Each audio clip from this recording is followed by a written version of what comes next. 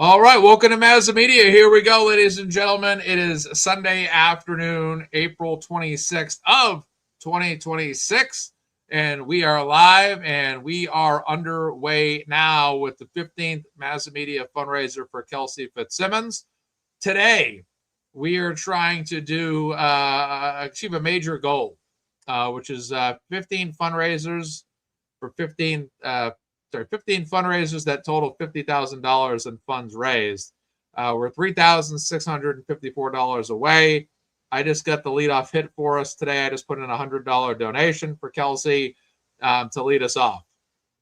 If you're new to the fundraiser here today, the rules are basically this. You go to the donation link, which is pinned to the top of the chat, and you can make your donation there. And we'll calculate this throughout the day. We're going to go for no less than 3 hours today. I might even be here longer if I need to, because I'm itching to kind of hit this goal and get the $50,000. So I had a big breakfast today, and I'm ready to rock. We're going to have some guests with us throughout today's show. You never know who will be here. We'll see. But we know one of our guests is not a United States citizen. He lives in another country. He lives in the nation of Denmark. And he's a great friend of ours, Broken Baker. What's going on, sir? Good evening, America. Calling in from the European Union. Absolutely. On behalf of Denmark. Kelsey Fitzsimmons, 10 points. That means 10 points. Does it mean 10 points? That's funny. Man, it's good to see you. It's great to have you here with us. And I've been fired up about this fundraiser all weekend. I just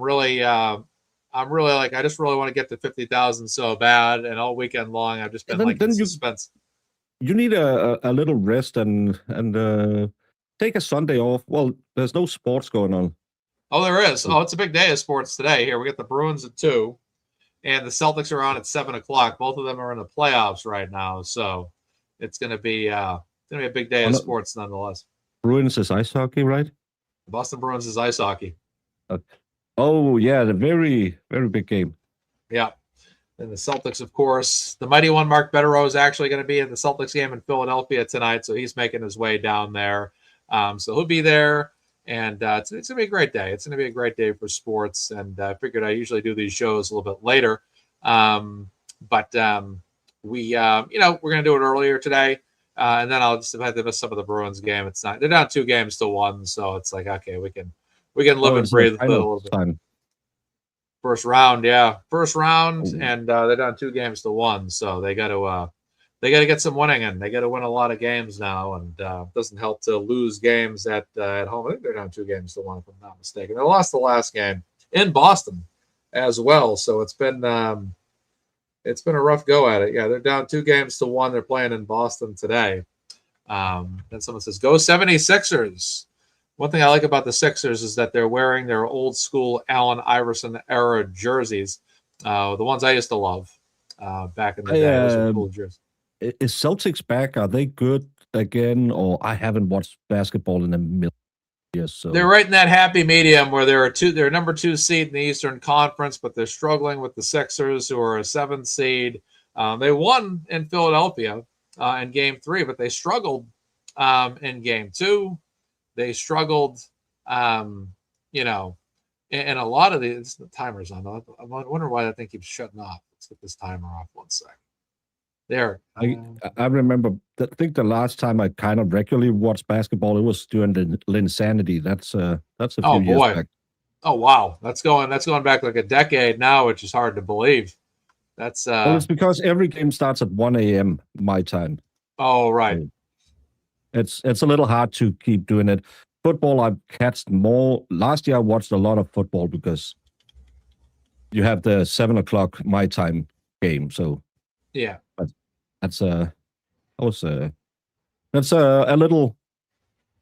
I used to watch it a lot, the American games and stuff like that, but it's just too hard to stay up all night, especially with my streaming schedule. So yeah, right. And I'm a New York fan, so no team is good. Right. Yeah, New York's always struggling. But they're trying to get the Knicks into the championship. The Knicks are struggling this year. They're struggling. They're having a hard time out there. So they're 2 games apiece, split with the Hawks right now. The Hawks are, the Celtics are struggling too. The Celtics are up 2-1, but these games have been dogfights, nonetheless. So, yeah. It's good when you can see it. My team in football won today, so that was at least something. They're playing. You have a relegation relegation half and a champion half, and we're in the relegation zone, but we're way clear of relegation. But if we can just win, if we're lucky in the last couple of games, we can go to play Europe, and that's where the big box is. So would be nice, Right. but they have been very bipolar the last couple of years. They were. Last year, they moved up from first division to Superliga, so it's hard being a sports fan. So right. It's never easy. There's only one champion every year, in every sport. So no matter how good your team is, there's so many teams in sports that have great years that could be championship material. Like I remember the Bruins back in 07, 08, they were really strong. And then they just, the second half of the season, they weren't so good anymore. But that first half of the season, they were good. We have a special guest joining us for the first time ever. KY or Kai Maverick. Do you go by KY or Kai? Mainly just Kentucky Mavericks, what I normally go by. Kentucky Maverick. All right. I like to go with KY Maverick. KY Maverick, folks, you might have seen him on Twitter. You might have even seen him at the Kelsey Fitzsimmons trial. He traveled here from Kentucky just to be at that trial and has been a very big advocate for Kelsey online, very knowledgeable as well. And he is in the house joining us for the first time ever. So let's get to talking. What was your experience like coming out the trial and just seeing all these folks in person from both sides of the spectrum? Well, I can say the police department didn't impress me. But, I was very pleased with the judge, and I really did enjoy meeting all the people I met up there. And I found Kelsey's family was absolutely terrific. She has a good family, good backing, and I think what's happening to her is absolutely despicable. Yeah. And have you all seen Judge Ashley's 60-minute take on Kelsey over this weekend? No, I have not. What was said about that? It was, let me see if I've got it up here somewhere.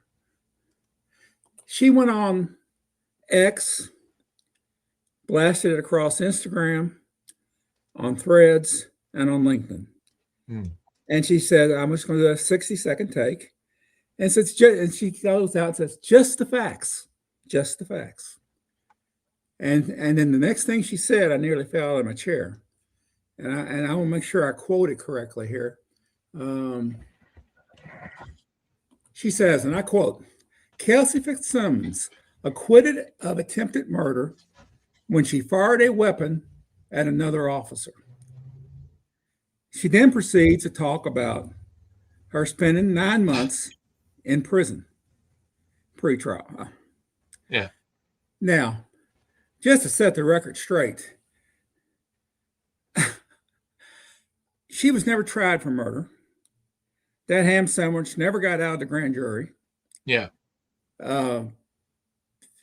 She never fired a weapon. All parties agree to that. Yeah. And 9 months in prison, wasn't it closer to 103 days or something like that in jail? 100 something. Yeah. 100 something. Yeah, I think it was 105 or something. Yeah. Something like that. It was astronomical. Anything more than 1 day was too much, to say the least. I mean, she owes Kelsey an apology. Yeah. And she owes a retraction, and those should be taken down. I mean, for a judge to get online and say that it's just wow. And that's one of my pet peeves this weekend. Yeah. It reminds me of, you remember Judge Lou? Oh, yes. In the Karen Reed case. I was perusing the data dump and reading some of his stuff in there. It was just, oh my God. Yeah, he was He was horrendous as well.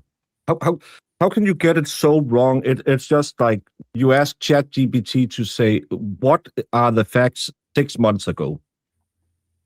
Mm-hmm. Oh, attempted murder. She fired a weapon. It's maybe you said, can you go into Twisted Tragedy mode and make a ChatGPT update through that? Yeah.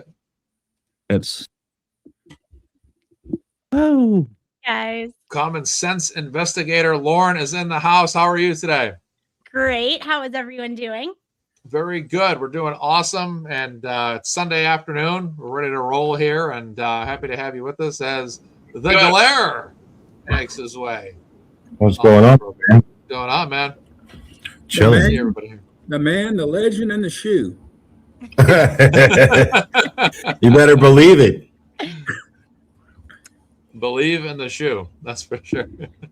Can I ask a question? Because I was only watching. I had a lot to do yesterday, so I didn't get to catch all of Michael Justice Served TV's update on the judge. What's the 411 on that one? What was that? The new judge in Kelsey's trial, or the old judge, or something? No one watched Justice Served? I missed it too.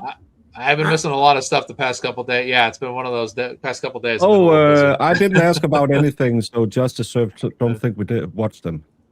I didn't see that episode, but I think the question was he was questioning whether the reason given by Judge Black for transferring the case was legit or not. I think he was wondering if there's more to it.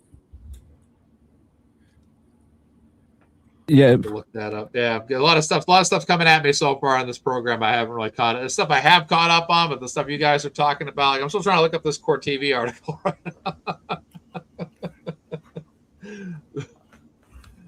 But it's just there's a lot of information out there. It's really hard. I love that all the people are. Did you watch?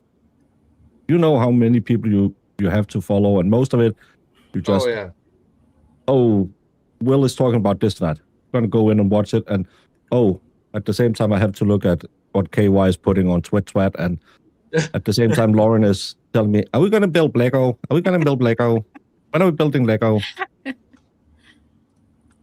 It's a little sometimes information overload. Judge. I have learned a lot. That's for sure. A lot from Baker about history of Europe. I appreciate that. That was so fascinating. What? Which part? Your jury experience on Justice Served. That was amazing. Well, I did a full show on it once about how our system is built. It's pretty good. Oh, it's this lady. I have this. Yeah, I have this video here. The pause is awesome. Yeah, the pause is like she's glitching, like she's a fembot from Austin Powers or something. I hope she's okay. Don't break the computer. I'm gonna feel really bad if that's just what she looks like, and when you press play and then it just stays like that. Switching out like this. Yeah. Okay, let's see what she had to say. This is from Emily C., who will be joining us later in the program, by the way. Here we go. Everyone's talking. Everybody has an opinion, but everybody's talking. Everybody has an opinion. But let me tell you the nitty-gritty on this. I'm about to state 10 facts that aren't facts at all. Alrighty then. The big hype at the beginning, like this is like Hollywood TV or something like that. Everybody has an opinion, but let's talk facts. Judge Let's talk the facts. Ashley here, 60 seconds or less. Kelsey Fitzsimmons, acquitted of attempted murder. What's the charge? Strike one. Let's talk facts. Yeah, exactly. That's not a fact, Judge Ashley. Kelsey Fitzsimmons, acquitted of attempted murder when she fired a weapon at another. Okay, she never actually fired a weapon at another officer, so that's 0 for 2. Yeah. Tell us what happens if she gets one more strike, Will the Glare. Well, MazzaMedia, I believe the rules of baseball dictate that she will be out of there. Officer, she was a fellow officer off duty. She was shot, and that now she comes back with actually 2 facts. She was a fellow officer off duty. Okay, so now she's one of 3. That much she knows. She got shocked that. and Okay. in the hospital. She's now been acquitted. But as a result of all of that, she was in jail for approximately 9 months. She did not have her baby with her. The baby lived with the father. She's been acquitted. She's out of jail. There's a restraining order. There's a custody hearing scheduled. She still doesn't have her child. The child is still with the father who was engaged. The baby wasn't with her while she was in jail? What? Shocking. Sorry. Are we sure about that? That was a great question. Are we sure about that? I mean, this is rough. There's a restraining order. There's a custody hearing scheduled. She still doesn't have her child. The child is still with the father who was engaged to her at the time. Who do you think was engaged to her at the time? Custody hearing scheduled. I gotta see this mustache one more time. Yeah, that thing is never too early to make fun of this mustache. Was still with the father who was engaged to her at the time. Who do you Let think it play should meow. have custody of this child? Here's my prediction. I think ultimately it will be some type of 50-50 split. There will be a primary physical custodian who makes final decisions, but I think Come on, meow. custody of this baby will Are you end up saying basically meow? split between the two parents. We'll have to stay tuned. I don't know that's going to happen. That's my opinion. Let me know your thoughts. Judge Ashley Wilcott breaks it down in 60 seconds or less. Okay, there we go. So she broke it down Go ahead. with 2 massive wrong facts and ended it with, I'm just guessing. And I don't know what the rules are in America, but a 1-year-old will never get 50-50 split custody. Well, at least not the 50-50 split, staying with mom, staying with dad. You can have split custody, but one will be the primary house. And then normally in Denmark, up until they are, I think it's 3 years old, you say 1 night per year they can sleep with the other parent, because kids are not really that adaptable. So I'm thinking, what did she just say? Other than getting 2 facts wrong, showing that 3 facts. Justin from well, she did show us that Justin from he got engaged till he had his kid, apparently turned into being an extra in Super Troopers 3, but he didn't say anything. Coming out soon, by the way. Yeah, and I'm so dreading it because Super Troopers 2 wasn't that good. I haven't even seen Super Troopers 2 yet. Don't do it. You'll be disappointed. Go back and see what number one more time. I'm waiting for a beer fest too, but go ahead. Who wants a mustache ride? Me. Yeah, Baker brings up an excellent point, though, and that is everybody seems to think there's going to be a 50-50 split. And they would say that's the wisdom of Solomon. They never read the story. He didn't split the baby. He gave it to the true mother. Because the threat of splitting the baby made one of them cry and say, no, then let the other one have it. That's the whole point of the story. Yeah. Yeah. The whole point of the story is Solomon's wisdom. Like yes. he's David's son, King Solomon. When he became king, God blessed him with wisdom. The most famous story is the 2 women were fighting over whose baby it was. And he said, okay, well, I'll just cut the baby in half. And then one of the women were like, no. And then he was like, you're the real mother. And then that's it. That's the whole point of the story. I don't understand because you would rather give up the baby than have it killed. I started going down this path after I heard Lauren's post on X this week when she was talking about the baby being a pawn. And actually, I don't know. Do you all play chess? Not really. No, I played it once or twice. I played chess. I'm always doing really good until I tell somebody to king me, and then they're like, "What?" It's like checkers. I'm kidding. Grandmaster I know. The Grandmaster in chess. You're talking about checkers. Will give away a pawn in an early game in order to control the center of the board. Right. This is for the purpose of gaining control. And when Lauren said that about the pawn, it made me go back to my chess days. Yes, that's exactly what Justin's doing. And we talk about 50-50. In Massachusetts, there is nothing in the law about the goal being a 50-50 custody or a 50-50 visitation. The law has one standard, the best interest of the child. Yeah. And that is the only real standard. And if a judge actually uses the wisdom of Solomon, they're going to do what's in the best interest of the child. Right. And, one of the things they take into account is who has the child been living with, who's been raising and caring for the child. I would suggest the only two caregivers that should be taken into account is Justin and Kelsey. I don't think her mom should be taken into account. I don't think her sister should be taken into account. Who here believes that Justin changes those diapers when they're dirty? Nope. Who here believes that he is the one that's feeding the baby when the baby's crying? Yeah. I'm willing to bet that in the short time that she was in Kelsey's control and in her arms, that baby had more face time with Kelsey than she has ever had with Justin.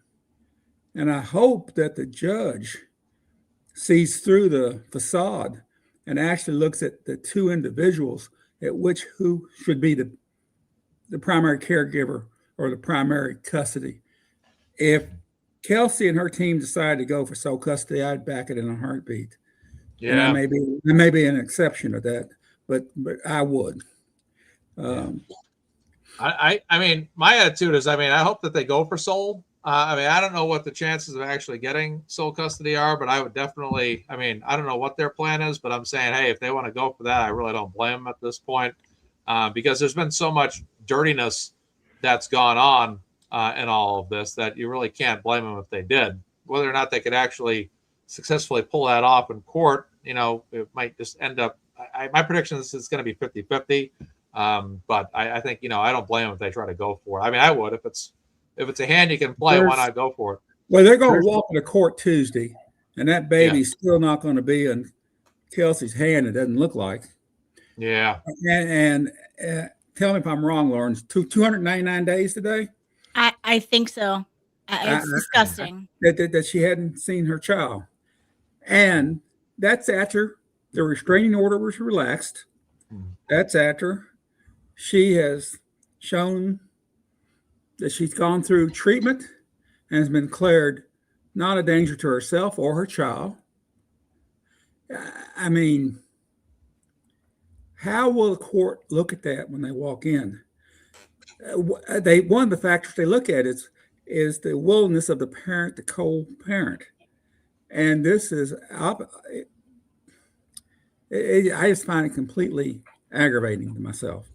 It makes me madder than about anything about this case is the way they're playing keep away. And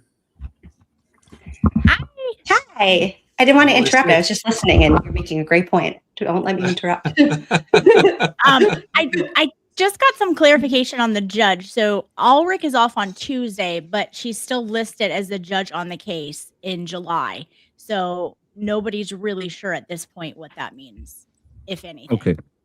But just a question about that, because those 9 months, even though it's Justin's mom, let's say we have a standard Massachusetts judge.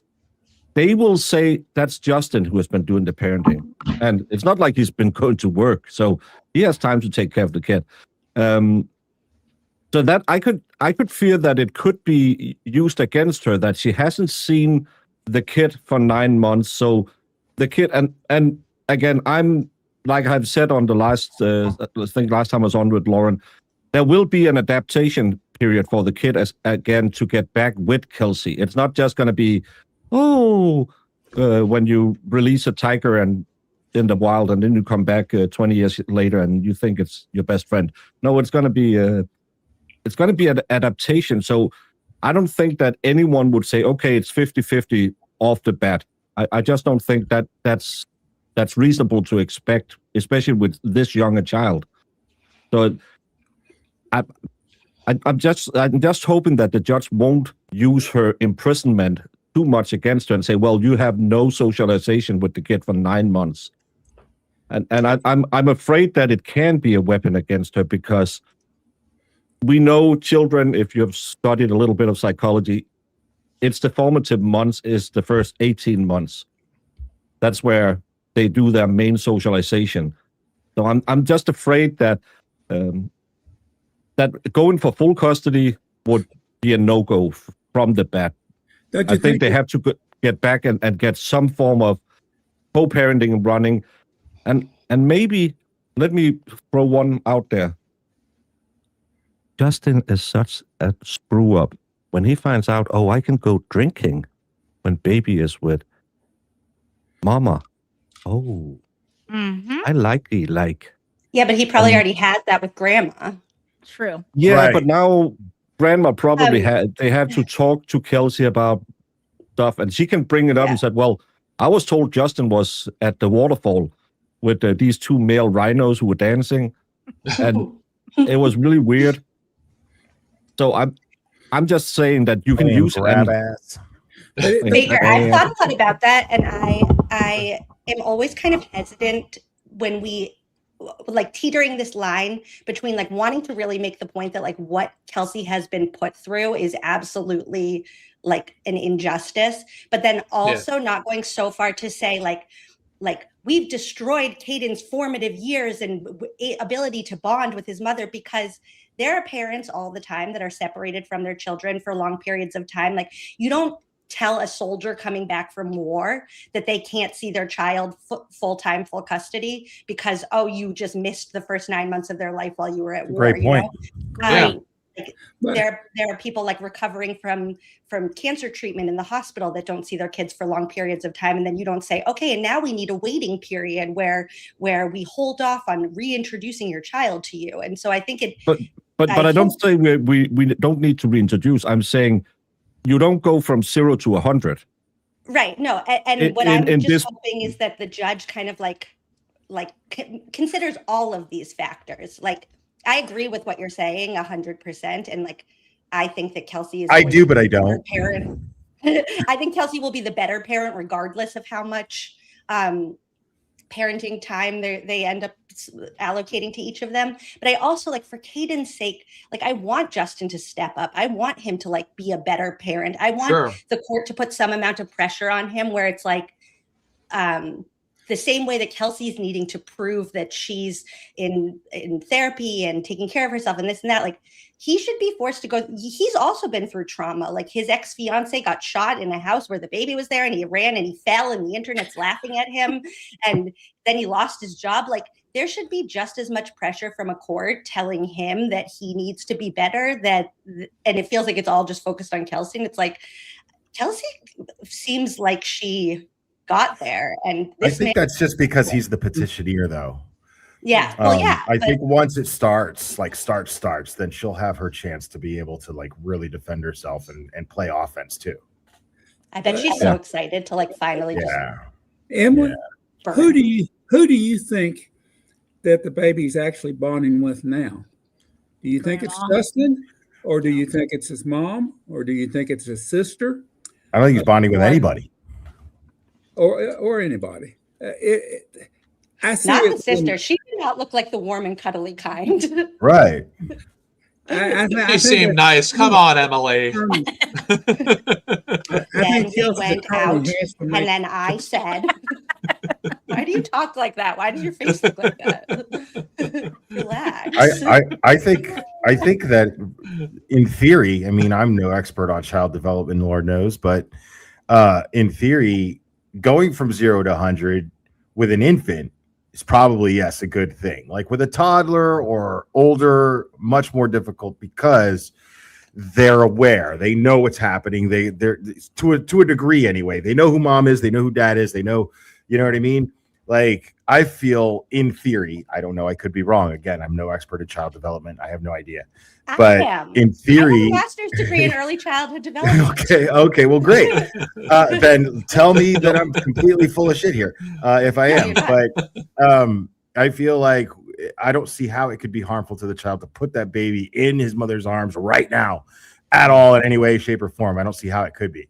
What's actually interesting about what you just said is that, according to attachment theory, the attachment theory is the idea that, like, if your child has a secure attachment, they trust you to come back to them. So they're actually like not afraid of going to a new person or going to a new place, which I think people see, like, when they describe Justin as like his Caidyn's favorite person to the point that like he cries if anybody else holds him, or that actually that's called like an insecure attachment or like an ambivalent attachment, where you're afraid that this caregiver is not going to come back to you. So they're actually like, if they're saying, oh, Caidyn's going to be so upset to see Kelsey, it's like, that's actually a reflection of the parent who is parenting him in this moment.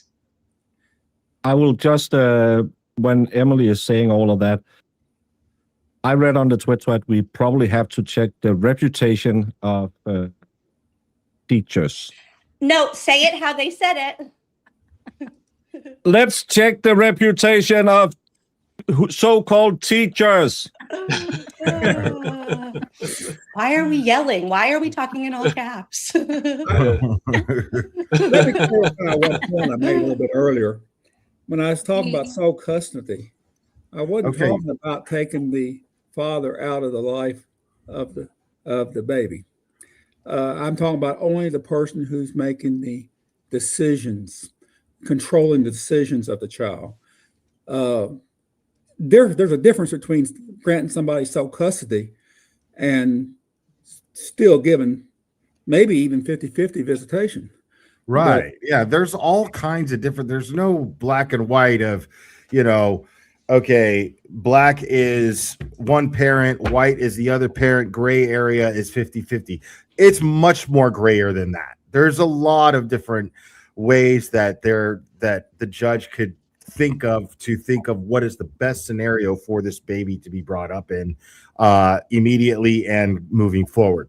Like that's what the family court's job is.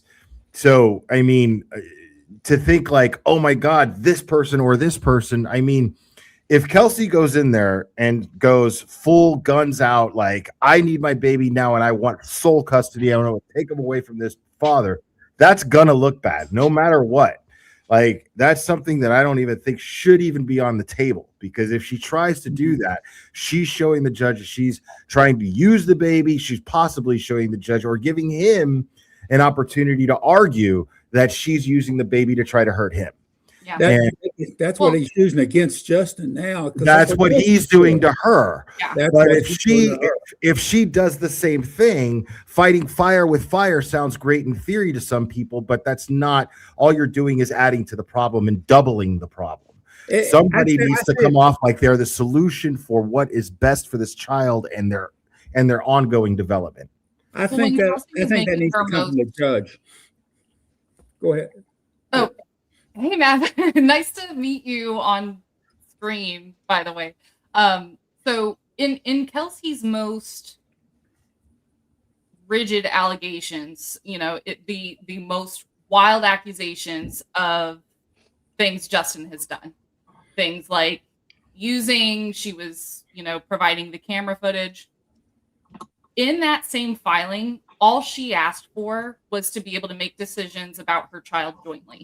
So I think she's setting a really good tone here with the judge, because even when she's saying, oh, Justin takes this, that, and the other, he has taken my prescription medication before, all that, all she's saying is, I want there to be, I want to be involved with my kid. So. And it does seem like if the court steps in for like that, not the actual time with Caidyn piece, but the decision-making piece, if that's where the most of the rules come down, that seems like it would be the most helpful, because that's the point, like between the two adults in the situation where a lot of problems could arise.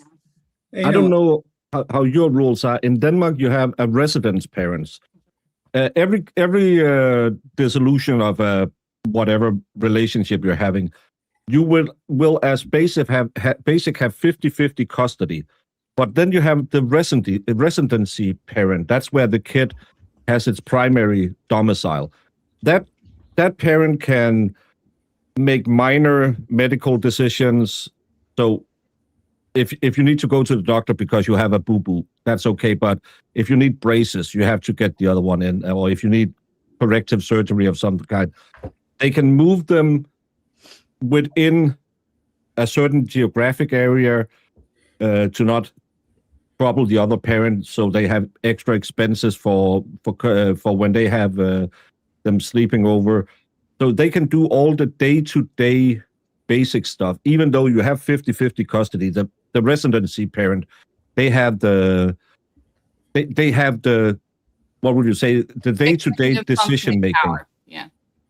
Yeah, and that's because I know that's a thing. When I got divorced, I was called if there was something big, but she had her shots. Okay, that's fine. Or they went to this thing with school. They don't have to inform me of everything, and we have to have a meeting every time and say, okay, she can have a sleepover or anything like that. So I think maybe also it's how much they want to fight for it, because some dads will fight really, really hard for nothing just because they want to fight, because they're afraid you're taking their kids away. So I don't know, but Justin, he just don't seem like the daddy type. You know, you look at Massachusetts law. It distinguishes between married parents getting a divorce and unmarried parents. And in the case of unmarried parents, Massachusetts law says unless a court rules otherwise, the mother gets sole custody. Now, right now, we have a temporary ruling granting custody to Justin, but that is a temporary ruling. I'm curious if it will divert back to what would normally be the case in Massachusetts for unmarried couple, where the mother has the primary decision-making power. I don't know. I just throw that out there. The law of Massachusetts does definitely give a difference there. And I think too, like there's going to be a transition period of whatever. So whatever is decided now does not mean that that's the outcome in 6 months to a year. It could be totally different at that point once the baby is reestablished with her and everything. So just because something will be handed down, in the near future does not mean it's staying in that manner. At any given time, either parent can file something with the court and say, oh, look at this.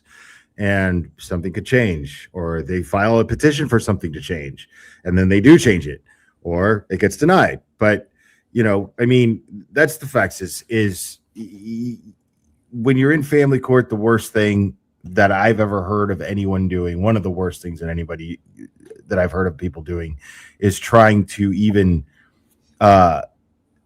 is trying to just keep a child away from the other parent, unless that parent is indeed a danger to that child.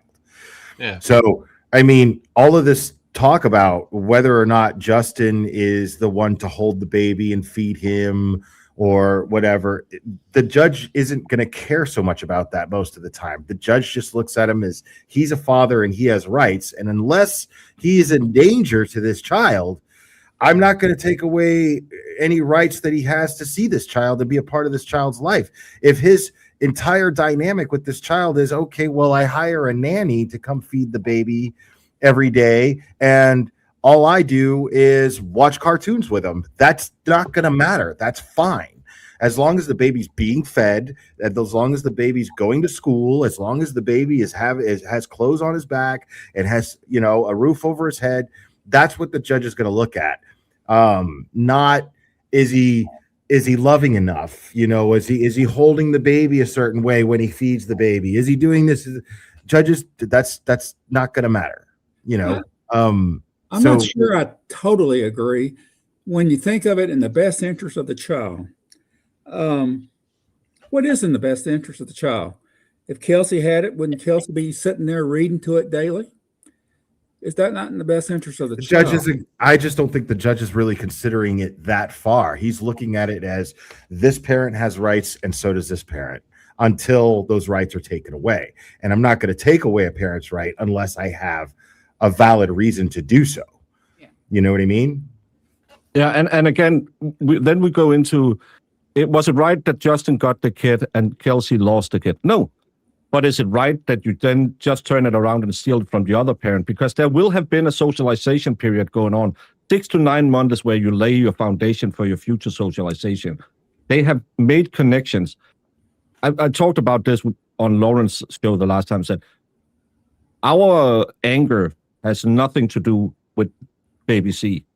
Our anger towards the alien family has nothing to do with baby C, because baby C needs, in my perfect world, I think he should probably live with, I don't know, Kelsey. I have supported other people who has been in trouble with the law before, who might not have been the person you thought, but I hope that Kelsey is a good mother, that she will take good care of the baby. And I think, as a basic, because I'm a misogynist, I believe women are better at childcare. I'm sorry, I'm so misogynistic. So I still hope that Justin will be a good and active part of baby C's life. Right. I don't think baby C wins by I think Kelsey's baby has a right. Kelsey's baby has a right to that choice, has a right to that opportunity, has a right to the opportunity that Justin learn his ways as a father and becomes the father that he's expected to be. You know, his son deserves that chance, not just him. I feel like him, this conversation shows like how much Kelsey is up against moving forward, and that's why everybody's donations are so helpful, because like this isn't like a one-time thing, you're acquitted and then yay, we celebrate, we're all done. Like she has a big fight ahead of her for the long haul, and every dollar will really help her to be able to put her best argument forward and do what's best for herself as a mother, for Caidyn, and for her family.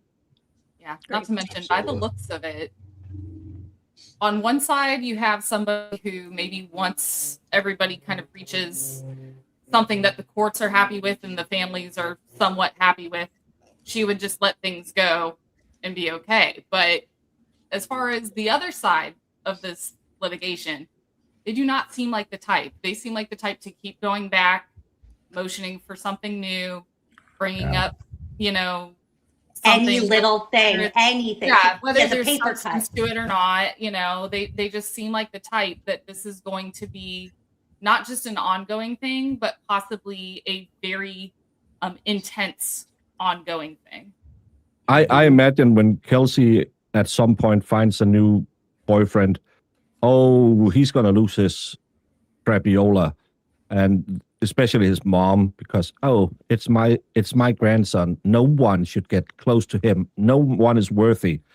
Because I think this all stems from the clan mentality. He is not an alien. And that's why we can treat her like we treat her. The baby is an alien because it's born out of the family seed. But I think that mom, and I never met her, I just read her reports to that police officer.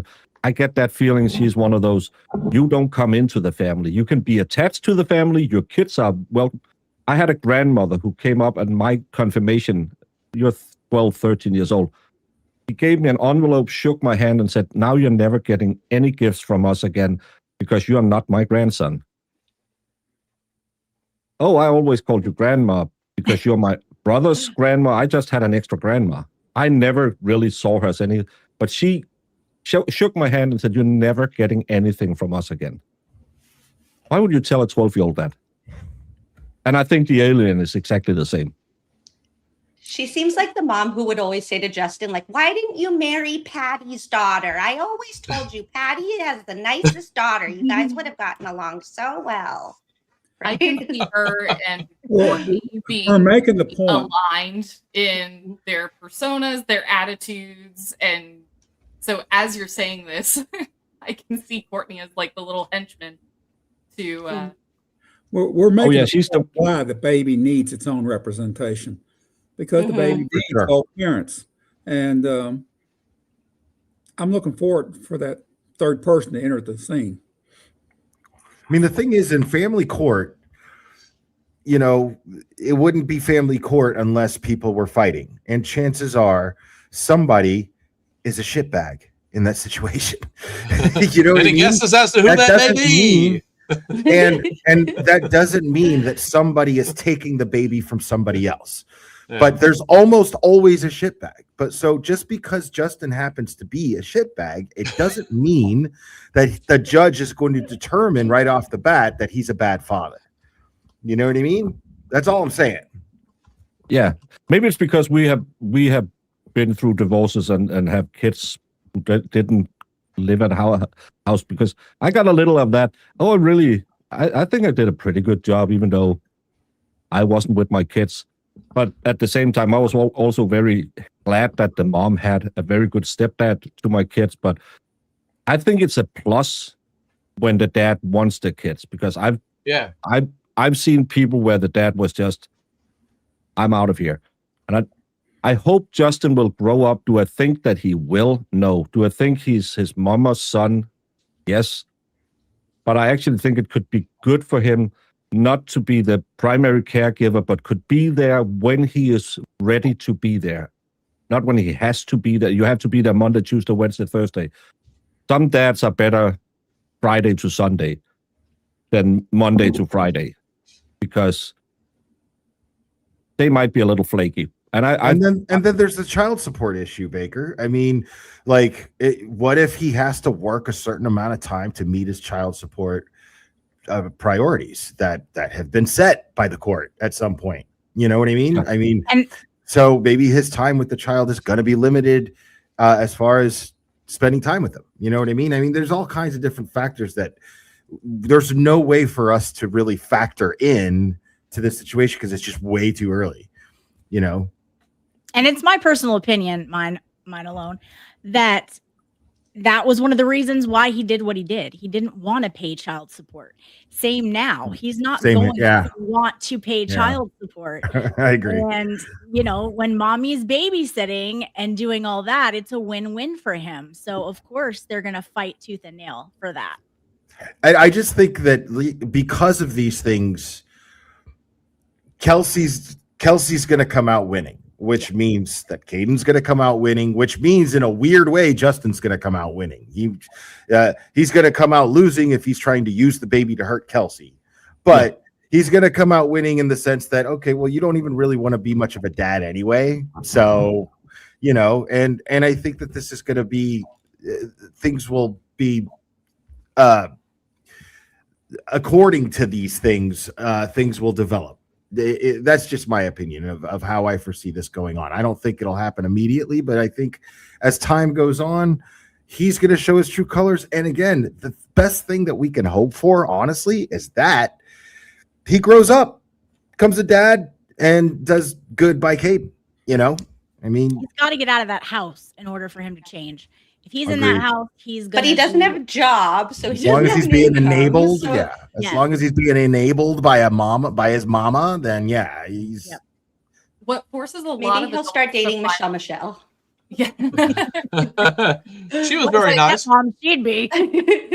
A lot of parents kind of rise to the occasion once the baby's there. I mean, Justin, if this goes well, Justin would not be the first person to grow up when called upon and, you know, become a father who maybe prior to the child was not the most, I don't know, responsible, dependable individual.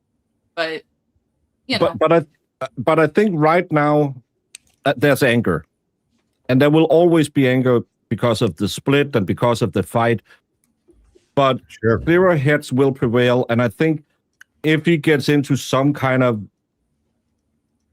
situation where, because you hear that sometimes when parents have been living together and they split up and they have like that's going to be I have 10-4 split, so Friday to Monday split.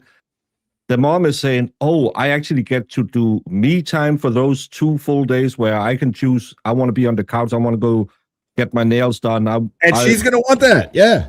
Yeah. And she says, that's actually good, because when daddy was here, he always had the honey-do list, and he had football, and he had, and the dad is going to say, okay, this is going to be an intense 4 days, but it's actually well enough that I don't have to run every day to get them at childcare, and I can work a little bit longer. And I think it's something you find out when the divorce is there. Right when it's happening, there's just too much hate.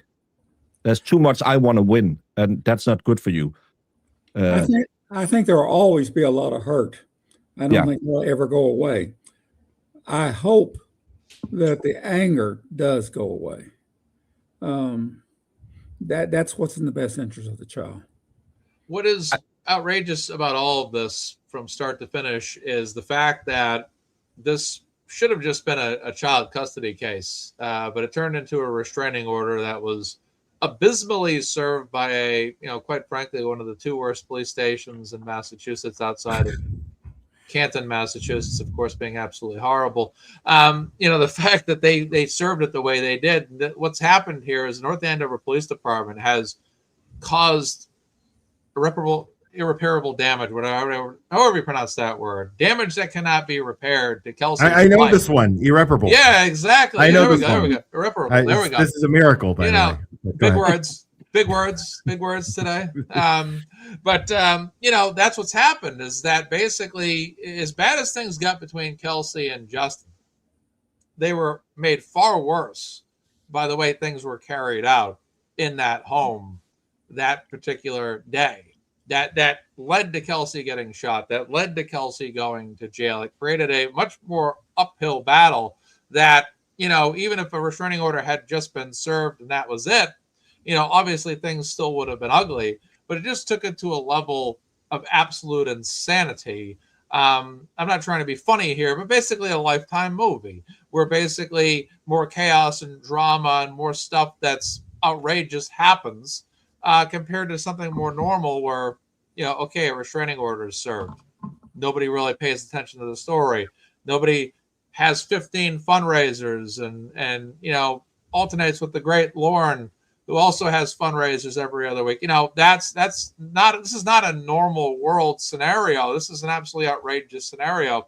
And then you have a baby involved here throughout all of this. And that's why I think when it comes to the North Andover Police Department, they've done nothing here but make everything so much worse. And here's the thing, as crazy as this may sound, they've actually made things a lot worse for Justin too, because none of us would be talking about this guy and how terrible we think he is if it wasn't for the North Andover Police Department making the story come to public light.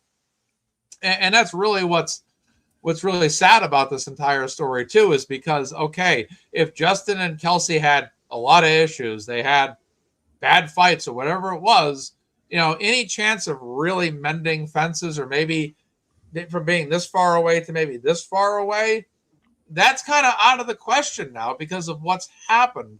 Because it basically looks like, and I'm not saying this is what happened, but it almost kind of feels like it was a hit squad set. And I'm not saying in any way, shape, or form that's what it is. I want to be very clear about that. But it kind of has that kind of feel to it because, hey, look, the cops came to serve a restraining order. Hell broke loose in the house. And look what happened to Kelsey's life. This woman has basically had to come back from the biggest deficit since the Patriots played the Falcons in the Super Bowl, to get back her life in order. And even to this day, she still doesn't even have everything back. She still doesn't have equal custody of her baby. She's still fighting this fight. And again, it's just a situation that, in my opinion, was worse than by that police department. Some will say, well, Kelsey shouldn't have done this, or that. Well, maybe they should have served it appropriately. Maybe they should have had DCF there. Maybe they should have swept the house for firearms first. Because again, no matter what burden people try to put on Kelsey, and postpartum or not, it's still the job of this police department to do that. And that's why it's going to be a very wonderful civil suit for Kelsey when that day comes where, guess what, North Andover's hit. And they got to write a very big check to her. And she has to decide for herself, what year am I taking my baby to Disneyland or Disney World? And Yes. they have doubled down on this Barney Fifeism as well. In the trial, hey, Turtle Boy's in the house, ladies and gentlemen. but in the trial, Hello. they said we handle restraining orders like this all the time. This is everyday doage for us. I mean, I just can't believe that they've put all their eggs in this basket of we did everything right. Yeah. Especially when you have a cop saying, yeah, we're gonna put her in a, well, it's not called 5150 hold in Massachusetts. I couldn't really Section think. 12. Section 12. We're going to Section 12 her. So they already had the playbook that she needs to go to the loony bin. Why is a cop who is just there to serve a restraining order? It's almost like cops in Massachusetts. I don't know if anyone on the panel has any experience with any of them, but it's almost like they decide not to do their job, but to determine who's the good guy and who's the bad guy and go in and make it personal. That's my biggest problem. That why would you be happy that you're going to restrain a fellow colleague? You like this girl. You were her mentor.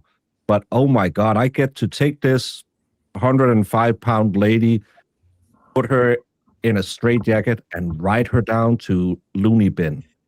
Oh, it's going to be wonderful. Imagine that's the best part of your job, is arresting a fellow officer. If it had been Farwell, yeah, that would have been the right officer to arrest. Funny enough, none of them really want to arrest him. But a 105-pound woman, yeah. Oh, it's tickling me. Mm. You know, we can't forget also that about 95% of everything that's happening in this case is happening behind the scenes and not in the courtroom. And we might be quite surprised what comes out in the courtroom Tuesday. I completely agree. Yeah. It's we can sit here and we can talk, we can guess, but the chances of this ever going to trial is slim to none, in my opinion. It's better for both of them if it doesn't go to trial. So, I mean, that would be Right. the best outcome. Right, and that's what family court is like. They want to avoid trial as much as possible. They want to. That's why they bring in mediators. That's why they bring in all. They want to be able to come up with some sort of solution before it ends up going that far. And that everybody can hopefully agree on. No, I've had I double. feel like Aiden. Oh, I was just going to say, I feel like Aiden, like something really similar about you and Kelsey is that you both went to jail and came out like stronger and more focused. And I feel like it's interesting that the police aren't learning from this, that like, if you want to quiet somebody by putting them in jail and telling them like you were taking your voice away, it just makes you guys both stronger. Yeah. I think jail was worse for her than it was for me jail was pretty bad for me, but like she went in for longer. And when she went in, she didn't know when she was going to get out, which psychologically is a lot worse. Like if you never know, like at least I know every day I woke up and I was one day closer and I knew the exact day that I was going to get out. Whereas like with her, she never knew that. And she could have just been there. And she was shot. And she got shot. Yeah. And she was away from her baby, like a newborn And baby. and she was threatened in prison. Yeah, she's a cop in Former there. cop and a former Yeah. CO as well. She definitely had a heightened risk. Yeah. And so, and that's tough. And like, she didn't have the same support system I had, when I was in there. Like I got so many messages every day. I had fans already and she didn't have that, so like it must have been very lonely. And looking forward to having a conversation with her more in depth. Like she wants to do one with me, like where we do like a more in-depth podcast, if you will, her and I, and sit down and talk about jail and all that stuff. Cause we were limited when I had her on my show, and that would be awesome. Yeah. Because your father was there to mediate. Yes. Speaking of, while she was in jail, guys, Kelsey did evidently write quite a bit of poetry. And she, if you want another way to support her, she opened a Substack account. I think the username is His Name Means Fighter. So she's I'll post the link. Baby Caidyn. Yeah. Thank you, Emma. So if y'all want to go follow her, that's another way to get her out. And I love the fact that she is now feeling comfortable in sharing that part of her and that vulnerability, because it really is, vulnerability is strength with her. So it is, I'm so thrilled that we get a little insight into what she was going through. Can I say one thing, not to blow your horn, but Aiden, that interview you did was amazing compared to combined with what Lauren just said, because I think you made her stronger. I know all the naysayers were like, oh, she didn't say a lot, but I really felt that you and Bradel were helping. getting Sorry, her to Baker. talk and feel sorry. Not sorry, feel safe. Because we all know how it is to go in front of the camera the first time. And this is a woman who went into prison, a civilian, and came out, and I don't know how many people are watching right now. And she's become the biggest name in Massachusetts since Turtle Boy, Sandra Birchmore, and Karen Reed. And she's all of a sudden in this. It must be so weird for her, but I really want to say it was a great interview because you took care of her. And I don't think people praise you enough for how great interviewer you really are. Well, thank you. Yeah, you know, It certainly put gas in her tank interview, for sure. yeah, interview daddy is we will do that. It's like, but yeah, it's like it's just different when you have somebody like that and you're like, okay, I got to be serious. No more fucking around, no more drama. Humanized her a Be lot serious in the moment. too. I Being, don't know. being a safe interview was the big part. Yeah. Yeah. She And felt safe. she seemed so much more approachable after seeing that, because we've prior to that only ever seen her speak like on the courthouse steps, and you can count how many words she utters on one hand. So this really kind of made her more relatable. So Yeah, I mean, the first time I ever spoke with her was March 12th when I went to court and met her. I didn't even know if she knew who I was. So, but you know, we met and hit it off. And she, like I said, her dad messaged me later that night, and then she messaged me and thanked me. I'm like, I didn't do anything. I just showed up, you know. And so then, but then I'm like, you know, I like, if you ever want to come on and talk about this, and she was happy to do it. So, you know, but she's very appreciative. She's very appreciative. That's one thing I like about her, is that she's very, you know, she knows this. I mean, it's just all these people coming out, all these strangers supporting her when she didn't ask for like any of this. She didn't solicit any of this help. You know, that's pretty cool, you know?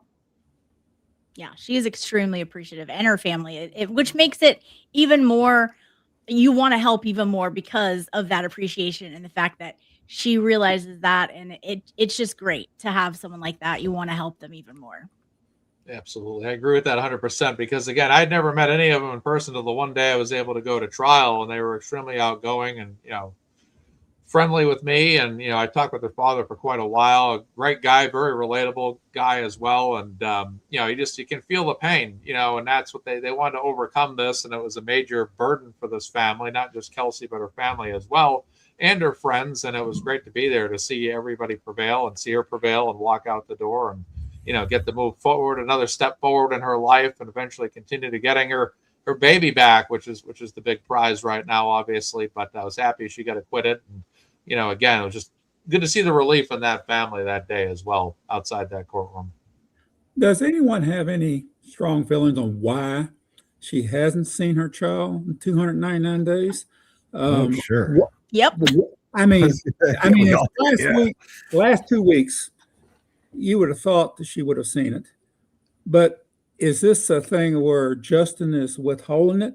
Mm-hmm. Or is this a thing where Kelsey's team might fear entrapment and need some safeguards set by the court for those visits? I'm wondering exactly what's behind the delay in the visitation. It may not be what we think it is. Both are possible. Yeah, you bring up a good point. I mean, I'm just of the mindset that there was absolutely nothing stopping even a 30-minute, visit. And if obviously she's not going alone, she's going to take those safeguards and put them in place for a very good reason. But it just shows that he doesn't care about them reuniting. It would be the best thing for the baby for him to slowly get, accustomated to her again. And that hasn't happened. And for me, it seems like coercive control. Right. Will we see when this comes to when evidence starts to become public and everything, will we see emails and text messages from Kelsey asking to see her baby? Or are we more likely to see emails and text messages from Justin trying to set up times for her to come see the baby? I'm guessing the former. I'm not gonna guess the latter. Yeah. So and I mean, but at the same time, it could be something as simple as the attorneys it's gotten so far and so much has happened that all the attorneys are pretty much like, let's just see what the court says. I mean, one of the things I like no. about her is that from speaking with her is that she said that she didn't want to trash Justin because that's the father of her children, and she doesn't want her son to grow up, and have to read about his dad and what a scumbag he is. You know what I mean? Right. And so like she cares way more about his feelings and the way that he's perceived than she does about him, not because of him, not because she has like a thing for him, but because that's her father of a child. You know what I mean? You got to find a way to make it work, even though he's a piece of shit. So, that's admirable. It is. It is. For sure. Yeah, it speaks The to her only character as answer well. I have to your question from earlier is during our last fundraiser, Courtney Healy messaged me and said, Kelsey and I are watching you guys. And I had written back, is there anything you want me to share or want people to know? And she just wrote, not specifically, we're trying to lay low in hopes of Justin letting her see Caidyn. Right. Letting her. Which sounds like this is not Justin furiously reaching out, trying to arrange times. But that's also back to the interview earlier on that, because people are like, why doesn't she talk? Because it just takes one wrong word or one little slip up, because they seem like an angry family. I know I said I hit him, but did I really say I hit him? Yeah, Like that? it just takes one, because like Caidyn said, it's admirable. And when I had friends who got divorced after I got divorced, I said, don't bring your kids into it. The kids will learn what you say about them. And I had a very strong rule in my house. No one talks bad about my kid's mom because they're my kid's mom. Mm-hmm. When the kids are out of the house, oh my God. Yeah, Because that's okay. But and I'm pretty sure that anyone here who has been in a relationship has some feelings about the other partner if it doesn't work out anymore. But if you have kids together, you are stuck together for 18 years, but you're actually stuck together for life. And those kids will love the other person. So, and I could be a little bit afraid that they might not have those rules at the alien house. They might have voodoo dolls like it's known in Massachusetts. Yeah, that's an adult burden for a child to carry. And that's so irresponsible. Yeah. But it's so easy because, we just want vengeance. And, you were with your dad this weekend. Oh, did he have any women over? What worries me right now about where Caidyn is developmentally right now is that around 18 months, you have two things happen. Your main bonds kind of solidify at that time. So the primary people who were in your life, your first year or so, those bonds kind of, reach some type of peak that I don't understand because I'm not a psychologist. But the other thing that happens around 18 months is when you start to get enhanced like stranger anxiety too.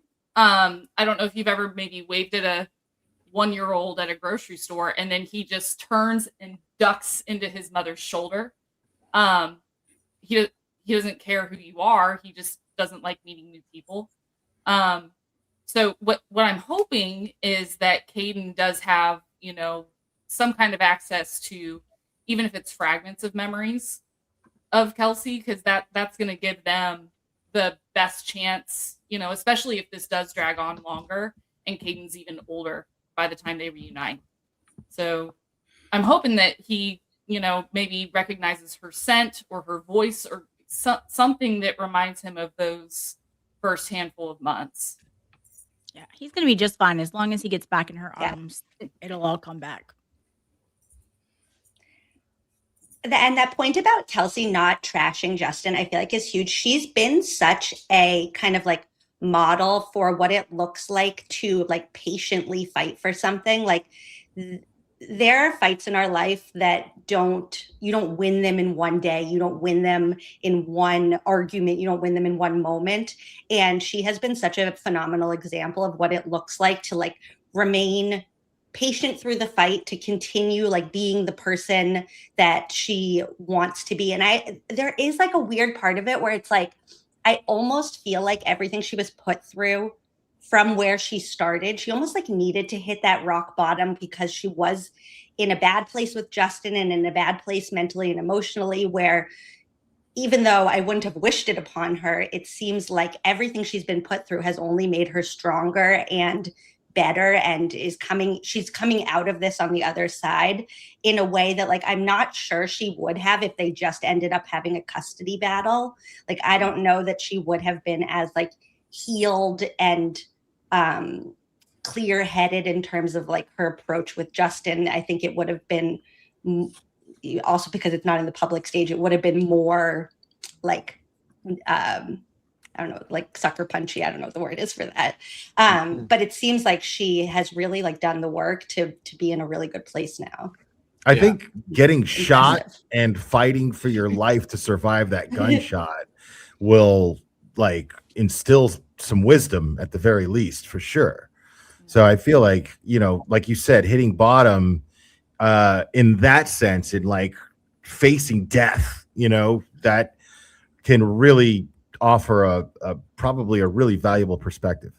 I think she's a class act, in and the I credit her recovery community, parents. we call that the gift of desperation. I like that. And I think too that it's not only just a testimony to her character, but I also think it's a testimony to the preparation that her legal defense team provides her as well. That not only does she have great character, not only is she carrying herself well, but her team is also giving her the correct advice and steps each step of the way.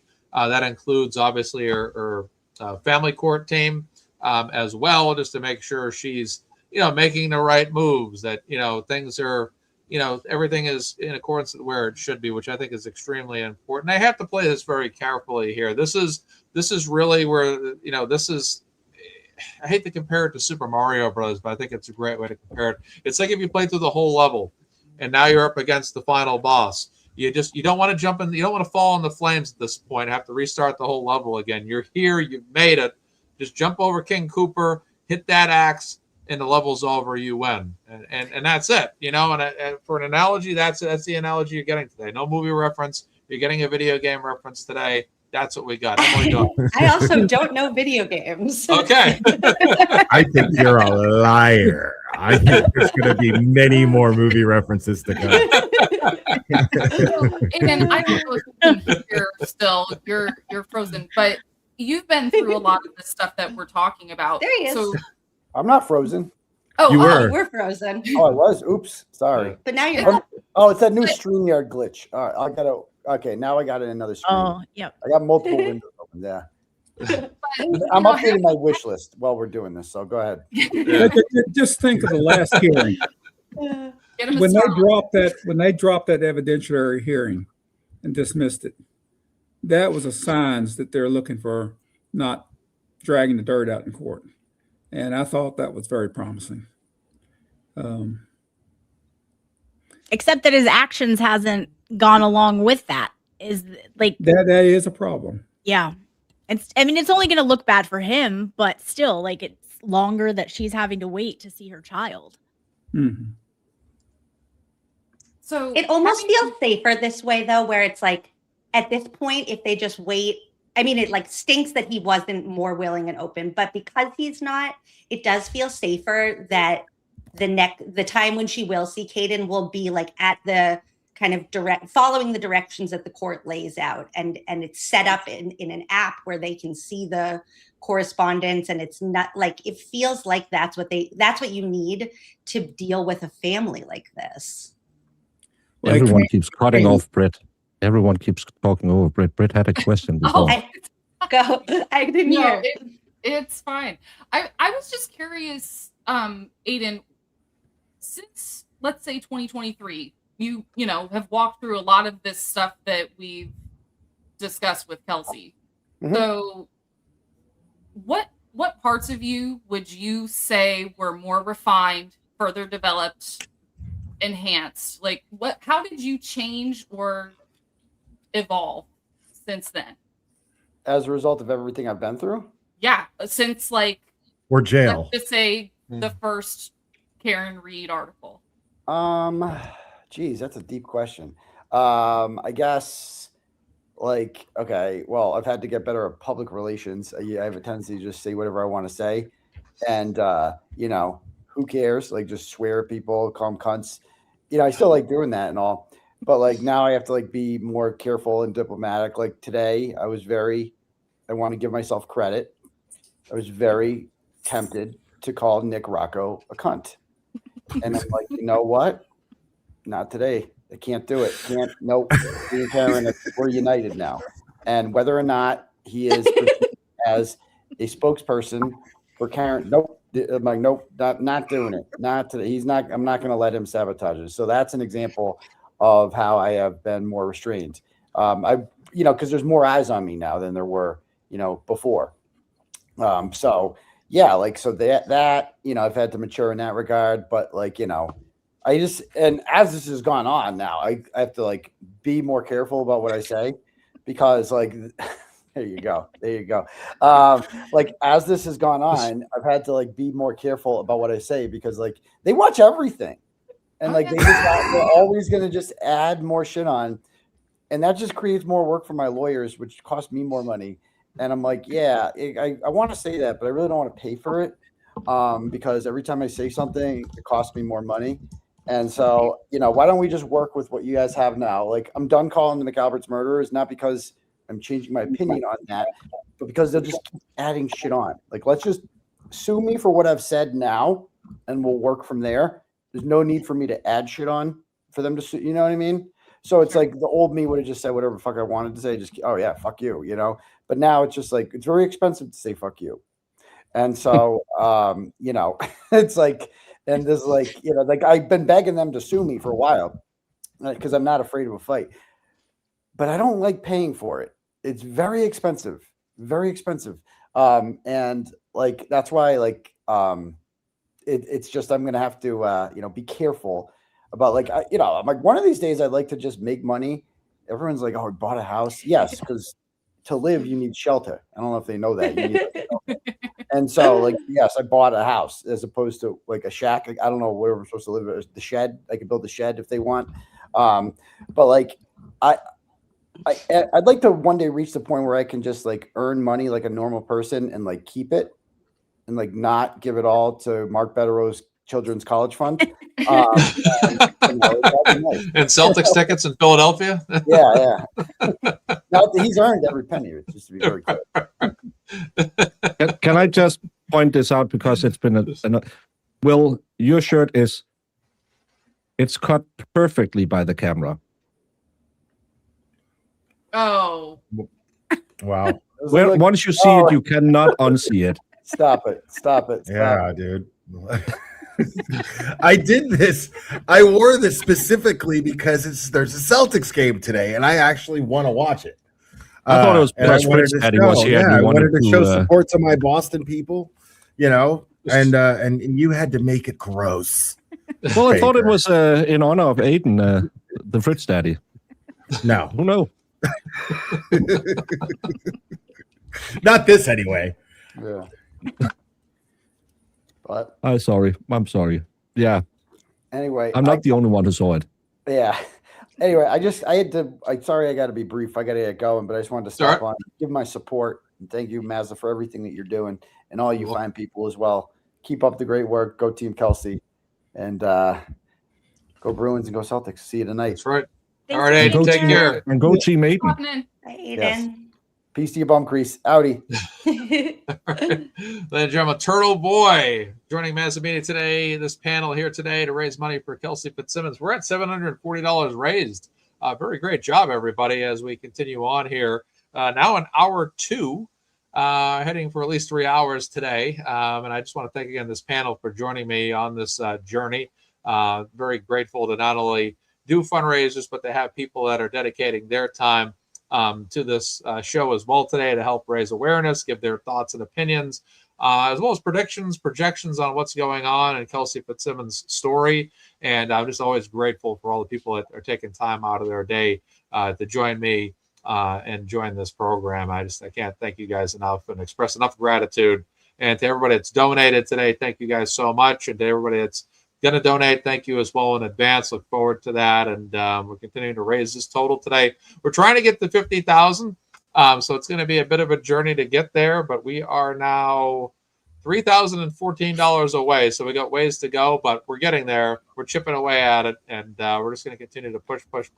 I'm getting You said $314? $3,014. Oh, okay. I was like, Yeah. oh man. Yeah, we got a ways to go. Yeah, we got a ways to go here, but if we have to keep doing them, we'll keep doing them. It doesn't matter. We're going to keep doing them anyways. We're $14 away from $47,000 raised between all 15 fundraisers.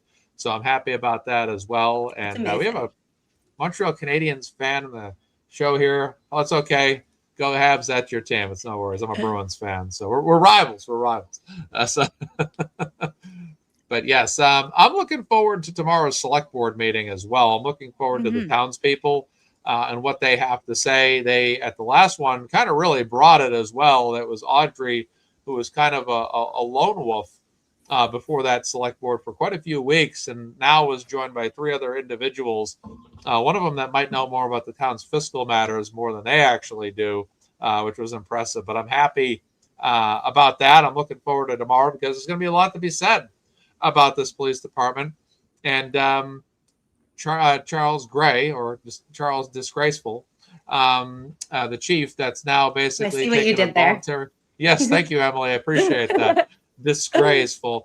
Disgraceful. Yeah, it works. It works. And I'm looking forward to see what they say, because this guy has taken he's looking for paid spring and summer off. You know, he wants to just take time off, not have to work. He wants a paid leave, which is the best kind of leave. A paid leave is fantastic. But in this particular case, I want to see some investigation into this police department to see who had responsibility with what happened to Kelsey. Because at this time, you know, this town has a lot to answer for in civil suits that are to come. And you can bet your bottom dollar they're coming. So I'll let the panel speak to that and take it away from there. So he petitioned and then approved his own paid vacation, essentially? Essentially. He just said, I want to have a paid vacation. Yes, okay, granted. Right. Pretty much. Cool. I'd love to be a fly on the executive sessions. I've been in many of them about police matters in the past. And I remember one where we were going after the police corruption in our town. And they were out in the parking lot with listening devices on the executive session.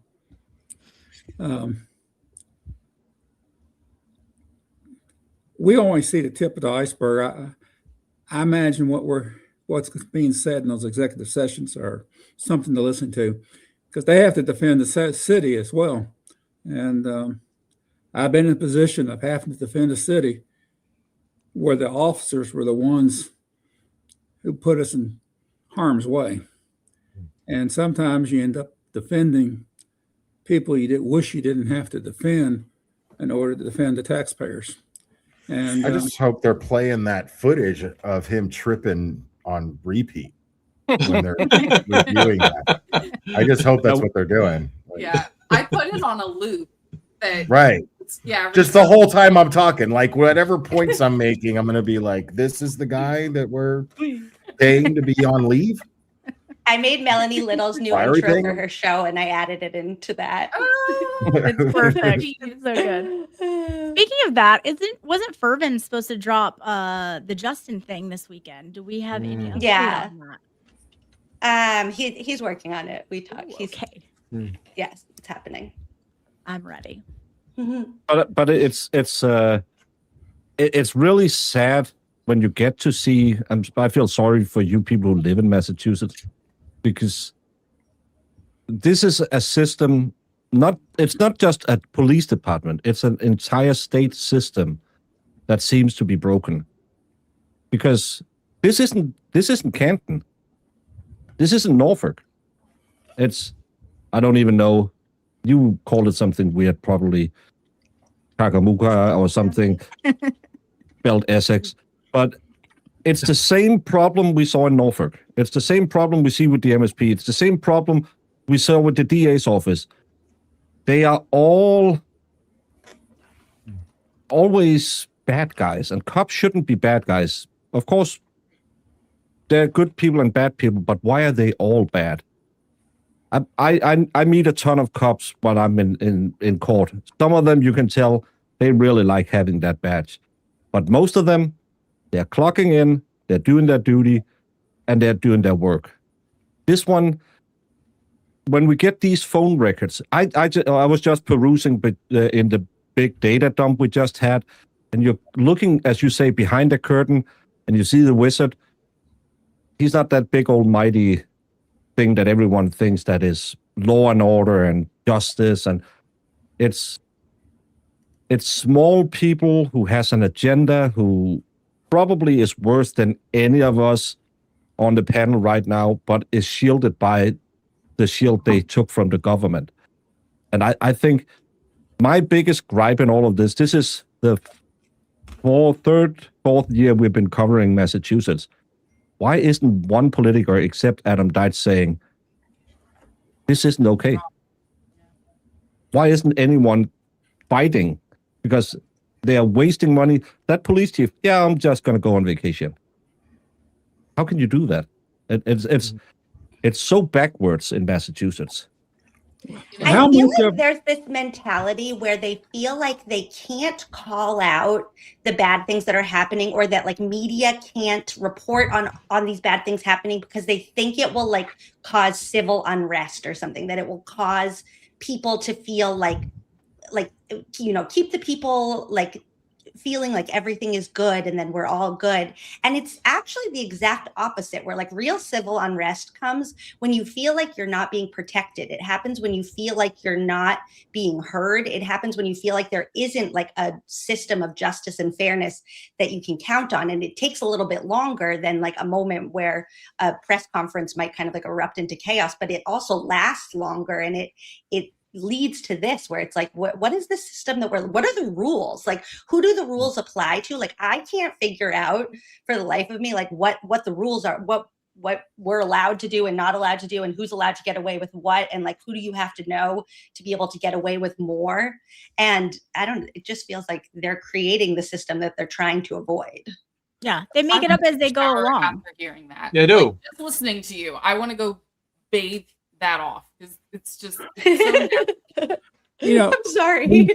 when you have the public media, who is basically dependent upon the establishment for their news, for their sources, and in many cases their income, through advertisements, through announcements that have to be made publicly and things. If it wasn't for the independent media, none of this would be out today. And the public media often will tone down a story just not to anger the people they're covering, That's because they need them. Yes. Mm-hmm. And we also have the problem in Massachusetts of a one-party state. Everybody rubs everybody else's back, and they all hope to gain something from it. So you have a double-edged sword. You got a one-party state, and you got a public media that fears retribution if they were to actually report it. For them to go out on the limb and report something, it has to be big. I think also the problem with a one-party state is that you end up with politicians that just put that whichever letter. If it's a Republican state, they put an R next to their name. It's Democratic state, they put a D next to their name. Not because they align with the tenets of that party, but because they know they have to do that to get elected. And then you end up with politicians in power that people think like, oh, I voted for this guy because I think that his views align with mine, and they don't. He just put a D next to his name and called it a day. You're right on and there, Emily. Yeah, I live in a state where you have a closed primary system. And depending on where I lived in the state, I wanted to vote in primaries. So I've been registered as a Republican. I've been registered as a Democrat. I'll never be registered as an independent because I wouldn't get the vote. So depending on where you live, you often register in order to be able to participate. That doesn't mean you necessarily agree with the party. Are you guys one of the states where the primaries happen, where people actually go into like the gym and like stand in different corners? A caucus state? Yeah. Yeah. We're not a caucus state. Like Iowa? For some reason, for some reason I thought that Kentucky was. There's one other. It's Iowa, and what's the other one? Isn't it? It's not New Hampshire, is it? No. But I think that's one of the biggest problem in all of this is we see it with the DA race because it's going to be the one who gets if Adam Deitch is going to win this, he needs people outside the party to go into the party and vote for him because the party has been absolutely fine with Morrissey, and I don't care which animal they ride on, if it's a donkey or if it's a whatever the other one is. Elephant. Brit's frozen and looks Like she just saw something shocking. Yeah, she's just, I'm thinking really hard. Sorry, I was Baker, going to go zoom in ahead. on her. I was going to zoom in on her right there. I have been interrupting Baker so much today. I'm No, but really it's- so conscious about it. I'm so The sorry. t-shirt man. interrupts me more than anything, so that's I have to focus on not. It's a sweater, man. Sorry. So, is it a hoodie? On Yes. there's a hoodie on. Yes. Yes. Okay, I I've just been didn't trying think that was normal with American boys, but And that's the best. Pretty much, bitch. It's Austin Glare or Glare Powers. Austin Glare. but no, I think the Glare problem in all of Powers. There we go. the problem in all of this is the system doesn't want Adam Deitch. They want Greg Conner because Greg Conner has done nothing in 25 years in office. Nothing. Greg Conner is part of the system. He is the system. Yep. Exactly. Yeah. And they don't want to rock the boat. And you see that over and over again. They still believe Sandra Birchmore got really, really, I just had smacks with my kind of boyfriend. Yeah, it wasn't that good. Let me go sit down. You know, people don't realize he has the advantage, Connor. I mean, he has 30% Yeah, because he has of the the vote. party. He has 30% of the vote. He has off the top. party. And then you got a 5 to 6 person race, and you have a state where you can elect somebody with 35% of the vote. And that's why I'm saying those, we don't hear about the other ones, but that John, I don't know how to pronounce it. Juna I'd say- Perkins. Juna? Juna. But she's there to be the splitter. She's the one that the party lets run to steal 10% off another one. And it's all politics. And he gets the money, he gets the backing, he gets all of it. So that's why if you have a weekend to spare and Adam Deitch has people running around giving out flyers, maybe use a Saturday for that. Sun is coming out and you need the D vitamin. Go out, get some D vitamin and help Deitch for office. D vitamin by Deitch. He needs a heavy turnout. We need a voter turnout that's at least 5% over what's normally in a normal election.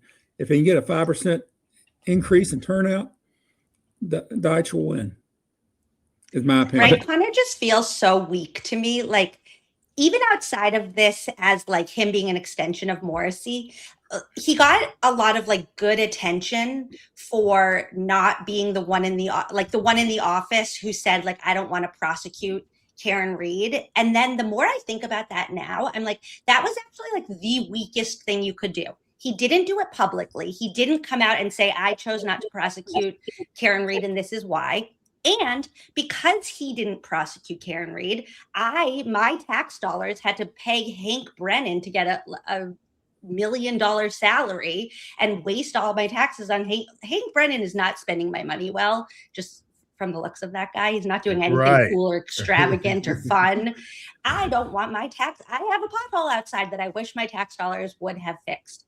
And he just feels so like weak, even in. And it wouldn't have cost $1 million to fix it. Yeah. No, and I went to court the day of Brian Walsh's trial's closing arguments, and he was like, "This is the most winnable, easiest case that a DA is ever gonna prosecute," and he was literally like, "Okay, everybody, like, just do whatever you want to do, and you decide what's the best verdict, and then you just decide if you're going to vote guilty or not guilty. Excuse me, like, where's the passion? Like, where's the energy? Where's the his opening statements? Like, I couldn't even follow it. Anyways, where is your outrage for chopping up a woman? Right. And right, like, he just feels like a weenie.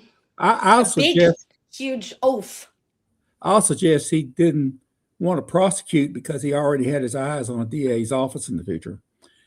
And I'd say it was a personal motive why he didn't prosecute. And I feel like the thing is with Deitch, it's challenging, more challenging than we really think, because you already have to assume for Deitch to win, you have to assume that enough people in Massachusetts want change. Enough people in Norfolk County want change for the better. You have to assume that. And then you have to assume that Adam Deitch is serious enough of a candidate to get it done and do it. You have to believe in him. So he's got a lot to, he's got a lot of work to do as far as his campaign I will goes. say the one thing that he has going for him is, and it's a knock on my county, is I don't think, like, we feel very immersed in this where we know every detail about everything that's going on. I bet you if you went out to the grocery store right now and polled 10 people and said, who's our current district attorney? Yeah. I'd say you'd get 2 or 3 maybe, and that would be Out of like 20, yeah. That's right. The voting awareness Greg is Connor so... has... Yeah. Isn't the regular turnout for a DA's election there in Norfolk County somewhere between 16 and 20%? Yeah, and so and what's going to determine, it's not even on election day because the primary is September 1st, and it's going to be like a random primary. It's not a national election day. There's not a Senate candidate on the ballot. There's not a congressman on the ballot. It's not going to be a big turnout election. But Michael Morrissey already doesn't have a great name recognition. Nobody knows Greg Connor. Like, Adam Deitch is not going up against somebody where it's like everybody knows this guy and you're brand new coming in. It feels like that for us because you guys are more knowledgeable about our county than most people who live here. Yeah, most people who are going to vote are like people who are just like, I should vote. And if they happen to be Democrats, they're going to go, oh, that's the Democrat, I'm voting for him. They're not going to look at anything. But they are all running as Democrats. That's the thing. Okay. And I do think Deitch has done a good job when you find him about, like, when you seek out interviews with him, of saying this is not a political race. And I do think more messaging like that will be able to help him branch out to the independents and the Republicans, which is what he needs to win. I mean, just look at this panel. You got one person on the other side of the world over there. You got 4 people here in different states. You got one person I think lives in Norfolk County, right? Wonderful place. So we have beautiful. I think, and that's why I'm saying, if you are in Norfolk and you can spend an afternoon, because we can talk to you, we can say everything, and you can sit here and listen and say, oh, there's 800 people watching right now. They all hear it. Yeah, but Helena is in Sweden. I feel sorry for her. She can't help it, but her parents sadly made her live there. People are all over America, but you need to go to the grocery store. You need to go to the Walmart. You need to go to the school. You need to go to if there is a public meeting. If there's a public meeting with Greg Connor, go there and ask him a question. Do you still believe Sandra Birchmore? Ask that question, because then Lizzie, who has voted for the first name on the ballot every single year since Roosevelt was president, he will ask, why won't you answer that question? Why don't you want to answer that question? And then she will go back and look at, Birchmore is, I didn't know that. Because most people, I've been in local politics, we always count 85% will not move their vote. No matter hell or high water, they will vote exactly like they did the same last time. And we have 13, 14 parties in every election. They will vote.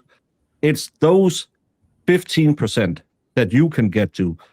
I believe, and this is just my opinion, Aiden is too controversial, but I believe that a Melanie Little would do wonders for Adam Deitzes, even though she's not local. She won't touch it. Emily, I actually asked her. Yeah, but I talked to but I Melanie get it. about I and don't she want to won't be touch in politics. But You whatever you say, split your audience you that can way. use us. You can use people who have a clear stance on him, because he's not going to come to talk about, well, Trump this, Trump that. He's going to come talk, what am I going to do for Norfolk County? And I get why Melanie and Emily D. Baker, who are really big, but you can still find great YouTubers who can do it. Aiden would probably do it, but maybe they say, well, right now with all going on, we can't do it because if I become the DA, I have to convict this guy maybe. So I'll do but it. I don't live Yeah. there. I don't care. I'll do it. Yeah, and I really think he should try. And I reached out to him. I haven't had a reply, but I think he should have. also see. I'm having him on. Oh, you are having him on. There you Of go. course. Oh, I don't like them spending my money on Brennan.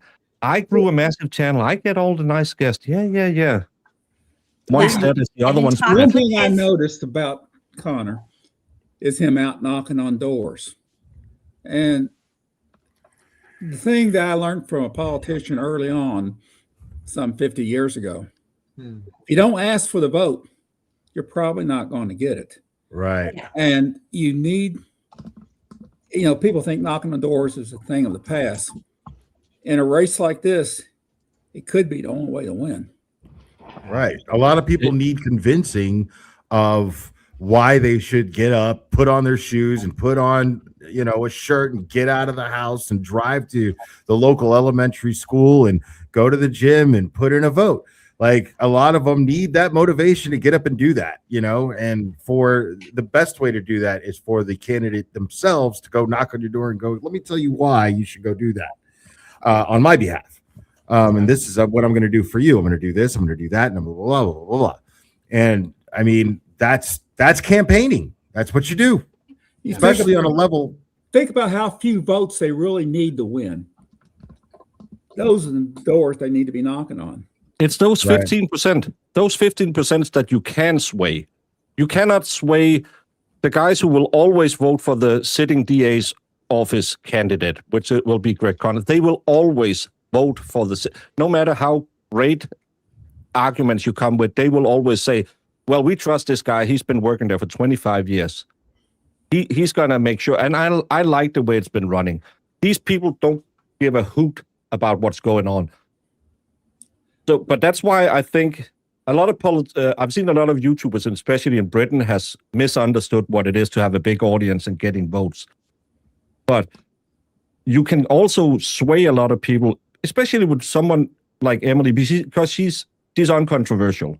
She doesn't say the C word quite as much as some other people on the panel.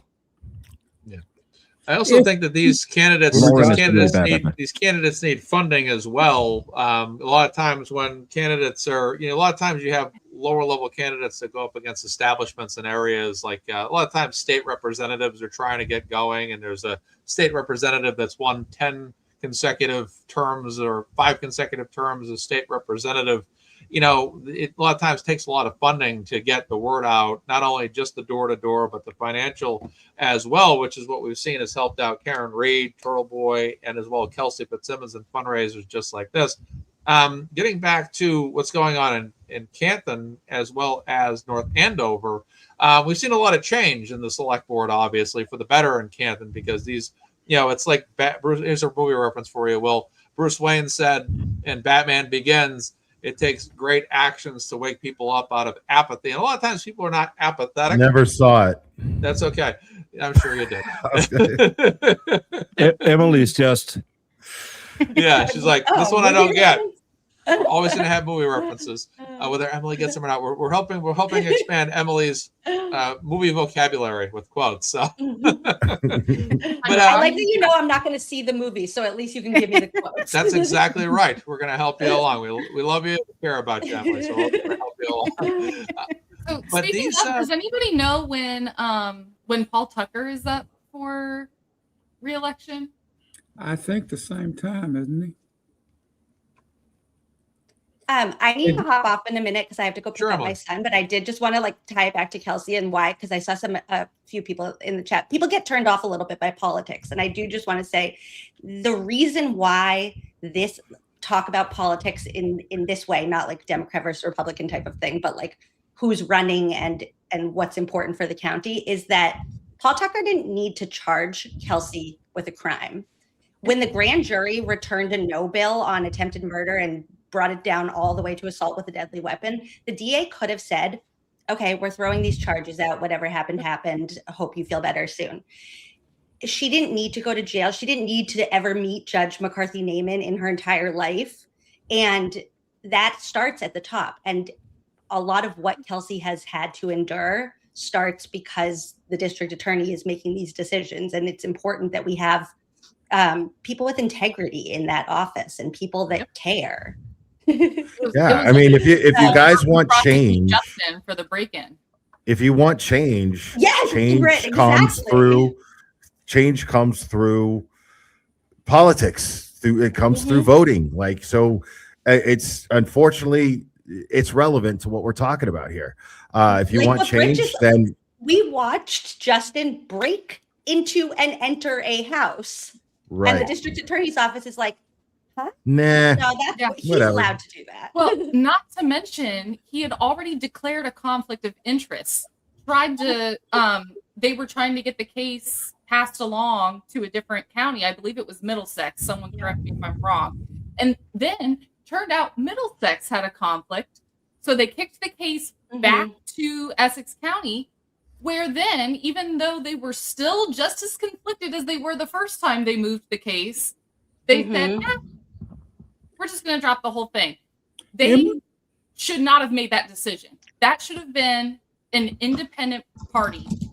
Well, they should have brought in a prosecutor, and it's disgusting. Yeah, it should have been a special prosecutor, 100%. Emily, one question for you before you go. In Kentucky, if we run for political office, I can request a voter registration list from the Department of Election that shows me every election a person has voted in the last 5 years. Is that available in Massachusetts or not? That's interesting. I don't know the answer to that, but so you're saying so that the candidate can kind of like target expected voters versus like wasting their time. We target who Interesting. we campaign to and which doors we knock on. We make the best use of our time because we have the list and we know who votes. I voted in every single teeny little election. I hope Greg Connor gets that list and comes to my door. I would love to have a chat with him. I think it may not be. That's interesting. I don't know the answer. Will I'll look Sarum it up. says available in MA It is in available. chat. That's we have secret elections, so we can't do that. Well, it Okay, doesn't I say- gotta hop off, it doesn't you say guys, who we but you're vote for, it just says wonderful. we Bye, voted. Emily. Thank you, Emily. Everybody, Good to get see you. Mazza to his goal. We need to make this happen. So keep donating. You guys are wonderful. Have a great day. $2,300 I away. am. Thank you, Emily. Bye, Emily. I'm gonna jump off as well now. Everyone is on the way out. Thank you all so much for being so cool, and I wish one day I can be as cool as you and wear the same cut-off shirt that Will is wearing. Bye, Baker. Bye, Broken Yeah, Baker. it's going to become lonely because I think Mark already knows I have to leave fairly soon. I have a long trip tomorrow. I leave at 4 a.m. in the morning wow. to go back to Mayo Clinic for another week of testing. So Oh, wow. I have to get my dog to a place where he can stay by 3 o'clock this afternoon. So my day is done. So I'll Say say, hello to Shelby for me. oh, he was here somewhere a while ago, but It was great to see you again. yeah, it was good getting to meet you up there in Yes. Massachusetts, and I really did want to see the wildlife in their natural habitat, and I got a chance to see that, particularly some of those connected with the establishment. But You got a good view. Yes. well, see y'all later. Bye. Take it Later, easy. Maverick. Thank you, KY Maverick, ladies and gentlemen.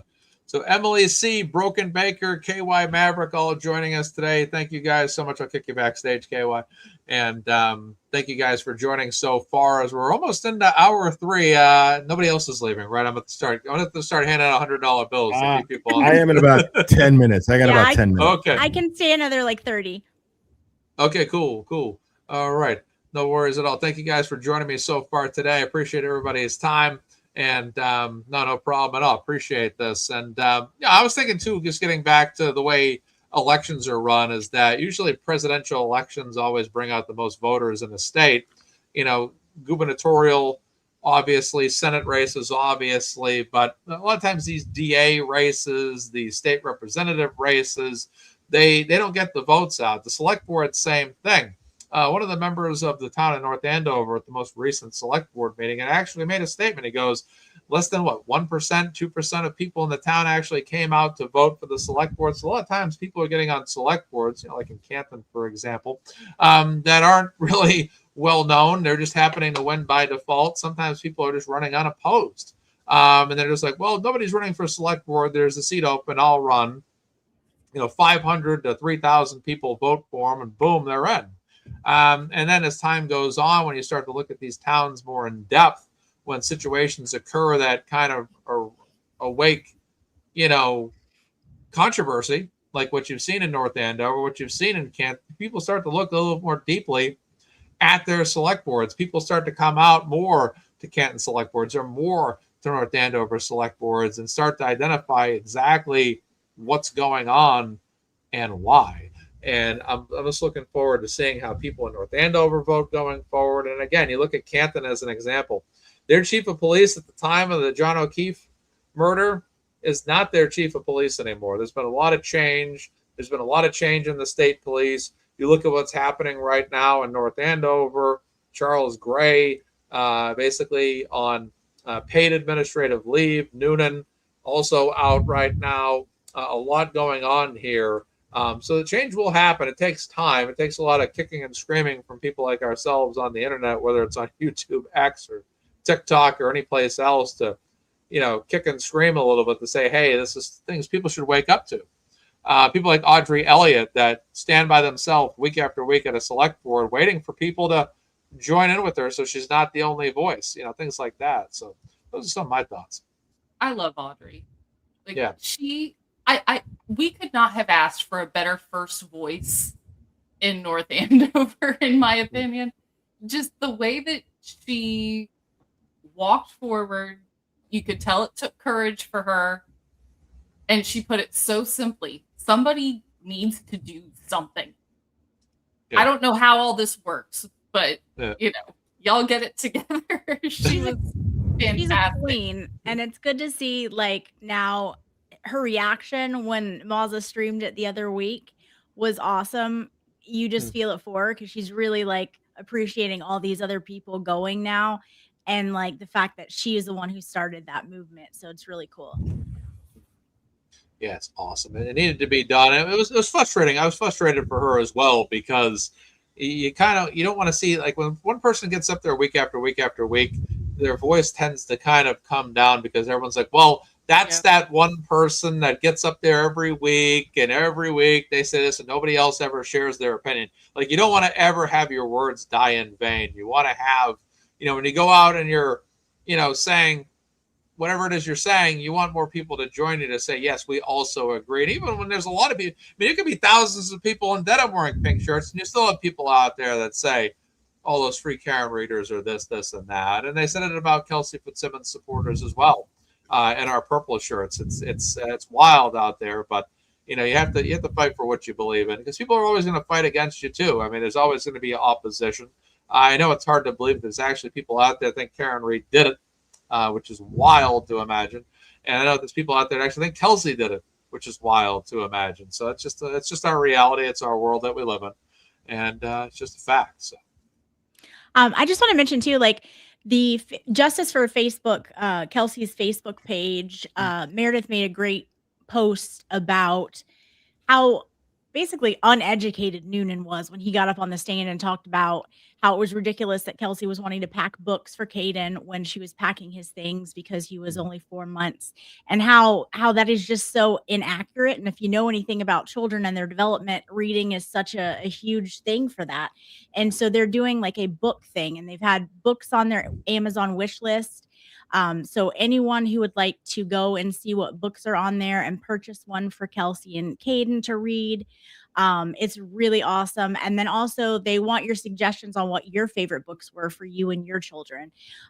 So feel free to interact on there. It's a really good post. And if you're not on that Facebook page, please join it. It's growing extremely fast.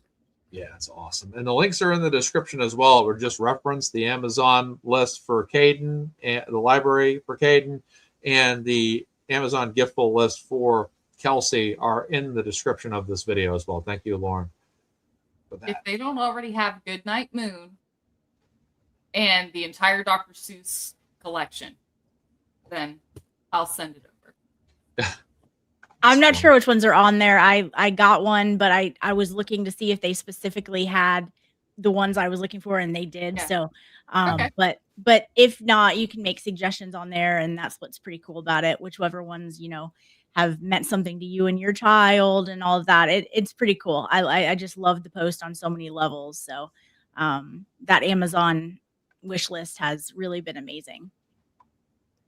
Thank goodness. That's awesome. I mean, it's a great idea too, because it gives them specific things that they actually need as well, which is good. I think, what does it work? Someone buys something and then it's just automatically shipped to their billing address or shipping Yep. billing address. yeah, they Okay. like maintain their privacy while still being able to receive things. Yeah, that's awesome. That's really cool. That's awesome. We're making up a lot of ground here with the donations. We're up to $1,460 right now. That's fantastic, ladies and Awesome. gentlemen. Thank you so much. Yeah. Continuing to rock and roll here. This is great news. And right now, the $50,000 is $2,294 away. So we're making up ground there. We started up at $3,700 at the beginning of the show. So we're making up ground. We're getting in there right now. Actually, looks like another $100 donation just came in. Well, that's fantastic. Thank you, Elaine. Nice.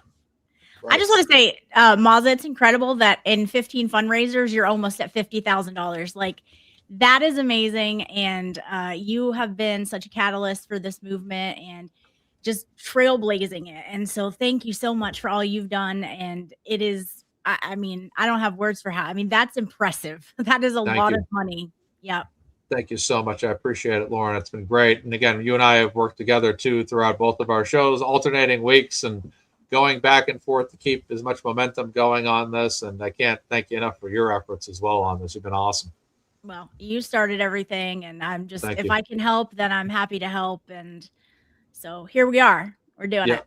Absolutely. Absolutely. Clawing away. And it's just great. It's, it just shows you too, like even after the criminal trial ends, that there's still a desire for people to donate to these causes, because Kelsey obviously is facing a battle for custody, obviously, at least joint custody, as well as civil suits against her former employer.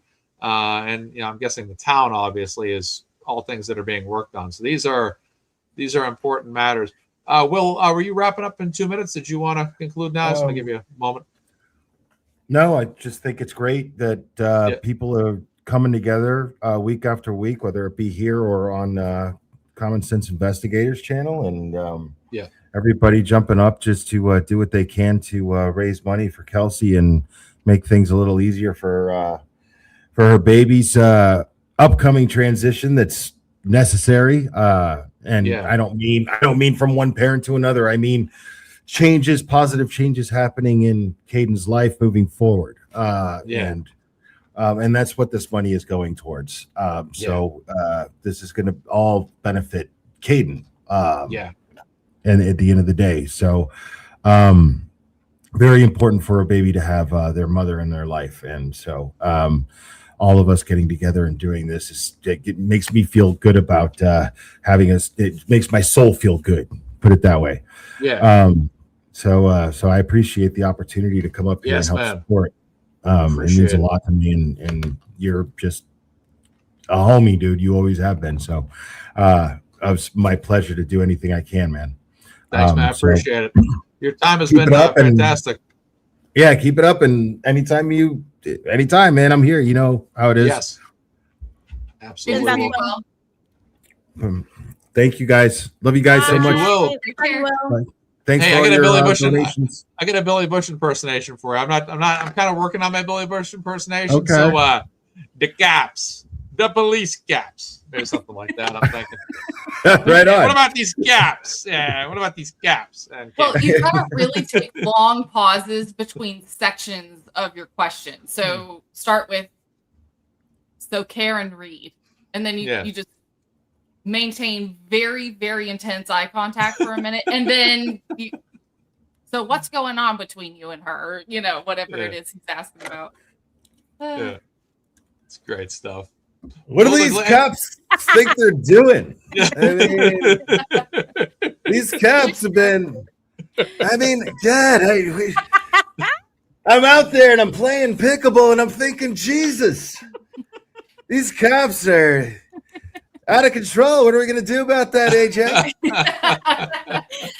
If you guys don't subscribe to Hot Mics with Billy Bush is the best. I love Billy Bush. Missing out on some fantastic content, and he has Alan Jackson on all the time, and other very interesting guests. But just his quirks. It's kind of like how there are things that your typical person can say and it wouldn't be funny, but if Chris Rock says it, I mean, it could be something about shopping carts at a grocery store. If Chris Rock says it, it's automatically funnier because it's from Chris Rock. That's how Billy Bush is. And the way that he says some of, what otherwise might be a dull thing to say, because Billy's saying it, it's just got this pizzazz and sizzle. So he's great. Yeah, he's definitely worth a watch.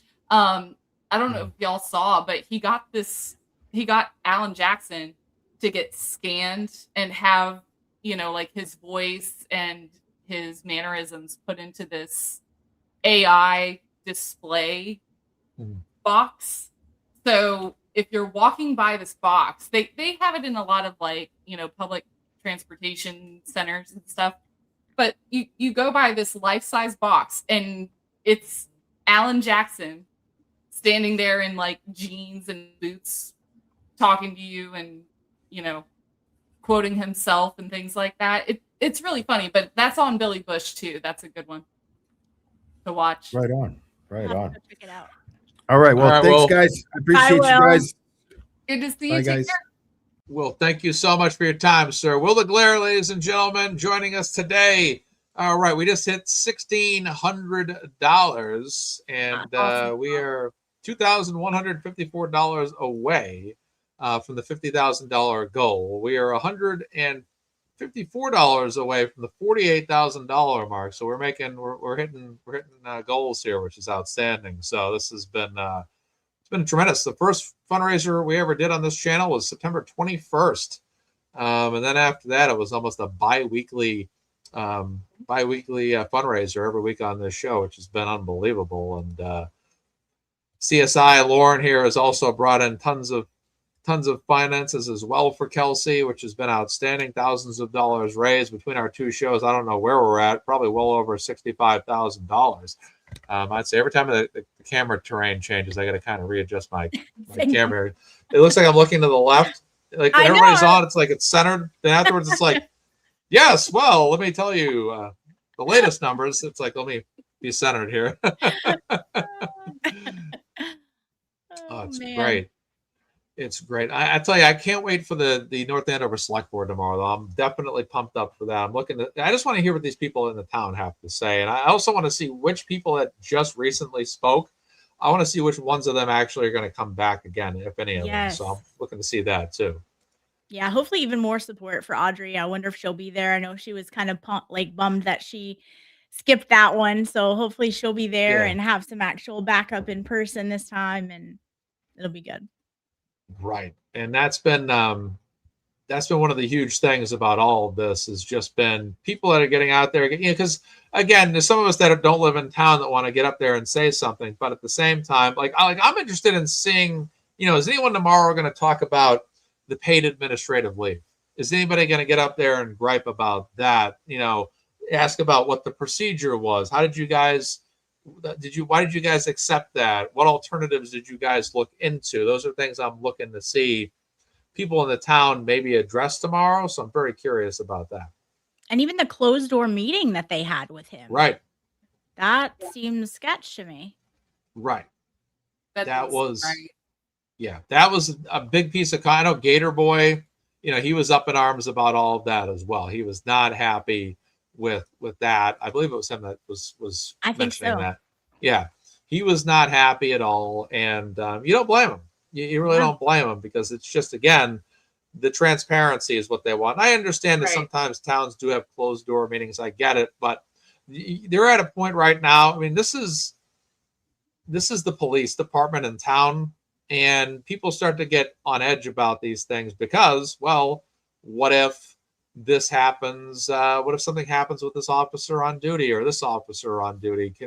What other officers can we trust or not trust? It starts to become a very much I don't hate to use the word paranoid, but I would just say maybe heightened alert is a better term to use at this point.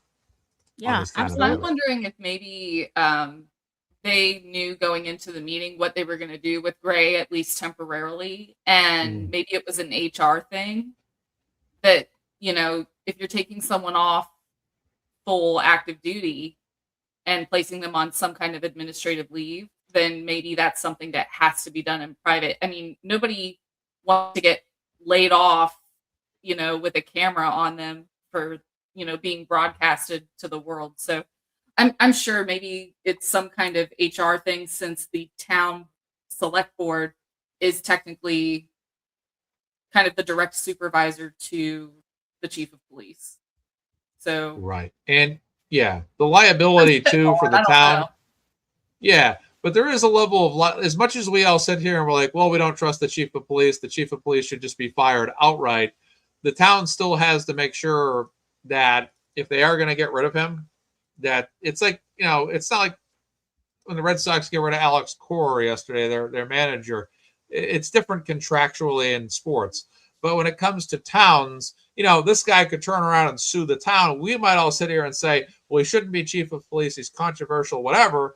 And then all of a sudden he gets let go by the town. He turns around and says, you know what? Well, I didn't think that I was fired for the right reasons. So I'm going to turn around and sue the town. And if the town doesn't have like an ironclad reason to justify getting rid of it. So that's where you get that medium level where it's like, well, is the town just holding back, or is the town just gathering more information to justify actually releasing him as the chief? And that's why the transparency is appropriate. And if that is a policy of theirs, then they should come out and say that, because no one knows if that's the case, and that the transparency is everything. And that's what's going to rebuild the public's trust. And so no doubt this will be a big select board meeting. Yeah, absolutely. Britt, any thoughts on that? I was going to ask, what time does the meeting begin tomorrow? 7 p.m. Okay. Yep.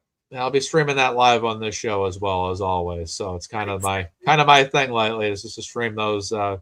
Actually, the last one I did, I said to myself, I go, if this thing doesn't pick up, if this town doesn't start picking up the pace and getting to that microphone, I'm cutting it off. I'm not streaming it anymore, because I'm not going to get it caught up in having 10 consecutive North Andover select board streams, and it's and nobody showed up 2 weeks later, and one person showed up, and nobody. I don't want to get in that pattern where I'm setting up and I'm don't forget to tune into MazzaMedia to watch the select board tonight, and nothing has happened. Yeah. So we want to basically see, people getting up there saying, just who do you think you are to run the town this way? I hope someone brings up time to get a train really rolling. It's gonna take a few laggish chugs for it to really be underway and have momentum. But I think there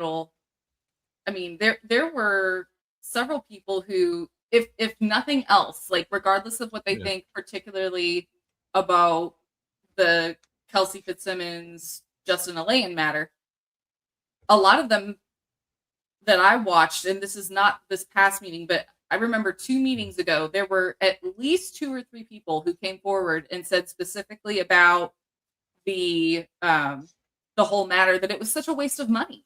Like, you know, in a great case scenario, we're probably shelling out a civil settlement to somebody. You know, what do we need to do to keep it to where the town bleeds the least? You need better leadership. You need better oversight. So I know that even if they don't really take one side or the other with Kelsey, they're concerned about their tax money. Because if Kelsey wins this civil suit, then congratulations, Essex County.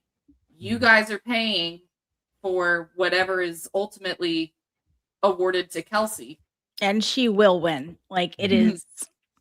It's pretty ironclad. Yeah. Yeah. I hope someone asks about Justin, because I get there's policies, there's a procedure, and yes, it's normal for there to be a little time period. However, this guy was caught on camera 200 and something times smoking whatever it was.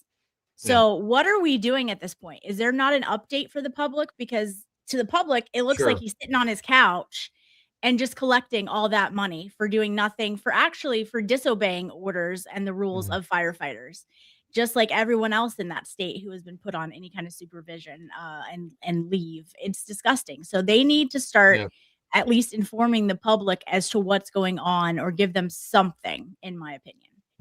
Yeah. That's what bothers me too, is the lack of, you know, I wouldn't say transparency as much as I would say the lack of a more frequent update on exactly what's going on. And that's what concerns me as well, is there's a lot of stalling out where information's presented, there's no updates, there's no anything. And then it's like, well, what's actually going to happen here? You know, you get people suspended, you got people on leave. What is the long-term strategy? I know a lot of times we get impatient too, because we want to see that end result. So, but yes, guilty. Guilty. Right. Have y'all noticed a pattern in Massachusetts of any oversight body being very slow to react when there is a quite evident breach of ethics or policy? You take Procter, for example. The MSP knew about Procter's texts before the public did, or at least certain, you know, members in the administration knew. They're arguing that they were bound by an NDA in some form or fashion, but nobody suspended Procter until the public found out and got really loud about it. Nothing was, you know, in my opinion, going to happen to Procter if this was something that just kind of slid by quietly. Nobody really reacted. I think they probably would have just let it be. And I keep seeing that in Massachusetts. They don't take the initiative to nip these types of, you know, conflicts of interest, misconduct, or whatever it is that's going on. They don't actually move forward independently and handle it. They wait until everybody's upset. Yeah. It's almost like they're waiting to see what the public thinks before they do anything. They're all in bed together. So they're trying to buy them time, because if they're on suspended leave, they're still getting paid. So like that's my thoughts on it, at least. I mean, just like, how long is Newton going to be out on leave? Exactly. The guy's already been written up. Minimalistic way of trying to appease their constituents by saying we're doing something about it, when realistically, no, we're still paying. You know, he's still getting a paycheck. And for how long? That's the thing. That paycheck, and then now Gray and Justin, for all of those, how much more could the taxpayers be doing with that money? It's disgusting. There needs to be something. And when you have clear-cut evidence that's on video camera of him smoking a drug, and that's against the rules, I mean, how much more clear-cut do you need? I mean, that case was, it would have been open and shut. No doubt. I mean, he already admitted it was him in his little closed door, non-recorded interview. So he already admitted he's the one on tape. We already have the phone calls wherein, you know, whatever the argument is about him having some kind of permission that legally is not worth the paper it would be printed on in a filing. So, you know, it just seems like there was something very intentional with putting that to bed. When again, they had a conflict of interest already. Yeah, it's disgusting. You're going upward. Lauren, what is your estimated time to be on the show still? I know you said 30 minutes about 20 minutes ago, I think. Yeah, probably about 5 minutes or so. 5 minutes. Okay. I don't want to dinner hold you up plans. too much. Oh, that's good.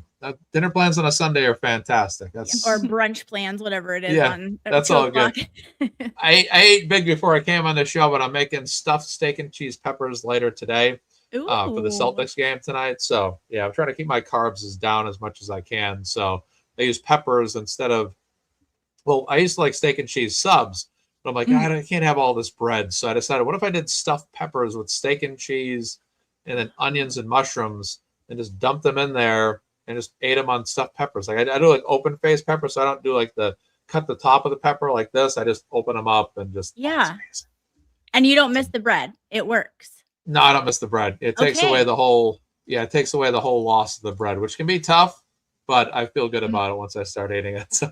Okay, that's a really good idea.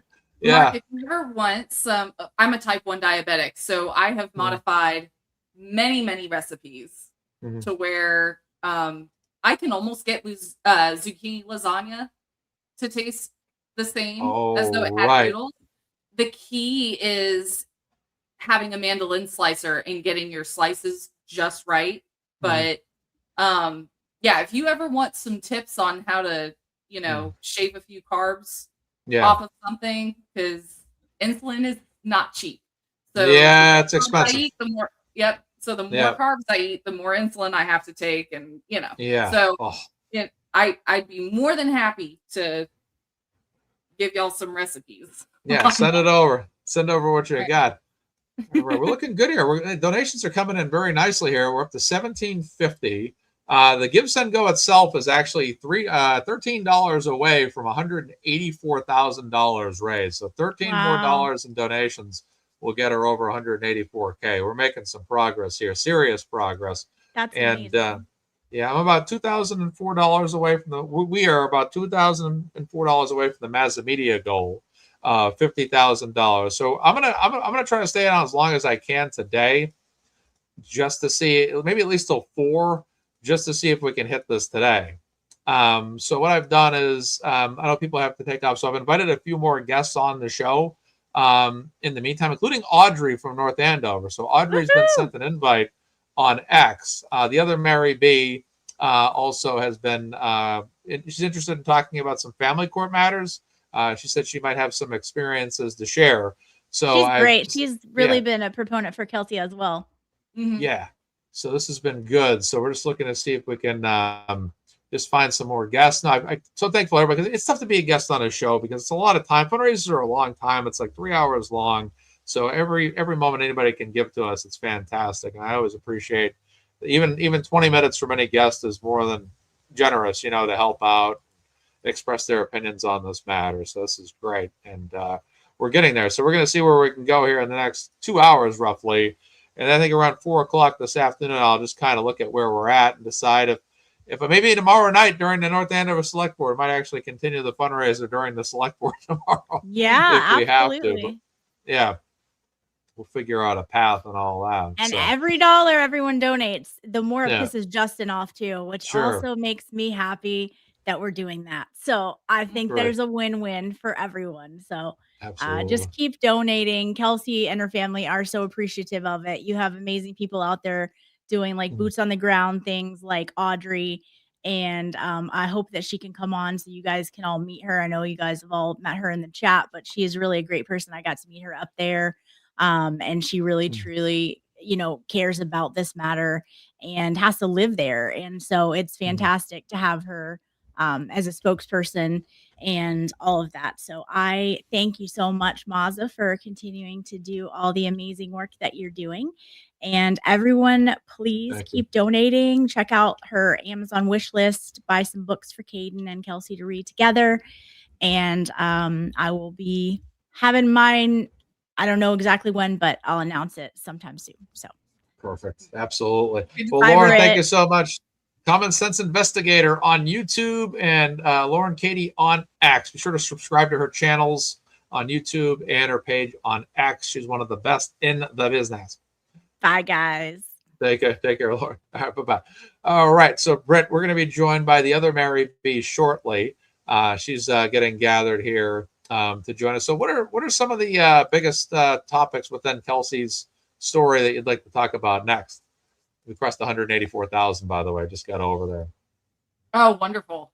I'm really interested in what claims Kelsey is going to be making as far as civil rights violations, selective prosecution, things like that.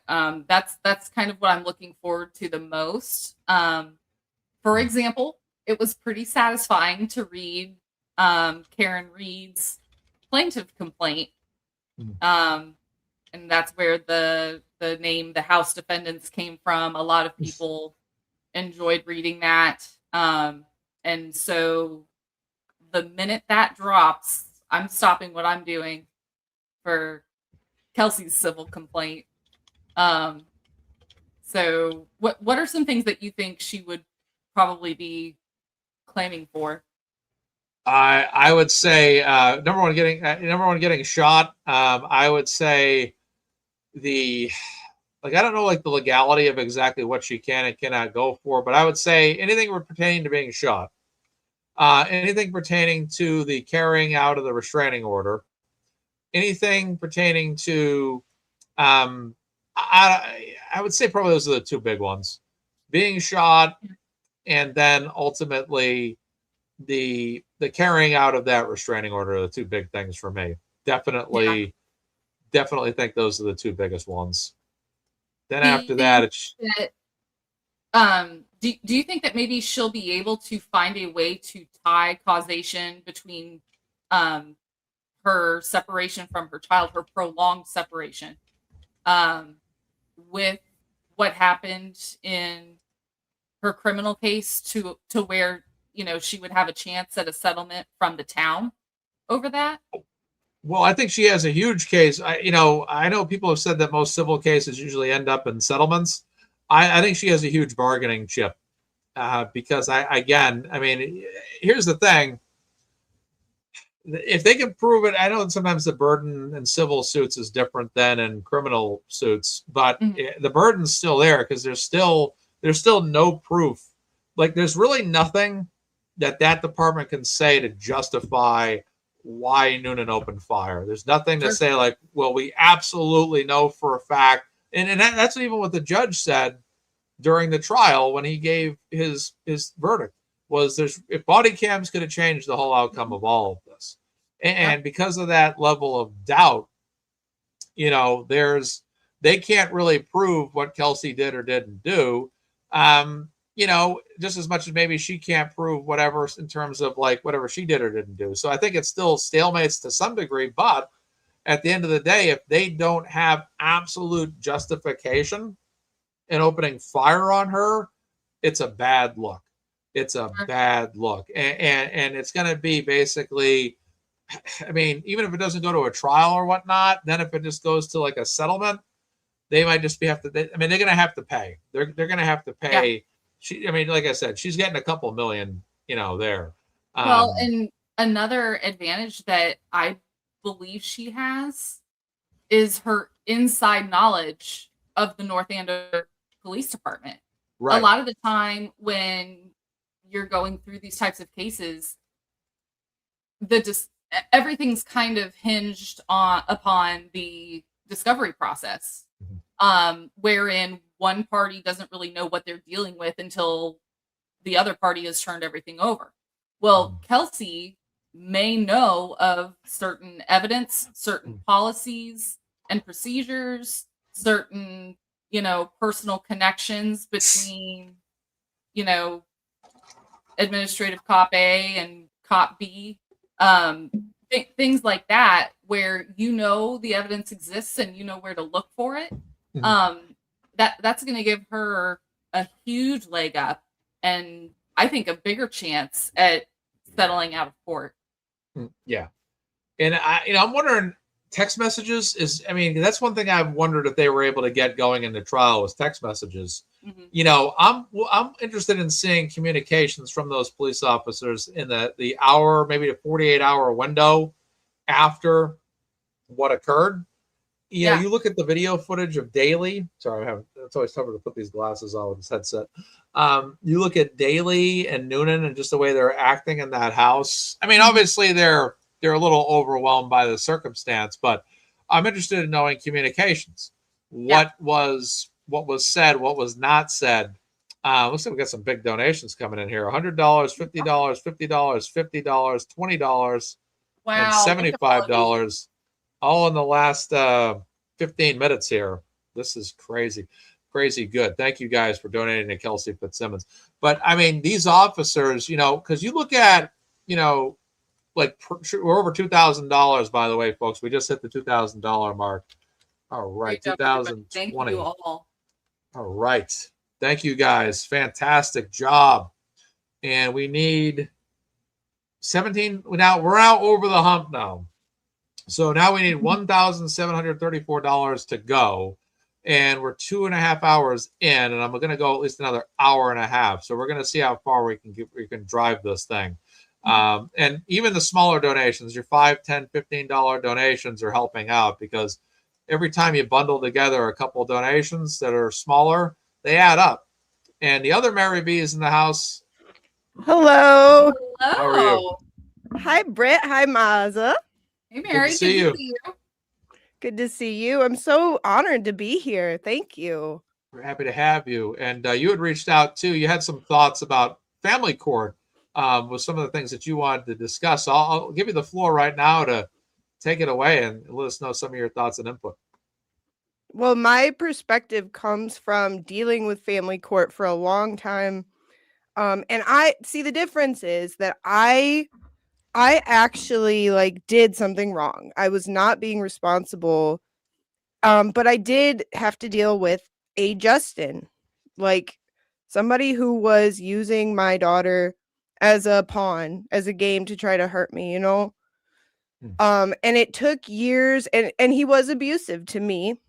So, but I spent years, 12 years in and out of court trying to tell the judge, he's this, he's that, he's all of these things, to try to get my daughter back. And it took all that time to learn that the most important thing to do is address what's best for the child, especially in Michigan courts. They have 12 factors of best interest of the child you have to meet. So I did that.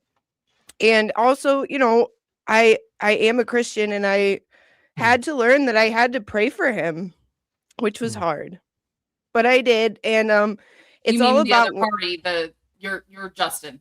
Yep. Yeah. So hard to do. But I mean, I do want my daughter to have a good dad. Sure. So you got to do it. But we don't have, I don't know if other states have financial support or court appointed help for custody court, but I know Michigan doesn't, and I know Massachusetts doesn't. At least I don't think. And you don't live in Massachusetts? I live in Michigan. Okay, gotcha. Okay. Yeah. So I know that, like, and when Kelsey was found not guilty, I was crying. I was crying at work. I was so happy. But then, like, I know from experience that the family court battle is the most gut-wrenching, horrible, terrible fight. And if I had had like a Mazza and all these incredible people helping, that would have meant the world to me, because a lot of times I went in unrepresented because I don't have money. But to be able to help Kelsey this way just touches me so deeply, because I've been in her shoes. And like it, but even more so, she is a good mom. She didn't do anything to deserve to be in this position. So I want to help her. I want to, help her, and I want, every mother to be able to feel like they've got an army behind them. When did you start following? Oh, sorry, Britt. Britt, did you want to ask your question? Go right ahead. I was just going to comment just how surprised I am with, just the way this all has unfolded, because in the state where I live, as well as many others, it is very difficult to take a child away from his or her mother. As a mom, you have to really, really soil your knickers on something. Yes. I mean, you've got to be like driving inebriated and getting to a wreck with the kid in the car, or, just things that show absolute negligence or some type of intentional infliction of harm. The ease in which they were able to take this child from Kelsey with no actually considerable allegation of Kelsey harming the child. Just, Justin never said at any point that Caidyn missed any meals. He never said that Caidyn was, getting diaper rash from not being changed. He had nothing to say about the baby being cared for. And, it was all based upon things that he claimed she said. And how that was enough is beyond me, because I know that in Florida, I mean, you've got to screw the pooch so bad as a parent. And even then, sometimes it's a matter of go to rehab for a couple weeks. When you graduate from rehab, you can see your kids again. I mean, it's just so strange. But anyway, Mazza, go ahead, because that's all I wanted to comment on. No, absolutely. It's it's what we've seen Kelsey go through has been it's an eye-opening situation, because it takes you back to the fabric of exactly what she's dealing with here. Is that she not only dealt with what happened, but and all of this has ultimately been a child custody battle. And I've always said that, losing the child for Kelsey, I'm not going to speak for her, but I'm willing to bet that not being able to see her child this entire time was probably worse than the other things she dealt with. As outrageous as that may seem, but it's not when you're a mother. Mother or parent, would feel very much passionate about getting to see their child, because there's many parents that would lay their life down for their child. And that's a huge thing. And it's just tough to see her go through this. But then, what's always to me intriguing about these stories is other people that have been through stories very similar to this. And Mary, that's what you're sharing with us today. Thank you for your courage in coming on this program to share this with us. I'm glad I checked my messages on X, because I'd seen you'd reached out, wanted to come on. Thank you. But yes, I wanted to ask you, how long have you followed Kelsey's story? Was it around September? Like, I followed it around September last year. Did you follow it before that time, or maybe later? How long have you followed the case? Since July. I mean, it happened in the wake of Karen's victory, so it was kind of like overshadowed a little bit. But when I heard it happen, and like when I heard postpartum, it drew my attention, because I also had postpartum with my first child. she's 19 now, but I didn't know what it was. I was only 18. And it's the scariest thing to go through. And now I know that, like, are we even sure that that was a factor for sure? Like, at the time of the incident with Noonan, like, was she dealing with the symptoms still? Do we know? What we do know is that she had been re-cleared to go to work and re-cleared to receive her weapons. So probably not. That's the thing. I don't, either she was symptom free, or she had done enough to take care of herself and show progress with her mental health professional, because you do have to show that you're making efforts, taking strides, and if you're not already there, I don't think there's ever really an actual finish line with any kind of mental health a lot of the time. Now with postpartum, because it's more hormonal based, who knows? Maybe they look at it as having some kind of an end to it. But whatever was going on, it was enough for her to be, put back on duty. She was scheduled to start only a few days later. So, some expert said she's okay to carry a gun. She's okay to carry a badge. But so that's what drew my attention in at first, because I know that's probably the scariest thing I ever went through was postpartum, because I had no idea what it was or what was going on. And like I said, I was with a Justin who was very cruel and unsympathetic. And so my ears perked up, because it breaks my heart to think that a woman who just gave birth received anything besides love, support, care. Like, you amp up the love and the support for a woman after she has a baby, whether she has postpartum or not. Those hormone like drops and rises are no joke. And you just created life, you know what I mean? It's like, it's the time where you need the most. You are in one of the most vulnerable positions you'll ever be in your life. Yep. Right after having a baby. And for more than just that, I mean, especially with our bodies change so much. And for those of us who struggle with that part of how we view ourselves, it can be very difficult to come to a place where you are accepting what you are now, or, there are also women who obsess over trying to, maybe return their physique to what it was pregnancy, or, crash dying. Wow, that was thunder. Was it? Oh, wow. I heard some rattling back there. I heard that sounded like books ruffling on a shelf. Yeah, that was a heck of a. Please don't blow away. Yeah, we need you. I don't think I will. We need you, Britt. Yeah. Britt has disappeared due to. Yeah, that's good. Yeah. I'll check in regularly.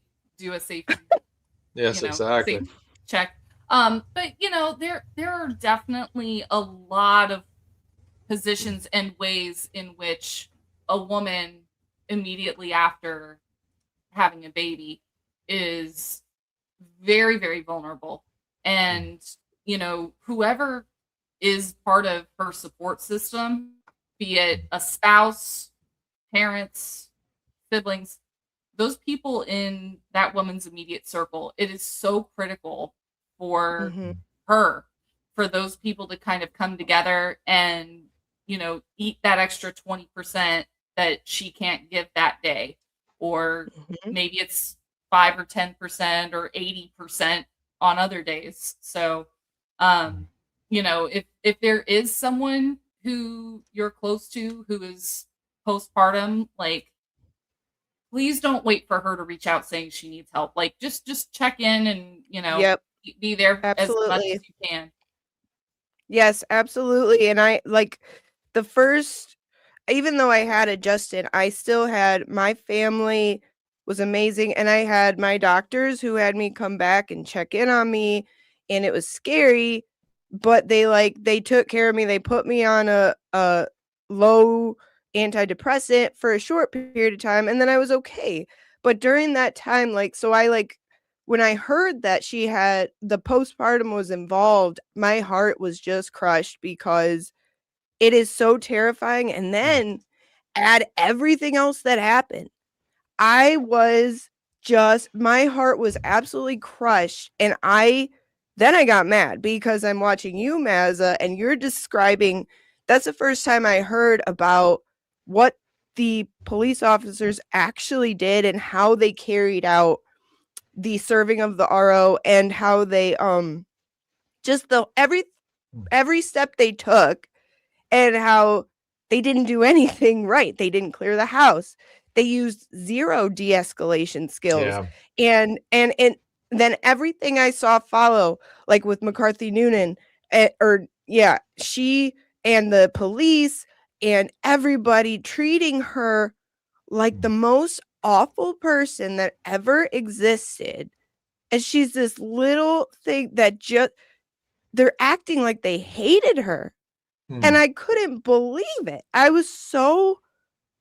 said, this poor baby, because she's younger than me, so I call her a baby, but she just needed a hug. She just needed love. She just needed and it came out to be even worse than we thought with the testimony we heard of how they were so cruel about the books.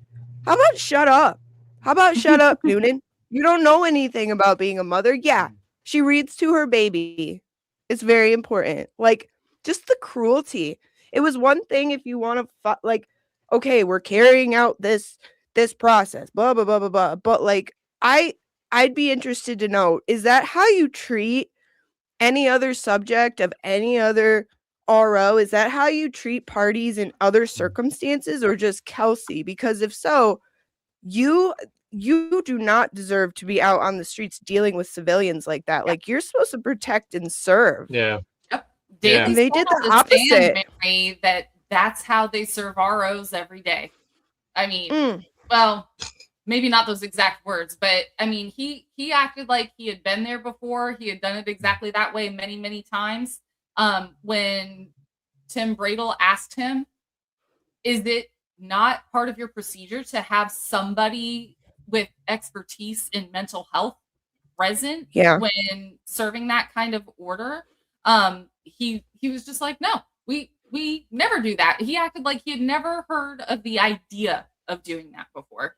They are doubling down so much on their Barney Fife mess. Yeah, exactly. Quite apparent. It's so sad, and I'm sure that part of it is to, kind of help themselves with the civil case. But yeah, that's going to be an easily provable statement. I mean, it just seems so disingenuous to me. Yeah, and there, because of the trouble he would be in for, if he didn't claim that she had done that she brandished it and attempted at him, the trouble he'd be in, I understand in the terms of cover-ups why you would be, going to such great lengths. But me, if anybody's a regular or knows me on my channel, I have theories. I said there's got to be yeah. She literally has a tinfoil hat, but it's done. It's not like one of those random ones that are put together. It's like this one has some effort put into it. It's fancy. Oh, yeah. I said fantastic. Oh my god! I said, why didn't you auction those off a couple weeks ago for Aiden? Oh, I have I have my old one. It's right back there. It's garbage now. But I first said, there's got to be, because just thinking in terms of the way you treat somebody who is your partner, your coworker, and your partner. If that's the way they treated her, just with such it's like it's just like with like Jen McCabe and Carrie Roberts on the stand. Like you could tell they did not like Karen. They just straight up didn't like her. And that's exactly the vibe I got from Noonan and them of like, they just don't like Kelsey. And I was like, why? And I said, there's got to be more going on. Yeah. Then it turned out later that there you go, Britt. Beautiful. Perfect. I love it. I'm gonna find a way to get it to stay. I don't have a hat or a bow around right now. Yeah, let's put my seltzer water bottle on my head or something. There we go. Join us. Beautiful. Well done. But yeah, it turned out there were complaints, right? Like internal affairs. Yep. Women coming from women. Yeah. And I will say this with the attitude toward Karen and the attitude toward Kelsey was that they both fought back. Neither one of them rolled over right away on a plea bargain. You know, I'll do anything just to, you know, keep the press down and, you know, keep everything as quiet as possible. I'll serve my 6 months and move along with my life, and you can do the same. That's how, in my opinion, they expect a lot of people, particularly women. If things went the way I think they went with Karen Reed, they probably were hoping for her to find out that parts of taillight were in that yard in 34 Fairview, and she would have said, "Oh, damn! I guess they really have something, so I better plea out." I think they did the same with Kelsey, and when she didn't plea out, and she did say to them, "No, you've got to show a court that you dotted all your I's, that you crossed all your T's, and that you can prove beyond a reasonable doubt that I did this." They didn't like that. Yep. They didn't like that. They don't like being told, okay, prove it. Yeah. Yep. They just want to apply a little bit of pressure and for you to pop. Yeah. What bothers me about all of this too is that I'm not trying to defend these cops. I want to be very clear about that, but I am going to speak from a man's perspective, and I can say this. As a man, if I was a cop in that set of circumstances serving that restraining order, I would absolutely be naive to the reality of postpartum depression and how that affects a woman. Meaning, a group of men solely going to that house without a female officer or a DCF member could lead to an absolute big cluster very soon. And I think that gets back to the gender issue of this whole thing is you have a group of men.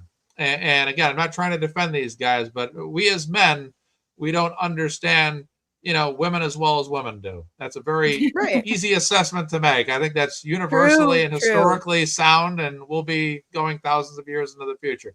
But that's the issue with not having a female cop to say, hey, look, and I honestly, I don't even know, I can't speak for the other women on that police department, but that's why I think DCF, some kind of family services person that can handle a situation delicately. Because, I mean, they walk to that house. Oh, we serve ROs. This is not just a serving of an RO. A serving of an RO, fine. But this is involving an infant child. And that is a whole nother dynamic. You're not, I mean, I'll put it this way.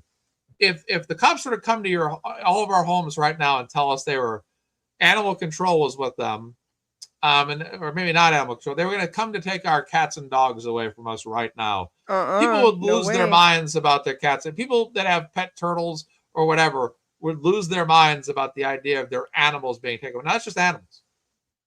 A baby. Whole other ball game we're talking here. Yep.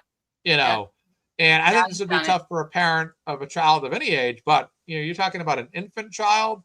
That's going to cause a big problem. And that part, postpartum aside, maybe they didn't see that coming, but this taking a baby away from a mother, you got to see down the road on that one. Quite literally also calling the person who filed the restraining order. Okay? You are inviting an aggressing factor to walk in the door. of this situation that you are supposed to be carrying out, with level-headedness and with de-escalation being top priority. I cannot think of any reason that if I were serving a restraining order, I'd be calling the person who just filed it to be like, okay, here, I'm serving the restraining order now. Go ahead and walk on in with everybody there. Kelsey's still here. Her mom's here too, and she ain't happy.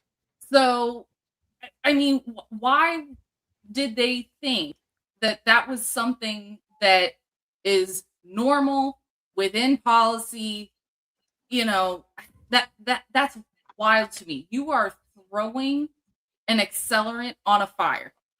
Yep. By doing that. Escalation tactics. Yeah. Yes. Outrageous. Yeah. And then they don't even. How was that? No, I'm sorry. How was that not a conflict of interest to have her coworkers doing it? Yeah. That's wild to me. That too. No idea. And then, if we're gonna add to it, clearly they knew for a while that they were going to be serving that. They knew that they How were gonna long? be serving When that she order. was there earlier? I'm Mhm. sorry. And Go they ahead. still handed her firearms to her. So they gave her her firearms, knowing that later that day they were going to come over and take them. Right. And she was there all day earlier. What? She was fine with the baby. Yep. No concerns, no complaints, nobody who was like observing, no reports of them directly witnessing her interactions with her baby. Nothing. Yeah. And then to approach it so they listened to Justin telling them she might even, I wouldn't be surprised if she, the baby, what he said, what they said he said. You were just watching her with her baby and you had no concerns, but it's just like everything is gone. You just go blank as soon as you go to answer this call. Right. And you really do act like. Yeah. I mean, they can't decide whether or not to serve the order. They can't decide whether or not to take the child. A judge has already signed it. They have to do it no matter what. It's not anything that's within their level of autonomy or judgment. Right. But right. At the same time, if you knew that this was coming down the pipeline, why did you hand her firearms right over to her? I think that's a great time to say, oh, Kelsey, I'm so sorry to tell you, but while here, it looks like there's a little wrinkle to be ironed out, and so we can't sign these firearms back over to you. They withheld her radio. And they intended to section her. Mm-hmm. Right. Remember they and that was like, was that in the RO? No, What's funny it is wasn't. the firearms were. The firearms the were, and they judge- didn't even secure them. Well, they were Yeah, the keeping judge didn't the order section it. like a nugget in their back pocket to just pull out if they need it. Depending on how she acted, we were gonna section her. That kind of thing. Yeah. How heartbreaking is it that like she spoke so favorably of Noonan and said, like, even after what happened, she said, no, I look up to him. Like he's a mentor to me. Like I would never want to hurt him. Doesn't it just break your heart to hear her speak so well of him and then to hear the way he speaks about her? It's like, why do you have such vitriol in your heart for Kelsey? That's what I want to know. It's just so odd to me. You didn't see none of the prosecution's witnesses seemed to express any regret just about it happening, period. Mm-hmm. Why? Even I could say about a stranger, I'm sorry that happened. I wish that didn't happen. You, though, I can already tell, have a very strong sense of empathy for others, Mhm. whether you know them or not. And there are a lot of people who follow Kelsey's case who are exactly the same way. I mean, I think a lot of us probably do feel some sense of empathy for, what people in Massachusetts are going through right now in general. But Yes. what I would expect is that, they need to really, really closely look at policies and procedures at the North Mhm. Andover PD. I think the more educated that we become on what might have been violated directly out of their handbook, Kelsey's going to have a much better chance at winning. Yes. Yes. And to have proper policies and because really what the seed of the corruption is mostly negligence. Mm-hmm. And then the corruption comes when they want to cover it up by any means necessary. So if you really put into your law enforcement agencies what you're supposed to be, body cams, proper mental health education and how to deal with it, and how I know that they have to teach de-escalation techniques because that is like the most important technique for any type of security, any type of Hostage officer. situations, people who maybe should be on meds and are not, who are bothering people in a public place. I mean, that kind of stuff happens all the time. And what I can't believe too, that cavalier attitude that you mentioned, Mary, is, one of Kelsey's friends, a friend of Kelsey's dating back to high school, who was going to stand next to her in her wedding, testified against her with a smug look on her face. What is going on?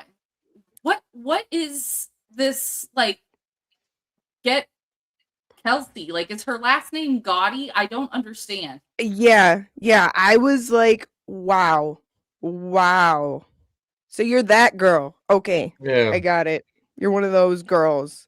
Yeah. She Crazy. was, I mean, not only that, the way she talked to Bradle, and she was just basically all up in arguments with him, and just even the facial expressions and, the sarcastic responses. And then she does the whole, like, that. I'm like, oh, she went that deep with it. Oh, she went that. Yeah. That was, no. Like the Joker. Yeah, right. I the want Riddler. to go through and like measure her smile based on different topics that they were discussing, because I still remember her cheekbones going up a whole lot more when Justin got brought up. So I'm wondering if maybe there's something there with her, but I mean, it's at so the end of the day, gross. it's a shite friend. Who cares why? Yeah. That was Grammy read my mind. Deaver 2.0. Yep. Yeah. 100%. And just the way they were all rallied together, and she was out and about. I think she was going to meet Justin at the park, and she drove by that house, and they were all over there together, and just all missing. The whole world turned on her that day, which is a scary situation. Yeah. So weird. And it's like, you okay. Let me tell you something. If I was afraid for my child's safety the way he was claiming he was, and I had the other parent begging me to come spend time with that child in a public place, would I go spend every possible way, even if it put me in danger? I would do everything I could to be near my child if I truly thought my child was not safe. One. Or would I go party with my friends and tell everybody I'm so scared? No. Everything is just so gross. And she spent all day taking care of her baby and trying. And that's what is so admirable about her. Like Aiden was saying, like, that is exactly the right attitude to have, is that you, for the sake of your child, and you have to love your child more than you hate the other parent. You always want your child to have two healthy parents, regardless of what they've done to you. And it's so hard to do. And that's why I admire Kelsey. One of the many reasons that I admire Kelsey so much is because that's exactly the attitude to have. I mean, and just like her attitude towards Noonan after everything, I'm like, wow, this girl is incredible.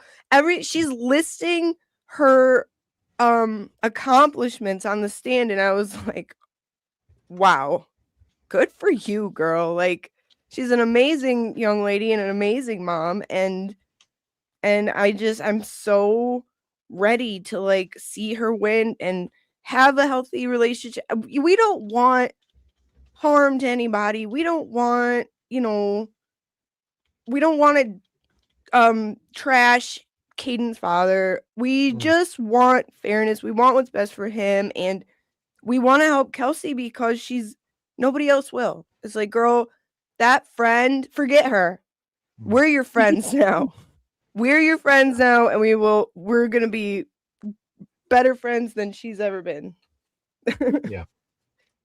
It's crazy when you put it in that perspective that the people that actually know her, compared to people like ourselves, that we more so know of her than we know her. We know of her, we know her story, we know what she's been through. Some of us might have had an opportunity to talk with her briefly, and we're sitting here and we're all fighting for her to have the best opportunity possible. And it's brought people together. Mary, I've seen you in my chat hundreds of times. I think I've been in your chat once or twice on your channel, and it's awesome to have you here for the first time on MazzaMedia. Thank you for reaching out. It's an honor to have you here. And Britt, obviously, we've known each other for a long time, but it brings people together. People that are passionate about.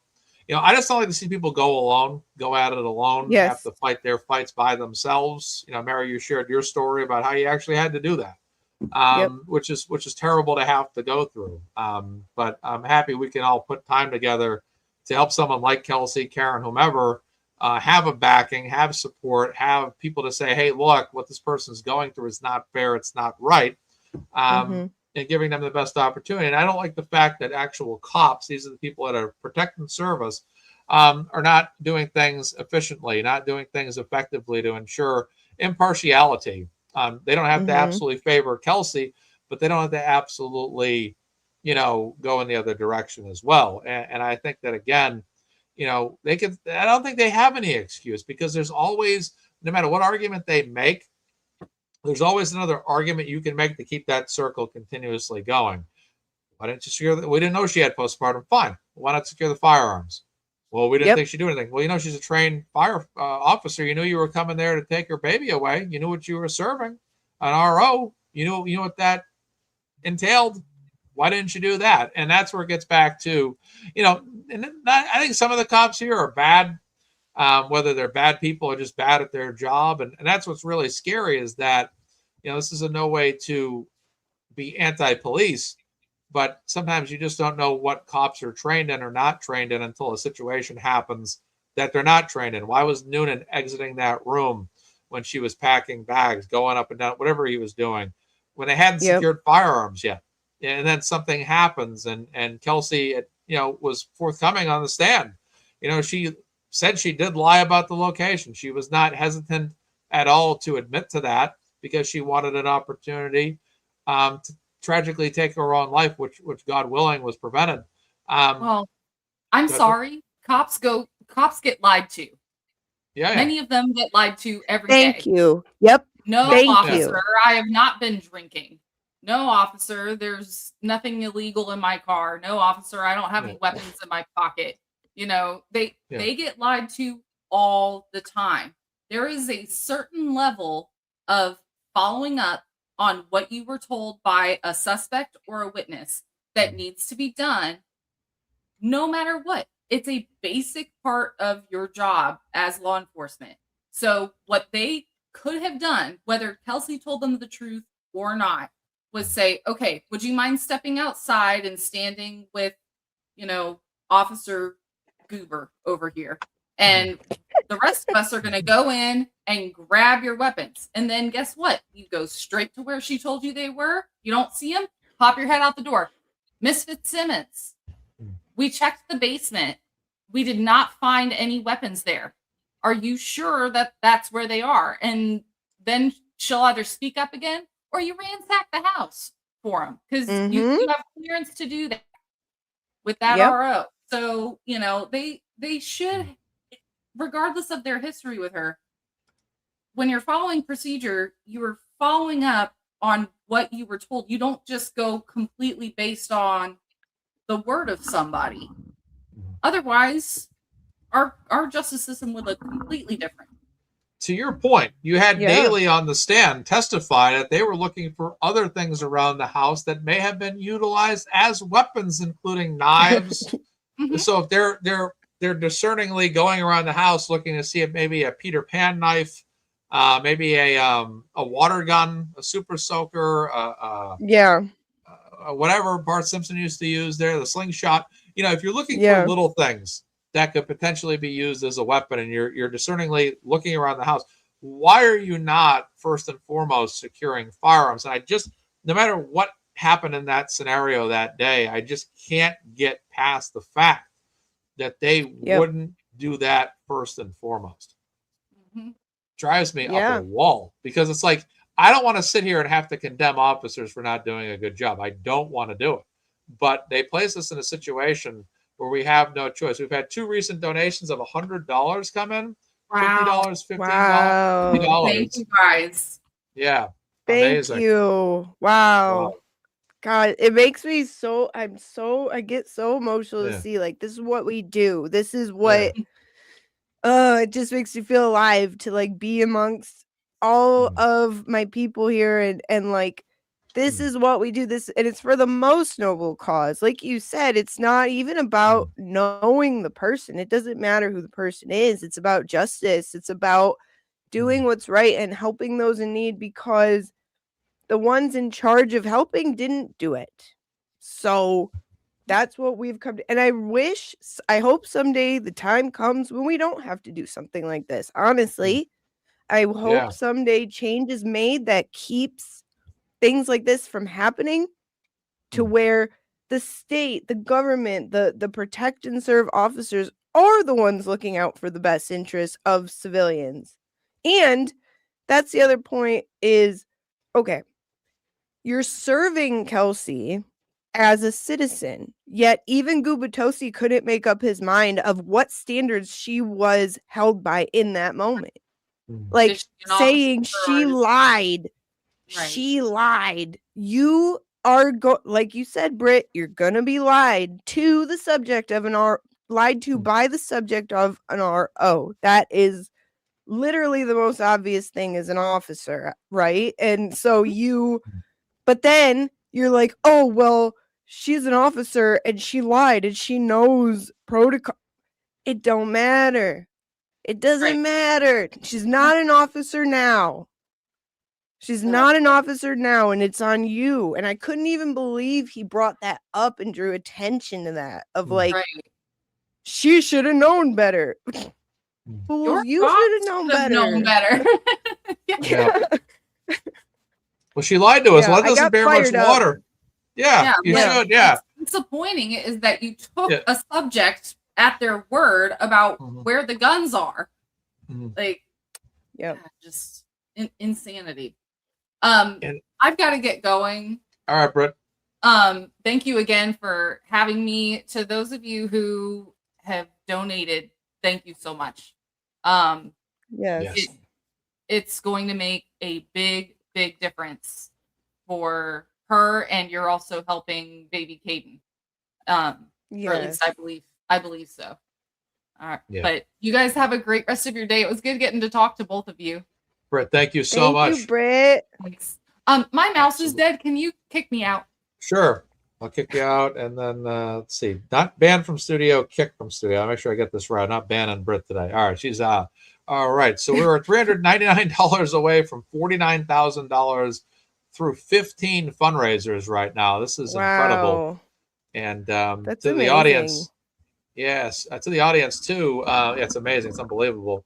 Any donation will help. $5, $10, anything between $5 and $25 will help out Kelsey as well, and it adds up extremely quickly. But this has been another successful fund. Every fundraiser is successful. Over $2,355 raised today. We're $1,399 away from today's goal. I'm going to see if I can stay on for a bit to hit that. We'll see how it goes, but I just thank everybody because every time you have those big donations come in, it's those little donations in between that pair up with those larger donations that just help out. But we've had numerous $150 donations rolling in today.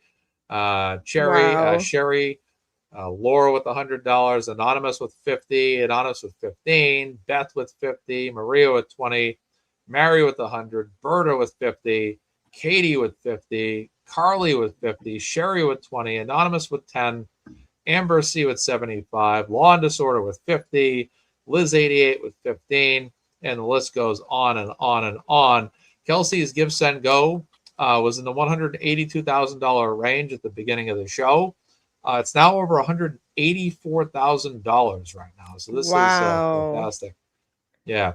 And it, the donations these fundraisers aren't as big as they were during trial. During trials when it peaked, like there would be $11,000, $7,000 ones. But, after trial, it can start to get to a point of, the amount of people following it can differ a bit. So it can get a little bit more unpredictable. But, still, most of my fundraisers have been between about $1,000 to $2,500 anyway. So, outside of the ones done around trial time, we're still right on the right within the average, which is outstanding.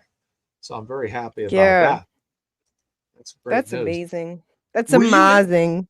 Yeah, it's amazing. Were you in the Marine Corps? I was not. My dad was. Okay. Excellent. So I have all his old shirts. Yeah. I can't wear military gear. Like as much as I support the troops, I can't walk around in that stuff because everyone's going to thank me for their service. They're going to see a 6'5" guy with this kind of haircut. Yeah. Oh, thank you for your service, sir. And I don't want people to walk up to me like thinking I was in the military. I just can't do it because I kind of have like sometimes the stern look, and the size and, the fitness level that kind of look like that. And I'm like, I can't do it as much as I want to. I just don't want people. And I don't want to get like in a situation like where people are like, oh, thank you for your service. And I'm like, oh, you're welcome. I just BS them. And then someone says, where were you stationed in the Marines? Yeah, exactly. Yeah. And I'm like, oh, so you just walk around wearing a Marine shirt, pretending to be a Marine, but I'm like, no, I'm not going to get like Curb Your Enthusiasm, Seinfeld. But I want to, like, as a sports fan, that's exactly what I thought of. Right. As a sports fan, like I like to wear the team shirts, but and I want to support the military and do the same thing, but I can't do it because, like Steve said, it would be stolen valor, and I'm not getting myself in that situation. So, like, that's not. Yeah. I would think you were too. You have that look. You're in a different kind of army, though. You're not that army. Yeah. But I wanted to tell you something. So, like, you're not doing carbs right now, right? I was for up till Easter, but then I did a couple days no carbs, and then I accidentally fell back into it again the past couple days because I wanted to have some good food that was not good for me. So yeah. Well, I stepped out earlier because I made a pizza bowl because I love pizza, but I make pizza bowl with just everything but the crust, and I do it in a bowl, and it's so good. It's so good. So if you ever do no carb again, and even sometimes if I have like keto bread or keto bagels, I'll like toast them and put butter and like garlic powder and put the pizza bowl contents on it and eat it, and it's so good. That's great. That's like kind of what I do with my steak and cheese. It's like I put it in peppers, and I basically just take all the bread out of it and do an alternative. But that's exactly right. Like what you're doing with the pizza is you just make a bowl. That's a great idea, actually. Now there's a sauce out there. It's called Yo Mama's sauce. Believe it or not, it's actually called Yo Mama's sauce. And it's the most keto friendly or low carb, low sugar sauce you can possibly find. I tried it a couple of weeks ago and it was great because what I did was I made stuffed peppers with sausage and meatballs. Mm. And that was unbelievable. So good. And also for pizza sauce, they have Rose Pizza, or it's spelled RAO''S. And that is actually a very low sugar content as well, because like so for a long time I went off sugar. So now when I eat it, I have a reaction to it. I've given myself like a sensitivity almost. It's crazy. Like I'll start coughing, and like uncontrollably coughing, a dry cough, and I'll just so I can't eat like sugar now, and I even avoid like artificials because it stimulates the part of your brain that wants more sweets. So it's kind of counterproductive. That's what happens to And me, it's not because when good for you. right, I eat a lot of food, so when I eat bad food, I put on the weight quick. So I have to like regulate how I eat. Someone says the link is no longer pinned to the bottom of the chat, but I'm seeing on my phone app here that it is pinned to the bottom of the chat. I'm double checking it again. I put it in the link, but the link's also in the description, but let me just double check. I'm still seeing this is pinned. It's there. Yeah, it's there. Still there. It's at the very bottom of the chat. It's so weird now. I don't like that. Yeah, I like that at the top better myself, because it just kind of throws me off. I'm sure I'll get used to it, but right now it's not something I'm favorable about right now. So we're at 25.10 right now, and we are closing in on the 49,000 level.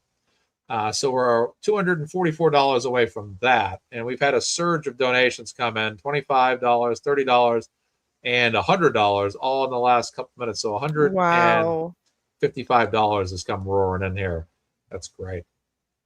That's amazing. You guys are just, everybody helping. It's the most, you're so beautiful. Like these are the kind of people that just make my heart all aflutter, because it's like just out of the pure drive to help and like be and love your neighbor like you're supposed to, but also like just out of the compassion of their hearts, they want to help. And like even those who aren't able to do monetarily, you praying for the baby, praying for Kelsey, praying for everybody involved that like they will handle this in the best way possible, and praying for a good outcome, sharing this, sharing everything, sharing the fundraiser. And after you do donate, there's an option on the GiveSendGo site that says share. So you can also share. It says like, I gave to this cause. You can too. Come check it out. And then also sharing this stream, very important. It just helps to move it up in the visibility, and liking it. Liking is very important too, because it'll help the algorithm to help people see.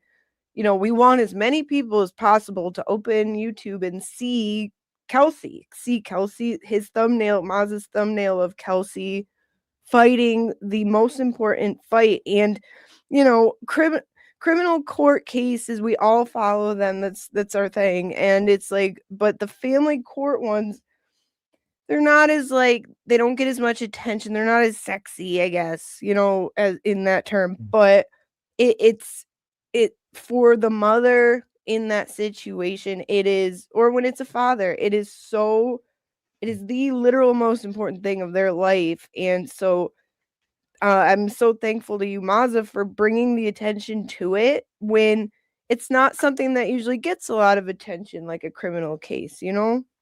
Yeah, it's well, there was a moment I almost gave up on these fundraisers, believe it or not. I had, for about 5 minutes one night, I have the date here. It was November 30th, right around Thanksgiving, I'm guessing. $345 in total donations that night. I said, my goodness, maybe I'm just not the guy that can get this job done in terms of raising money for Kelsey. Some of my earlier ones were in the thousands, and then my next one, 7 days later or whatnot, was almost $3,000. And I kept going and going, and you just can't give up on this stuff. You have to continue to, you know, push forward. And you know, it's just one of those stories. A lot of times these stories, they don't pick up speed the way you want them to. And I think everything changed once her dad had released that security footage of him breaking in that house like that. once that video came out, those fundraisers, mine, Lauren's, they went through the roof. It was unbelievable. That was incredible just to see what happened. And Yeah. I think there might have been some people that hadn't heard about the story yet. There might have also been some people that were so new to it that, it doesn't really catch your mind as much. Like you might hear about something, like you ever go on the internet, you see a story and it flashes before your eye and you just kind of move on and you don't really think much of it. Then all of a sudden, 3 days later, like, yeah, I think I heard about this story before. That's the story that was about this, and that. And, sure enough, finally it, catches your eye. And yes, I pinned the link to the chat, folks. All messages on it will show, but not sure. I'm not sure why. I'm going to check it let me just go to my YouTube browser for a second. I'm going to see if this is, this is an ongoing conversation in the chat right now. So I just want to, one thing when you do a fundraiser like this, the one thing you want to make sure you have is that everybody can actually see that link. Now let's see. Oh yeah, for sure. Here it is. Yeah, so it's pinned. So it says, you'll see something that says like at MazzaMedia, that will say Kelsey's GiveSendGo. And then it looks like on the web browser, you actually have to click into it. So you might see something that just says, I think my name is actually highlighted, but if you, it won't actually show the link till you click it. Let me share this. I'm going to show people in the chat because I don't want to lose out on donations to Kelsey. If there's if YouTube's causing a technical, I'm not blaming YouTube in a negative way. I'm just saying that sometimes, it can be a little bit more complicated. So let me just do this. One second. Okay. So let's do this. Technical walkthrough. Okay, so this might be what's happening. This should be sharing now. Yep, there it is.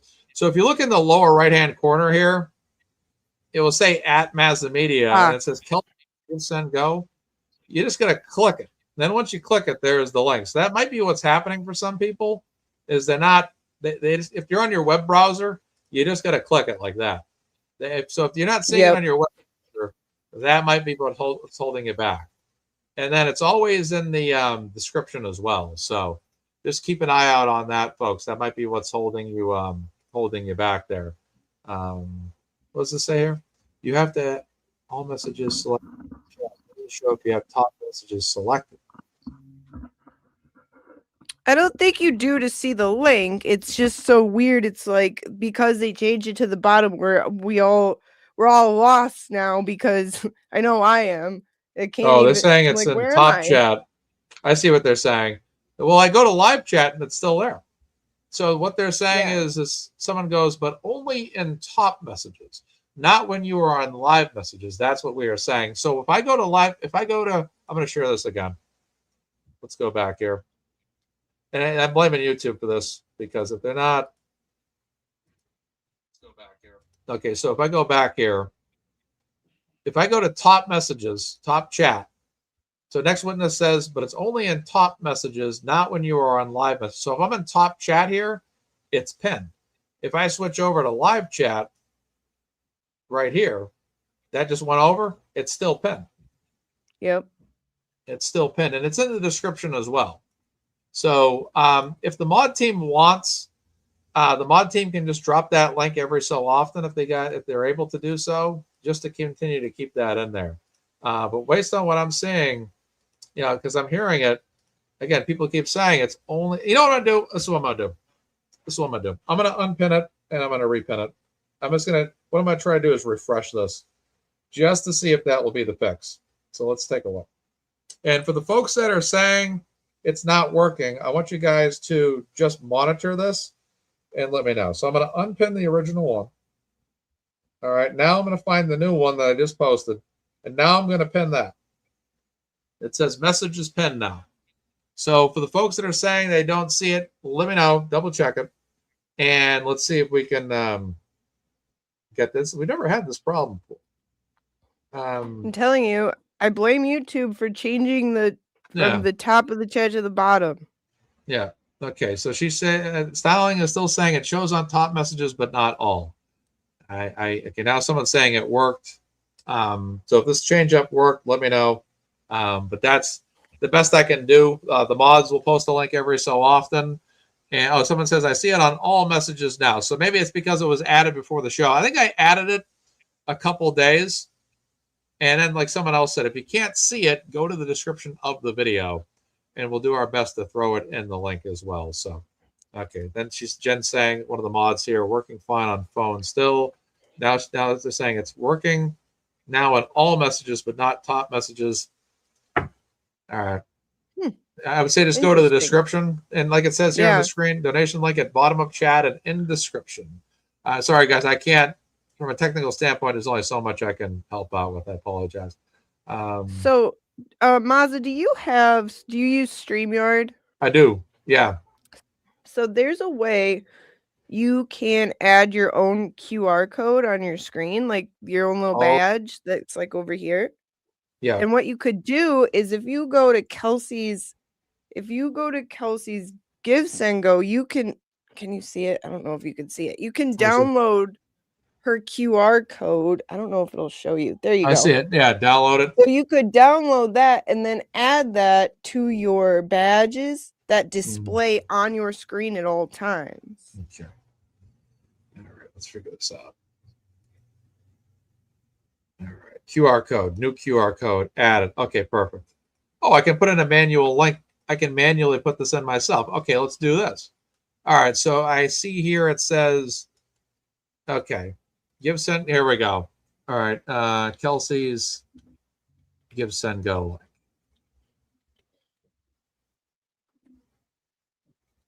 Okay, here we go. All right, now it says to add an image. I'll just use this QR code. All right, and then let's do this. Okay, let's see if we can create this. Okay, now show it. Okay, there we go. Perfect. Yay! All right, now, not that way, not this way. Okay, there we go. All right, so now, how do I get that in the upper right-hand corner? So you go to style, I think. Style. Can't remember. Borders, presets, banners. Meaning, we'll just leave it there, I guess. You can switch us because I'm shorter. That's all right. No, I don't want to indent your head with it. Yeah, no, that's good. All right, so now there's a QR code now posted. Okay. Now let's see. Someone says, I checked the QR code and it worked. Perfect. Yay. So there we go. There we go. So the QR code works. Let's just update this banner now to say.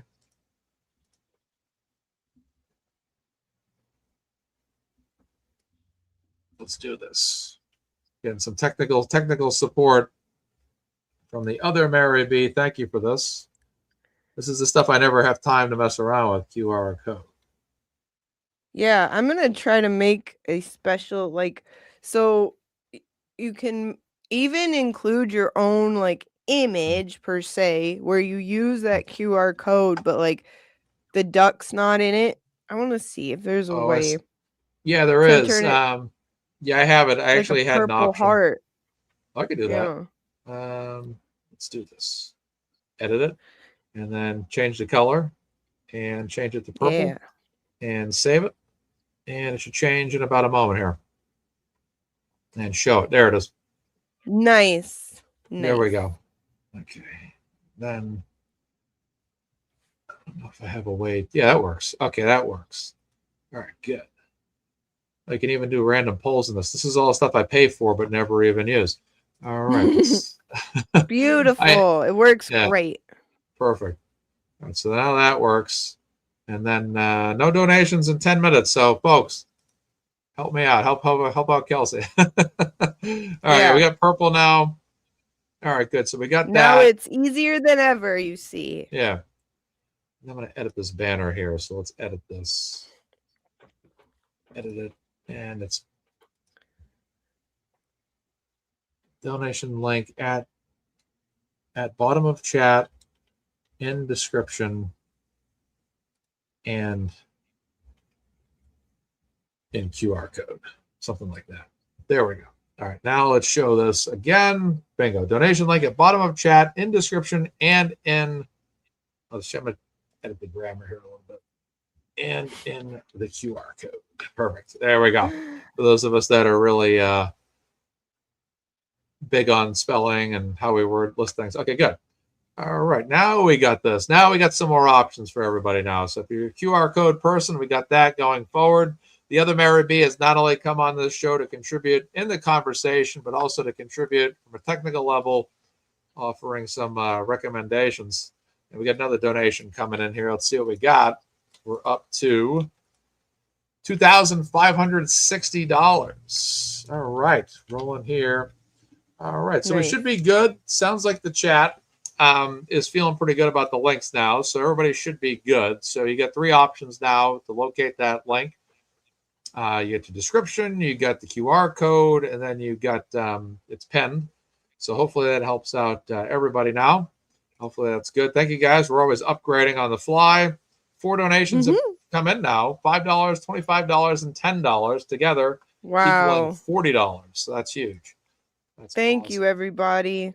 I don't know if everyone knows how. So, like, if you're watching on your phone, say, and you have, okay, so I have a Google phone. I have an Android phone.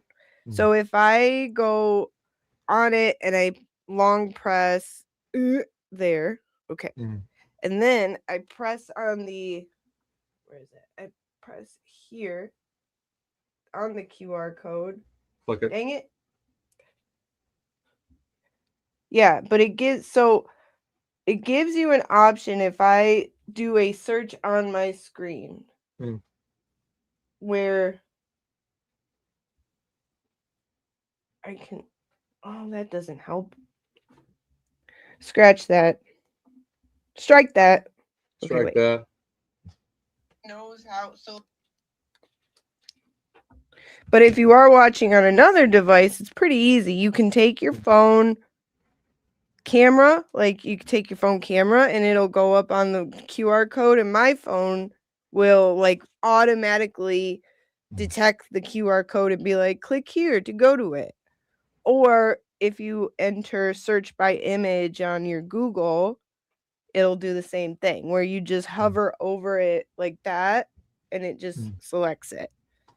So that makes it easier than ever. And like Mazza was saying, it is it's so important for the people to come together and help, because it's easy to get help. It's probably, you would know better, Mazza, it's probably a lot easier to get help from people for criminal cases.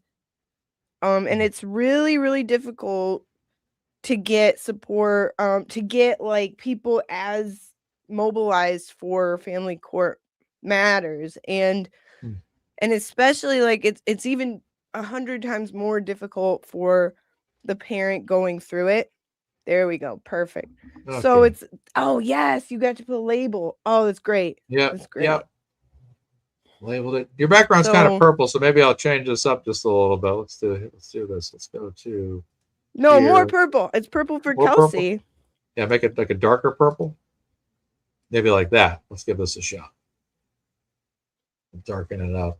Now show. There we go. Oh, nice. Perfect. That's great. That's perfect. That looks good. Well done, Mazza. There we go. I'm technically savvy. It's just if I'm not aware of what features I have at my disposal, then once I start to kind of figure it out, I'll figure it out like this. But I got to know, like you made me aware of something. I'd say, okay, then I can kind of figure it out from the rest of the standpoint. It's just sometimes just knowing that you can do something is like the most important step to have. Because knowledge is power. Yeah. $174 away now from $49,000. Yeah, 174 away. Wow, that is just that's incredible. And like I see people in here that are like, saying it's not much, but I gave what I can. Like any little bit is just so beautiful and so special. Like everybody, no matter how small, their contribution just means the world to us, and mostly to Kelsey and her sweet baby. It's like, when you're in that position that she's in, even just kindness and prayers and people showing that they care means the world. And now we're able to like really help her, at least even the playing field. At least she's up against people with connections, right? The Elaine family has connections. They know what they're doing. They know how to navigate courts, right? So they kind of have an advantage, and we just want to even the playing field and make it so that she also, you know, can come in, swing in the way they are and be able to, at least for the very least, advocate for herself properly, have a great advocate as she does in Tim Bradle, and, you know, make sure that she knows she's not going to be the underdog in this. Like, she's not going to be trampled, which is so easy to happen. Like I said, I was not represented by counsel, and I lost a lot. And I don't want that for Kelsey. I want Kelsey and her baby to start the process of reunification and a healthy life together and a healthy life with Justin. I do. I want Caidyn to have 2 healthy parents.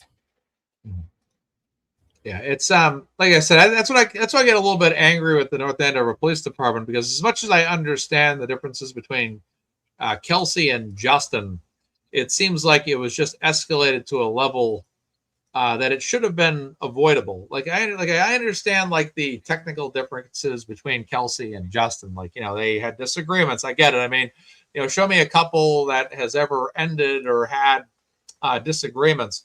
But when you have the police go to the house and not carry out everything appropriately, this now creates a set of circumstances where now it's like whatever chance these two ever had of getting back together or rekindling what went wrong, it's like it's out the window. It's very hard. But, you know, to that point, I mean, obviously he acted against her very significantly, regardless of whether or not the North Andover cops, you know, handled the situation. I mean, even if they did or they did not, I mean, he still sent an RO. They still would have walked away with the child. It still would have been about 2 weeks, I think, till family and probate court to, you know, debate over the child custody, you know, and it's just a situation that gets so out of control. And it should have been, you know, really what it's always been is a simple, I hate to use the word simple, but a simple custody battle. But, you know, these officers, when this thing was carried out, it just triggered something in her that caused a reaction. And then because they didn't appropriately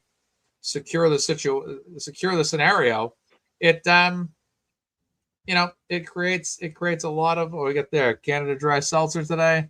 Nice. I got I'm rocking Polar Kiwi Lemonade today. So it's a seasonal special, summer edition. I usually only like one of the 4 flavors every season they come out with, but yeah, that's good. How far away here? 100? I saw you like these too. Canada Dry? Yep, you bet. Oh, 100%. 100%. I call this cracking a cold one, by the way. These are my cold ones. That's funny. Holy crap. 149 away. That's nothing, people. We can do this. Yep. This is so exciting. Yep. If we've got a lot of $100 donations coming today. I'm happy to participate in that as well. But the $50, the $25, even the $5 ones, like a lot of people may only have $5 to donate. You'd be shocked that you get 20 people to donate $5. That's, yep, you know, that's money. I can't even do the math off the top of my head for some reason, but you know, it's it adds up. You know, it adds up. I think it's actually 100. But yeah, you have a lot of people donate. It just adds up over time. Cranberry clementine, nice. That's good. I usually go cranberry lime is usually my number one go-to. Pink apple and lemon is also another one of my favorites as well. And I love apple and lemon. Yeah. The last few donations were $10, $25, $30, $25, $10, $5, $25, $10, $20, and $25. And those all add up together. I mean, you pair a couple of those together, you're off and running. You know, it just brings it to the next level. So I'm hoping to hit. This is incredible. Yeah, 50,000 today is my goal. It's going to take some time to get there, but I'm wondering if maybe, you know, another thing too is it might be harder to get as many donations because we never usually do an afternoon. I wonder who's gone, me or him. Let's see here. Well, as Mazza was saying, it's harder to get fundraisers and momentum, I believe he was saying, in the afternoon. So this is very impressive given that fact. There he is. He's back. Refresh the StreamYard page instead of the GiveSendGo page. That was a quick bounce back. I'm impressed. I can Yeah. never bounce back that much. Right, yeah. No, That I'm back. easily. Mazza flees his own fundraiser. Yeah. It's like, yeah. No, we're good. No, I'm saying it might be earlier in the day, so it might be a lot of people are busy during the afternoons on Sundays. We're usually most of our fundraisers are done in the evening, so I figure if I stay on, there might be a shot at getting that goal later in the day. So we'll see how it goes. But I'm happy. I mean, nonetheless, like I said, every fundraiser is contributing. We've put together $2,605 so far today. That's an amazing contribution. That helps her out so much. You got the civil cases, you got the health related, any medical related bills she may have, and then obviously family court. You guys, I count everything, regardless of whether or not Maz is put, just so you know. So we're just counting everything. So that's how Yes, we roll. thank you. Thank you so much, Tattoos. Absolutely. Thank you, all of you. No, I just heard from somebody. Hold on, let me see here. I'm just replying to. You never guess who I'm talking to right now. Who? Kelsey good old Kelsey. Yeah, Kelsey herself. Yay! So, yeah, she's good.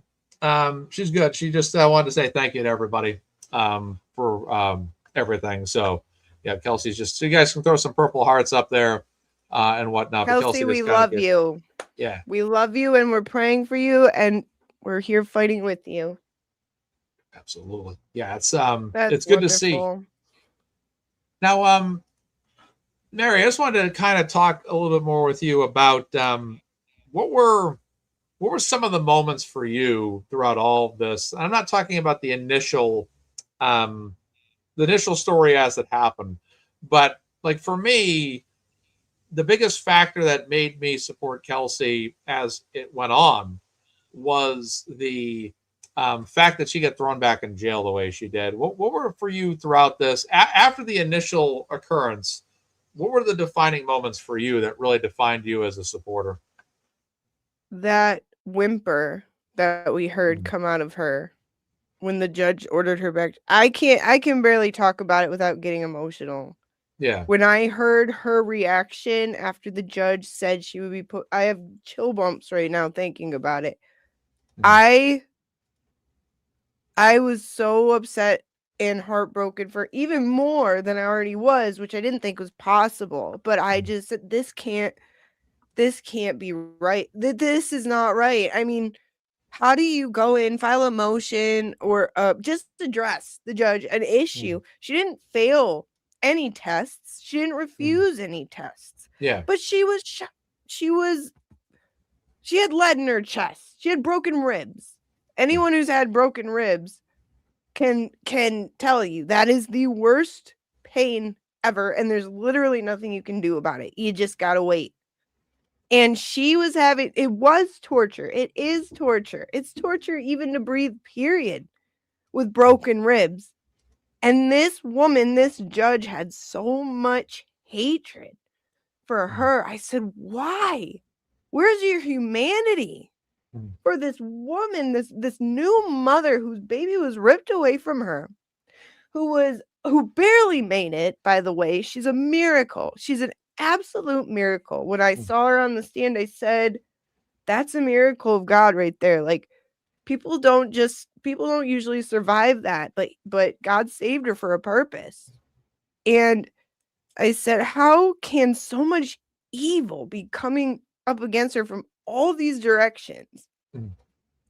This can't stand. And like, what's sad is like how Britt and you were talking about yesterday, how they expect people to plead out, maybe not fight back. It makes you wonder how many do plead out. How many times has this happened we don't know about, where they just line it up to where it's like seems impossible for the defendant, and they're just like, okay, fine, whatever, because they don't think there's any hope.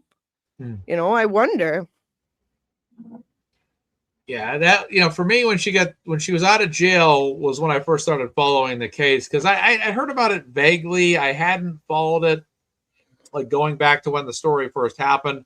I think at that point I was kind of really still in my Karen Reed trial, kind of probably still doing victory laps at that point. Wasn't really paying much mind to anything else. I can't even recall that far back anymore. But I know Melanie Little's always been, you know, with Melanie Little, she's always multiple cases. I mean, last night you saw her on late last night. Yeah. She's covering one topic after. I mean, this, she is just on every, you know, story that is notable. It's incredible. Me, it's like I only have so much time to, you know, follow one single case. People say, hey, I'll follow this case. I'm like, I don't have the time for it. I wish I could be like Melanie Little, who's amazing, one of the best on YouTube, in my personal opinion. Agreed. Yeah, and she was on top of the Kelsey Fitzsimmons story from the beginning. And, you know, for me, I didn't start following it until early September. And it was brought to my attention. And someone said, hey, you need to follow this. And so I looked into it. And this was when she was getting out of jail. And I saw, you know, Bradle and Courtney Healy, I obviously recognized. Like, hey, that's Martha Coakley, the former attorney general, with her. And then, you know, I didn't think, you know, the story was going to really evolve much, in the sense that it was going to become, I hate to use the word buzzworthy, because, or controversial, because it was already a controversial story, but I didn't realize it was going to become more than what it already had been. So I watched the press conference like later that day, I think, and it's kind of, I'm getting Karen Reed vibes from this, where she's like, the truth will come out. And it reminded me of Karen, like, we know who did this. Yes. And, you know, I kind of got like, oh, this is like Karen Reed all over again. And so, you know, a day or two go by, and then there's that emergency hearing. And then the evil queen judge, Kathleen McCarthy Naiman, basically declares off with her head and send her back to jail. And I'm like, whoa. Yep. Like, no. Yep. Like, no, that just did not just happen. So that was when I, 10 days later, in fact, it was September 11th when she went to, was sent back. And actually it was September 21st, I did the first fundraiser. So within 10 days, looks like I had bought in pretty quickly into the story. And the first thing I thought was raising funds, because with Karen Reed, you know, one of the things we learned was how much trouble, you know, having to pay for all this stuff is. And then you had Karen Reed, who, as Michael Morrissey said with his own words, when he was trying to get $1 million for Hank Brennan, Karen Reed's defense is uncommonly well funded. Yep. And I said to myself, yeah, it's beautiful. Beautiful statement. It was out of Morrissey's own words, out of his own mouth with his own words, but it justified every time we ever did a fundraiser on our shows, and whomever did, and whomever ever donated to him. And I said the same thing's going to be done with Kelsey. That first fundraiser was $895 raised that day, which was incredible. And I got to tell you, it was, you know, like I said, my attitude was like, the Karen Reed case taught me one thing. We have to financially support these people in these situations. It will give them the highest chance. And Kelsey, look, she had a lot of stuff extra, health related. You know, this woman was nearly killed by the grace of God, you know, protected, you know, was able to really have a great rebound throughout all of this. And it's been since July of last year, this has been really a 9-month journey through hell, but she's prevailing, and she has been prevailing really, in my mind. The upward cycle of all of this has really been since she was basically released from jail the second time, where I feel like the wins for her have started to add up, and she started to roll together. You know, it's like in baseball, if you have starting pitchers, you know, and your starting pitchers are starting to win game after game. You know, you remember Verlander, you're from Michigan. You know, you remember Justin Verlander out here, Pedro Martinez, John Lester, you know, Josh Beckett, Kurt Schilling, Roger Clemens, Luis Tiant, you know, some great pitchers we've had out here. Your pitchers start to roll together wins. It's great. you get that momentum. And that's what we've seen for Kelsey, is that constant momentum now. But for the longest time, it was like, she's out of jail. That's great. Now she's back in. She tries to get out by Thanksgiving. It doesn't happen. Finally, she's out by Christmas. So, things are prevailing for her. I think the only issue for me, beyond the tough time she's been through, has been the duration. And that was what she had said in a video she had released to the Facebook group, was it's just taking so long. And to this day, she's still waiting to see her child again, which is harsh. But like I said, I think her day is going to come where, the greatest victory, and there's been a lot of great victories, but the greatest victory will be seeing her child again and having, at the very least, joint custody. For me, I'll be happy with joint custody for her. Obviously I'd like to see her get everything, but yeah, definitely. Like nobody wants a child to, unless one of the parents is dangerous or like unhealthy for the child, which I think that at the very least, let him have both his parents. She didn't do anything to deem her someone who shouldn't be around her child. And it's important to remember that, well, I first heard about it, I think, from Nurse Kim, actually, the whole case itself, or somebody break it down. I heard about it happening. Like you said, I was in the wake of, like, I was still blacked out from Karen Reed and her verdict time. Like, I'm still running victory laps too. But I remember hearing about it and going, oh my gosh, this is awful, man. And then Nurse Kim broke it down for the first time I heard. And I was crying listening to it. And then I started following you, and I still remember so distinctly you at the time, you saying, we got to get her home for the holidays. We got to get her out of there. I remember. And so, like, look how far you've come. Like, look at how far we've all come. I remember when you were so passionate about getting her home for the holidays, and now look at her. Look at how far, like, we've come. And it is a miracle. Like, God made all this happen. God protected her twice, protected her life. And that's something to be celebrated. And you probably, I wouldn't want to come up against her because clearly she's protected. She's clearly got guardian angels surrounding her and us and us. And she, like, you think, I mean, I want everybody to keep in mind that we were so happy when she was found not guilty. I was actually at work. I was in and I went and I snuck into like a little closet to, like, I didn't take any breaks so I could take my break in a closet that was like far away. No one could interrupt me. And so I could watch.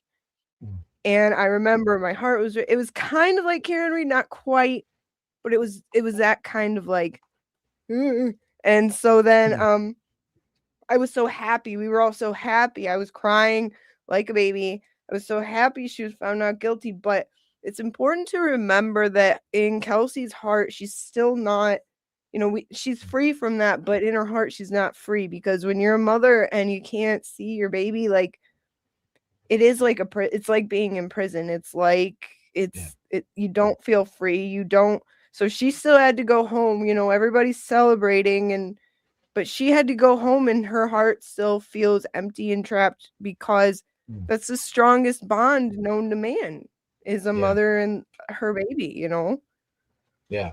And that's kind of like what has been so, it's I don't know, it's just hard to describe. It's like as much as she, it was great to see her acquitted. It's like, well, there's just still more to come. There's still more to, there's still more to, to bring this home, and to, if you can do that, Karen, that'd be awesome. Thank you so much. I'll be on the lookout Karen, for that donation. thank you. Thank you so much. Yeah, that's when, and any mother here can attest to that it's like when it comes to you and your baby, and your 4-month-old baby, who you literally just had in your arms, was taken care of pretty much all the time. Wow, Karen, thank you. Thank you, Karen, so much. You guys are amazing. Absolutely. This is now $185,002. This gets us under $1,000 from 50,000. We're now at $989 needed Wow. to get That's to 50,000. incredible. Thank you, Karen. Thank you, everybody. This is so beautiful. Like any mom in this position would, you know, even just knowing someone's out there, any one person is out there and sympathizes and helps you. So like, I love we can do this for Kelsey, and I love that she knows that there's people out there who believe in her and are fighting for her, and you know, want to see her with her baby and succeeding. If we have 571 viewers. If 198, well, actually, it's 197.8 viewers. If 198 viewers donated $5 each, 198 of the 573 watching donated just $5, that would get us to goal, the $50,000 goal. So we On it. Yeah, we need. And that's what Michelle's saying too. If everyone currently logged in who hasn't yet donated $5 each, we need about 198 $5 donations. And we'd be able to bring that right home. I'm doing it right now. Karen goes, sorry, that was for me today. You're on your own. Oh, Karen, thank you. Yeah, thank she got her you, donation Karen. in. I got mine in too. Like when I did the fund, I'm like, I'm donating right off the bat today too. I just want to get my donation in, help propel it. So if we could imagine getting 198 $5 donations to get to the 989 we need, that would be unbelievable. And thank you to everybody that's donated today. I do appreciate that. Thank you so much for donating again as well. Thank you. I do appreciate that. Yes, we need 198. And if anybody doubles it, triples it, we'll get up there even quicker. So $989 away right now. That's really good. And Karen really helped us out there too by getting us over that. Karen, thank you. Yeah, we needed that hump to get over, get into the under $1,000 margin. So that's pretty good. Our total right now is $2,765. Our goal is $3,754, and we're $989 away from that right now, and feeling pretty good. I ate a big brunch today, so I had quite a bit to eat. You donated twice, donating $250. Well, thank you so much for your two donations today. Thank you so much for that, Karen. Appreciate that greatly. So I just put in my 5, and then so after you donate, it on the page after your donation goes through. Mm-hmm. Can you guys see it? I don't know. Yeah, anyway, I see it. Yep, it says it. It says the other Mary B, $5 each from MazzaMedia. But it gives you an option to share. So after your donation goes through, it says share. And I just let X logo. And I don't know if you can see it, but it does let you. There we go. Almost there. Oh, and something to share it publicly. Yeah. So you can share it on Twitter. You can share it on Facebook. You can share it on anything. So I just hit post, so that hopefully gets the word out more too. Nice. But yeah, there's my 5. So if everybody gives 5, oh boy. Oh yeah. And we just got a $10 and a $25 one that came in just now. So now we're looking at $8.99 away now. $8.99 away. I think these $5, if we can get $5 ones in, bundling them. And I think if there's people like the 5, 10, like $10, $15, $20, $25, those ones really help out a lot too. You figure 4 $25 donations from 4 different people is $100. Now we're at the point now we don't have to worry about $1,000 anymore. We just get 50 and 20 and 25 and another 5 and another 25 just came in and another 25 all in the last minute. So since your donation, we've gotten 10, 25, 25, 5, 25, 20, 50, which is great. I'm going to refresh this one more time and see if we can drive this right down. The audience is doing a great job, guys. Thank you so much. Thank you, guys. I need Thank you so much. Hands for this. We're now at $2,980 overall, and we're now down to $774 needed now. $774 needed. And Kelsey Fitzsimmons has a message for you guys that I'm going to read in just a moment. All right. Thank you, mother-in-law, as well, for your donation. Let me share Oh, this. thank you. All right. Kelsey has said, please let the world know how blessed I feel. You are all amazing. I'll repeat that again. Please let the world know how blessed I feel. You are all amazing. I think she said she's watching right now. Let me double check. Aww. And she says, I'm watching now. Thank you all so much. This is absolutely amazing, she said. And purple hearts are coming up. That's great. We love you, Kelsey. Happy to help and honored to help. All right. Oh, we got some more donations rolling in here. 5, 5, 25, 10. Another 5, another 10. $100. 10. Anonymous giver. I think we already, maybe 50 there. 20. I think we already counted some of these. Okay, so there's some repeats. So now we're at, and Kelsey's GiveSendGo is over $185,000 right now. So here we go. And we're going over the $3,000. There we go. We're over we're over $3,000 raised today. We're at $3,150. We now need $604. $604 needed to hit $50,000 in all MazzaMedia Wow. fundraisers. Guys, this is impressive. Very impressive. And right now we're good. So these $5 ones are helping out big time. So now we're at 604 needed. So we need how many more $5 donations? 604 divided by 5. 120 needed now, 121 roughly. So we've really narrowed the gap from 198. And hey, $10 so is 120 people. Yeah. 120 people give 5 right now. We'll hit our goal. Yeah, that's awesome. Wow. That's absolutely awesome. Great job, everybody. Mother-in-law. Thank you. Mother-in-law couldn't be here today, but she sends her regards. She had a really great weekend. We love mother-in-law. Lori's been fantastic for Kelsey and her family as well. Just an amazing person. We love her. And thank you so much, Lori, for being here in the chat today. She's been on every show she possibly can be for the fundraisers. And Mary, I can't thank you enough for joining me here today. Everybody, so many great guests, but it's Sunday afternoon. People have, things they want to do. And I'm fortunate to have you with me as well to help out. So I don't have to fly solo. I'm I appreciate honored. it. Thank you. I'm honored.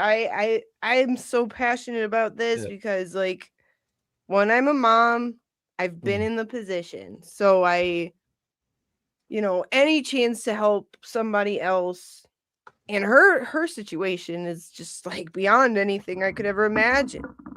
And her resilience to it is like beyond anything I could imagine having. You know what I mean? I don't know if I could do it, but she has, and I want us to be the ones that, not only show her she's not alone, but also make a statement to say it's not okay for those in charge to protect and serve to so dangerously neglect that responsibility.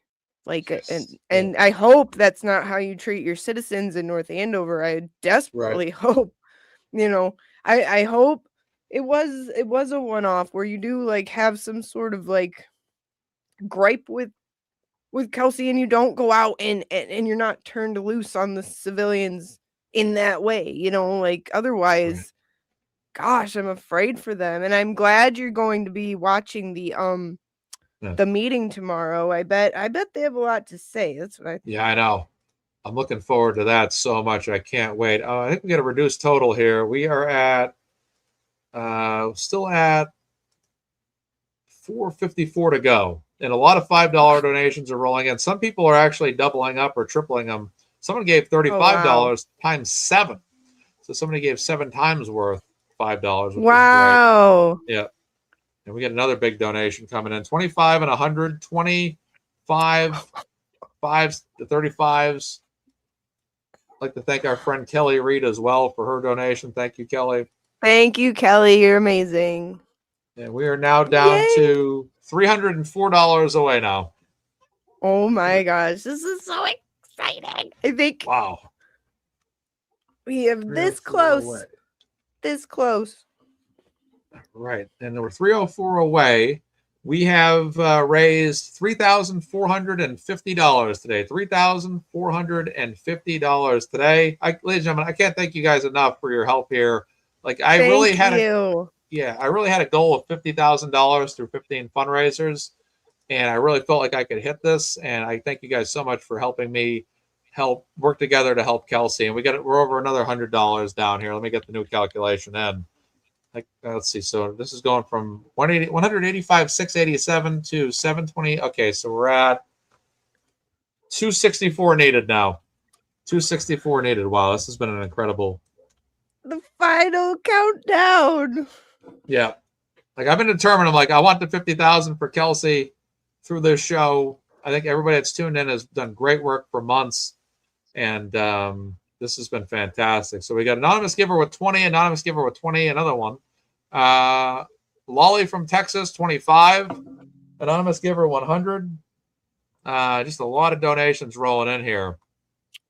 And we're down to 264 needed. I'm going to do another refresh because this is moving quickly now. Let's see what we got. Oh, another one coming in.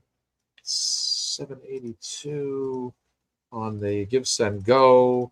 So this is going to take okay, so we're at 3,545 raised on the day, and we're down to 209 needed now.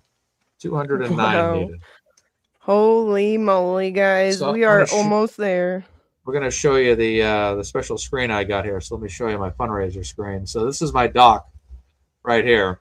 This is it. I don't know if you can see it well on screen, but this is it Nice. right here. And that's it. So it shows me like, I don't know how clear this is on screen, but it shows me exactly how far off we are. Let me do this. Maybe change the view here to that. That's not going to work. Let me just do this. Yeah. Yes, that works. So 209 away, and then what I'm going to do is I'm going to switch tabs here. So I'll show you how I do it. So I'm going to refresh the page, and it's still at the same amount. So if I go to this tab, this is the tab where I keep the tally. So it auto calculates everything. Mm-hmm. So what I do is I take the total at the time the show begins, and then I'm going to move this to maybe 4:30. Adjust that. Okay. So then I take the GiveSendGo when it begins, then the GiveSendGo as it is right now. And then that gives me the total. And then I have all my fundraisers, which actually pulls from this tab. It actually pulls using equal sum data. It actually pulls from this 3554. So every time I update the total, it updates here, and it tells me how much all 15 fundraisers have raised. It has my goal and then how far away we are. So let me see if I can get an update live on screen for everybody to show you how. Here we go. Perfect. Nice. All right. So it's 185,802. So I'm going to go to this is the Kelsey 15 slide. So I'm going to go in here. I'm going to update it just like that. And now it's 3,565. Now when I go back to this slide, it's going to tell me we're $189 away. So it does all I have to do is dump in this total, and then all the calculations are done here. And then on this other tab here, and then it's updated here, then it's updated there. So that's how I do it all. It's working with spreadsheets. Wow. Yeah. So it's I'm so glad I got to support Kelsey and get a spreadsheet lesson, right, which I needed. Right, absolutely. So we're now so that's how I know these totals, because I don't have the time to sit here with a calculator all show and try to figure it all out. It's a lot of hosting's a lot of activities, so you don't want to have to sit here all show and be like, okay, well, let me do the latest calculations. You want that spreadsheet that you can just literally, all I have to do is refresh the GiveSendGo, dump in the total, and it just does all the math for me, which is outstanding. So I love that. Melissa said she just donated 25. Thank you, Melissa. So Thank you so much. This is going really good right now. We can have another update for everybody too in a second here. All right, so now we are at 139 needed right now. 139 needed. Oh, that's nothing. That's nothing. Nothing for us. Yeah, 139 needed. Yeah, I usually use dark mode for my music to my soul. Yeah. It's because of just the presentation and all that. Let me just see something here. I use dark mode for everything because I think I'm nocturnal. Oh, well, I gotta. That's awesome. Let me just do this. 139 needed. Oh boy. So let me see here. We have 139 needed right now. Thank you, everybody that's donating right now. I can't thank you guys enough for this.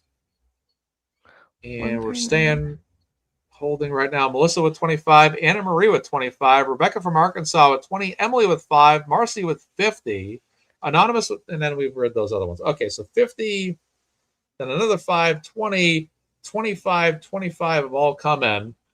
And we're at 139 needed right now. Our total so far for this fundraiser is $3,615. Let's get the latest update. yes. And we're holding right now with no change. So $5 donations. How many more of those will we need? 20 plus, probably about 28 of them. I'm thinking Yeah. about 28 probably. We can do this. And don't forget to share it too. You could share it, and the GiveSendGo is always there. So the GiveSendGo doesn't end when Mazza's fundraiser ends. It is always available. So even if people come across it, if you shared it today, people might see it, they might read her story, they might get familiar with it and go, oh my gosh, I want to help. You can always give to Kelsey and the baby. And the links for the Amazons and for the book wish list for the baby, like, yes, we read to our babies. Very important. Even when they are 4 months old, we read to our babies. And Kelsey is a phenomenal mother who I look forward to the day she's got her baby in her care and she's reading to him, which will happen soon. Absolutely. Looking forward to that for her. It'll be good. She deserves it. You know, she's been through a lot. That's unfair. I mean, all this just to be a mother is absolutely unfair to her, to say the least. So 139 away. Let's see if there's any updates on the GiveSendGo. And there is. Kelsey's over 186,000 on her GiveSendGo now. A $72 donation, a couple tens, another 75. I think we might actually have it. I'm going to live update this. I'm going to do this live on screen so everybody can witness this live. So let's share the screen. I think we have it. We had a couple $75,000 donations. So here we are. Let's put this in. And that gets us to, yep, we're over. We hit it. It was 337.54 needed. And we're at negative 28. We got it. Ladies and gentlemen, we got it. Yes. $50,028 is the all-time number. Good there job, it is right on your everybody. screen. You guys got it. I wish I had a confetti gun. I know. Yay. That's unbelievable. Incredible. Oh my gosh. I think this entire chat right now. Kelsey Fitzsimmons has just said that is absolutely amazing, is what she just said. Perfect. Oh wow. And the purple hearts are coming up right now. Thank you guys so much for rallying for Kelsey like this. This is unbelievable. Unbelievable. Kelsey says, thank you so much. I don't know if I'm supposed to read these out loud, but I am. Sorry, Kelsey. This is for you, Kelsey. We love you. I love all of you guys. This is so amazing. We did it. Unbelievable. Unbelievable. This has been incredible. I'm so happy to hit this goal. $50,000. I felt like once I got up to 25K, I could get up to 50.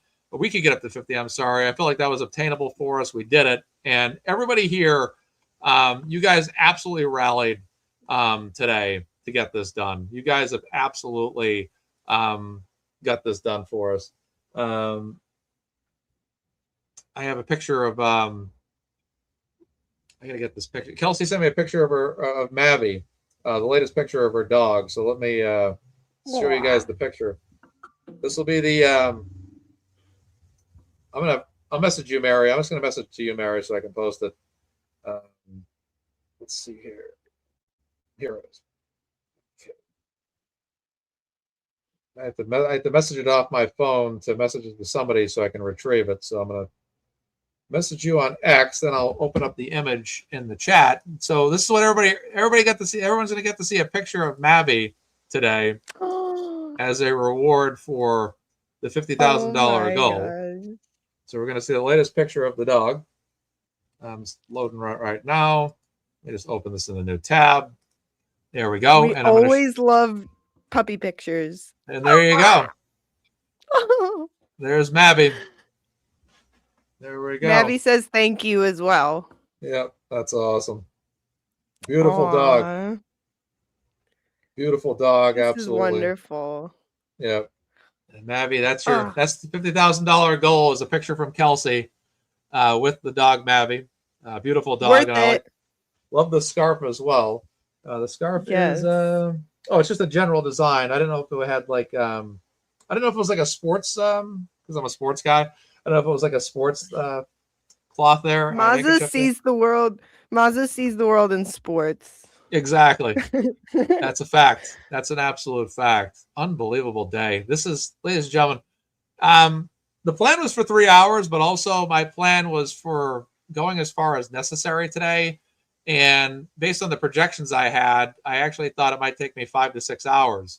But ladies and gentlemen, you guys have come through with an incredible rally here in the 4th hour heading into the new hour. Really, we're in the 5th hour now. To bring home an incredible, just incredible day for Kelsey in donations. And we'll share you guys, we'll leave Mabby there for a couple more minutes. $3,797. We're actually $3 away. So that's unbelievable. 3,979. Wow. Actually, wait, I got that right? No, it's 797, not 979. So it's 3,797. Unbelievable. That's your total right now today. Wow. And we needed 37.54 to hit the goal. And it you was guys are incredible. Yeah. Unbelievable. Just amazing. And Mazza, Yeah. you are amazing. And Amazing. I want to be like you when I grow up.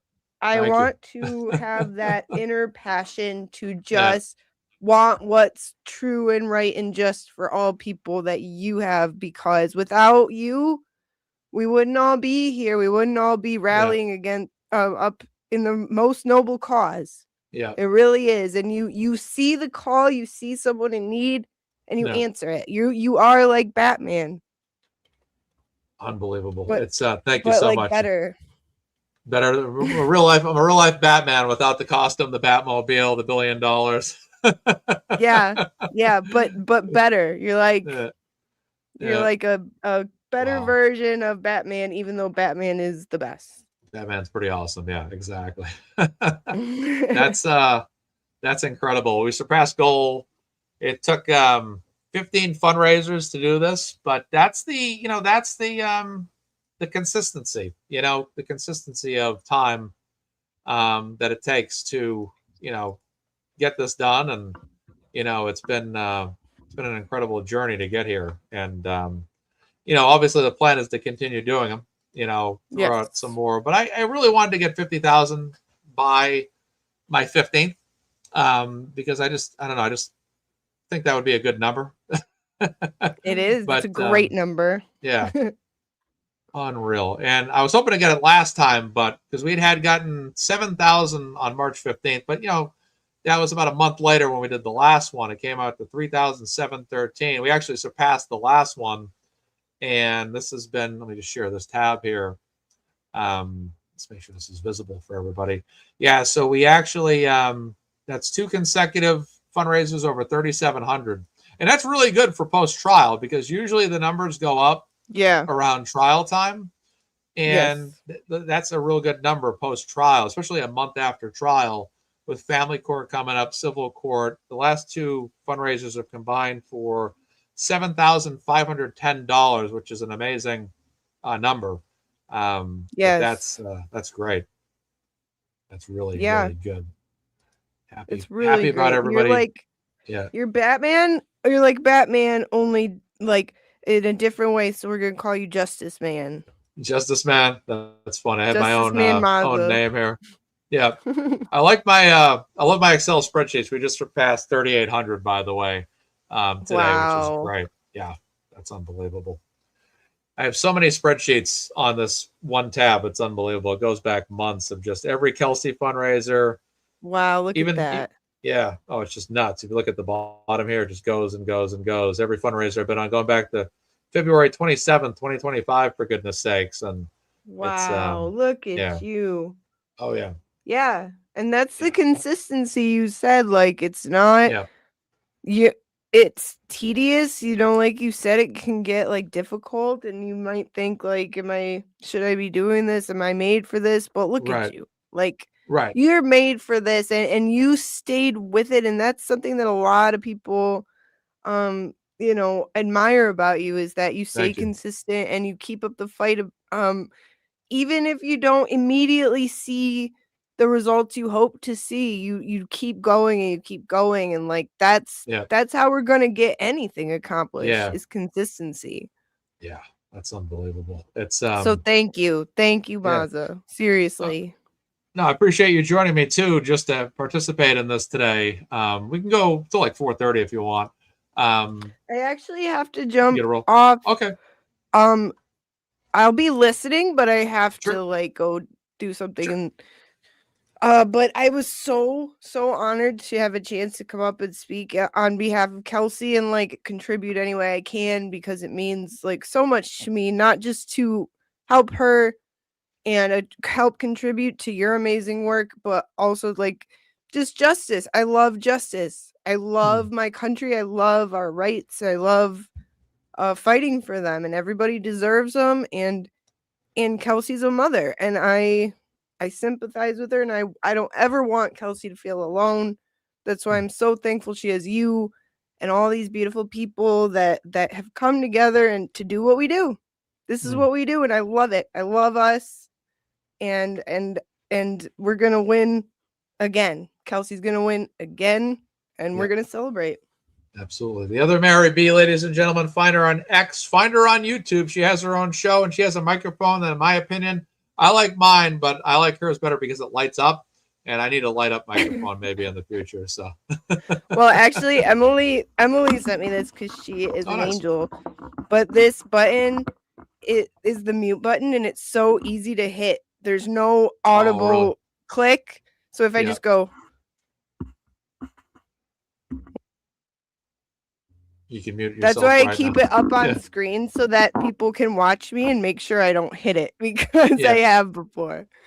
Yeah, absolutely. Well, when will you be on next? Tomorrow night, 7:00, North Andover Select Board. Woohoo! Oh, I'm excited. I will watch. I took a little bit of a break the past week or two. I was just kind of like, I need every now and then I just get burnt out. I'm like, I need a break. You needed a break. You needed a break, Mazza. You outdid yourself. And like, I'm just now not exhausted from all the crying and cheering I did on verdict day for Kelsey. And then I saw the pictures of you and her together. And I was like, oh God, and I lost it all over again. And so yeah, I can only imagine how you feel, because you've just been at it, just going. So you needed your rest, because we need you strong. Yeah, absolutely. Yeah, consistency is the key to keep the energies balanced out, not getting too exhausted, and all that. So it's been great. Lauren from Common Sense Investigator. We rotate every other weekend, so I anticipate she'll be back next weekend with her fundraiser, which will be great. And then Kelsey's at $186,000 on her GiveSendGo. So the goal on that's $200,000. So we can, we can continue to push through that. Usually, every time you get closer to it, they move it up. That's usually the way these things go. But you don't blame them, because there's a lot of money that is needed to file these suits. So this is a big. She's basically on the offense now instead of the defense. It's all about winning civil suits in family court, which are offensive pursuits now.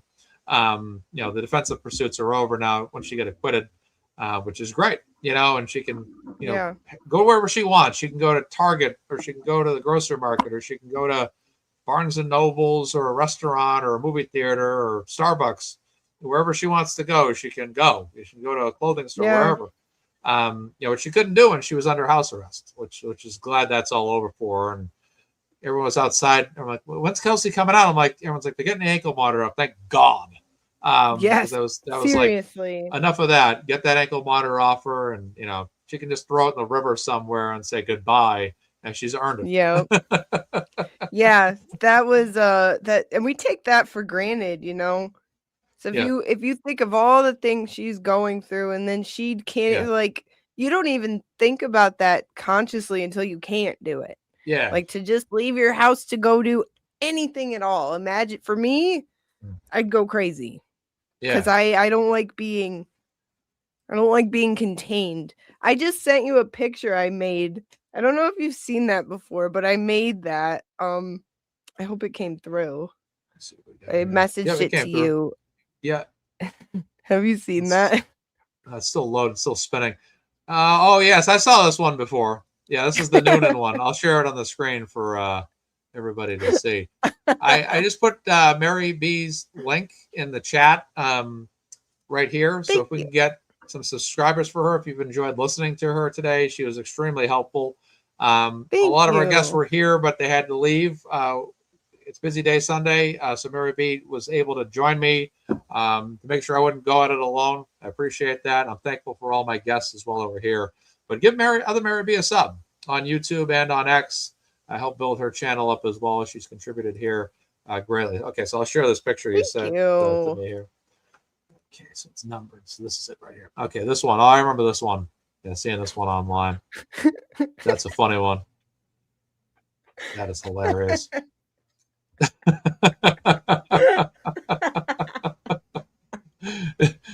I'm like, not guilty. Not guilty. And everyone was like, okay, everybody guess what he was saying in Noonan's ear. Like, everybody, wrong answers only. And right. One of mine was, hey, how you doing? How you feeling? Oh, man. It's like Josh Gad in that movie, that Google movie there. Is like, look at me. Look at my face. See me. Look at me. You know, like that. You lost.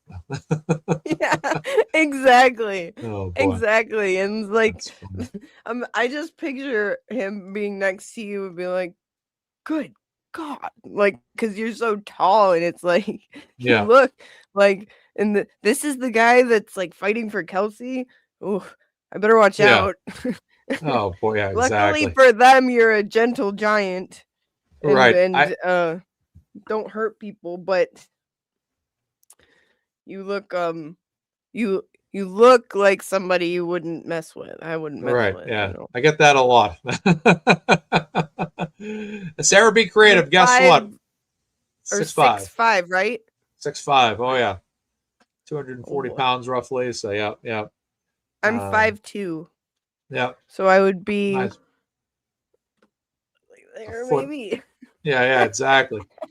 That's funny. Sarah B. Creative, we got the $50,000 today. This group of people that have joined this show that donated really rallied in like it was like 30 minutes. I think it must have been over $1,000 in donations in about 30. Once we got under that $1,000 threshold needed, it was just every 5 minutes, it was just coming down about 100 all the way down. So that was unbelievable run right there today. Just incredible. Yes. Another $100 has come in too. Another 100. Wow. Yeah, and we're as long as Kelsey's still gonna be in the fight, we're gonna be fighting with her. Absolutely. We're now $93 away from 4,000. I'm gonna stick around for that. Maybe we'll see. All right, cool. I'm going to jump off. Yeah. But I am honored that I got to come on here. Thank you, Mazza. Thank you for everything you do, and thank you to everybody. Everybody, even those just offering prayers, it just means so much. So thank you. Let's keep going. I love you all.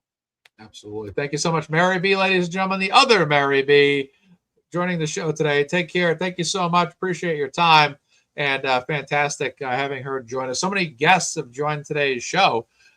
This has been absolutely fantastic. I'm just so grateful. I can't even name all the people that were on this show today. Turtle Boy, The Glare, Brit Happens, Lauren, Broken Baker, Emily C, the other Mary B. I think that's it. I think I got everybody. I'll have to write down the list afterwards to get. I'll have to go back and look at the screenshots afterwards. Unbelievable. $50,000 surpassed between 15 fundraisers.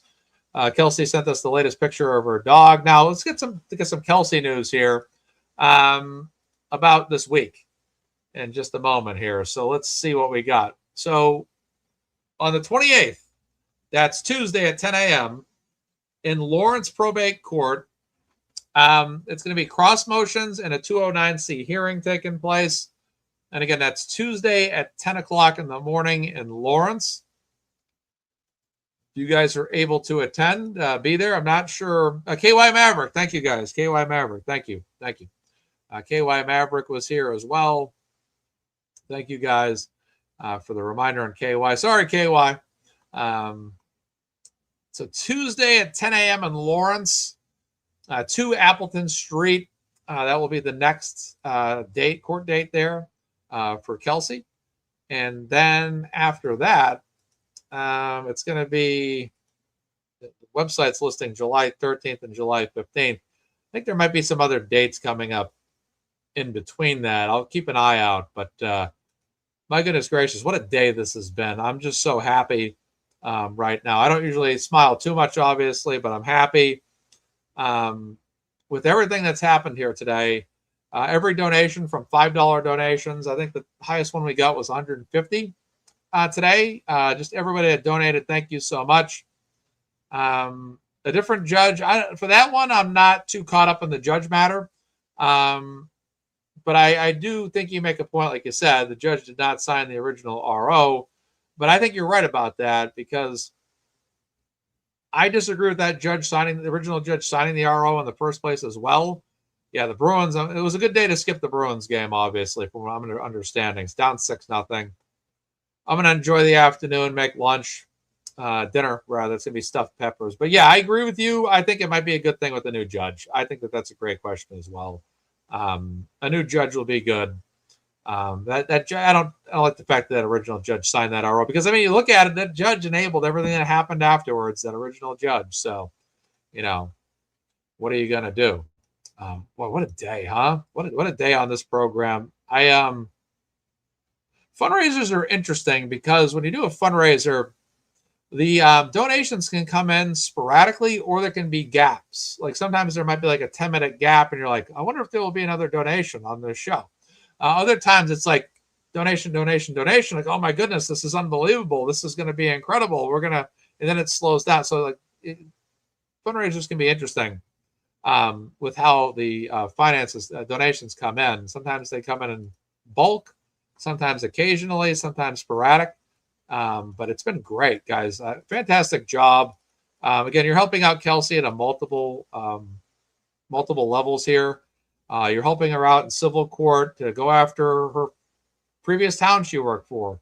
And the Commonwealth, obviously, I'm assuming, and then obviously family court, which is, to me, the biggest piece. The civil court would be nice to get a massive, settlement out of that, or decision out of that, obviously, but the child, that's the biggest thing right now. Kelsey's a mother who needs to actually have, at the very least, 50% possession of her child in her life. And we're actually $83 away right now. $83 away from $4,000. Do you guys want to go for $4,000? Do we want to go for $4,000 today on this program? If it's up to you guys, if you guys want to do it. If we can get this to make this a $4,000 show, it's your call. We're close. We're very close to $83 away. So I'm gonna leave this up for a couple of minutes. I'm gonna stay live for a little while longer. I'm just gonna see if anybody out there wants to try to get to the 4,000. It's up to the viewers. You guys have already given so much. Kelsey reached out to me during the show. She says thank you. And some of the text she got, I'll just read the one she permitted me to read. Please let the world know how blessed I feel. You're all amazing. Was one of her thoughts during today's show. She was very just grateful for that. She wanted to share the Maverick, the dog, which we did, which was fantastic. Again, so thank you so much. And it's just incredible. I mean, this is, like I said, I lead the show, but this is all of us together. We're unified here, making this happen, and it's been incredible. Kelsey's over $186,000 right now in her GiveSendGo. We started off today at $182,000, but got this over $186,000. So we basically got her through the 182, the 183, the 184, and the 185. So we got it through multiple $1,000 levels, which has been absolutely incredible. So happy for this today, obviously. And again, a lot of great donations. I think everybody throughout the show donating, even that $5 challenge we had, everybody just came through. Many people either donated $5, some multiplied it. Some multiplied that donation, and were able to give Kelsey, or give to this fundraiser $25. Some people donated $100, $75. Just everybody took, did what they could. So we'll see if we can get the $83 more. It's up to everybody here. I know everybody's pretty much, already helped us achieve the goal for today, but we'll see if we can achieve one more goal. I'll just give it, I'll give it a few more minutes. Well, let's give it maybe 10. Maybe we can go for 10 more minutes just to see if it's obtainable. If not, it's cool. No worries. We got over $50,000, which was unbelievable. But getting to 4,000 would be pretty cool, though, just from a numerical standpoint. But yeah, I appreciate all the people that come on these shows. These people give up themselves their time, to come on, and we got a nice donation of $25 that just came in.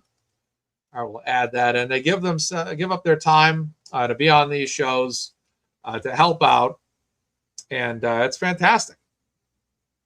So we're at 3,942. So we are. Let's see if there's another donation that came in. Nope, not yet. Okay. We are $58 away, if I got my math right. $58 away. 58 away from 4,000. Couple $25 donate, three $20 donations, or a couple $25 donations plus another small one will do it. Let's see here. Oh, we got another one. Another $25 just came in. All right. Thank you guys for this. Generous community here. And we are $33 away now.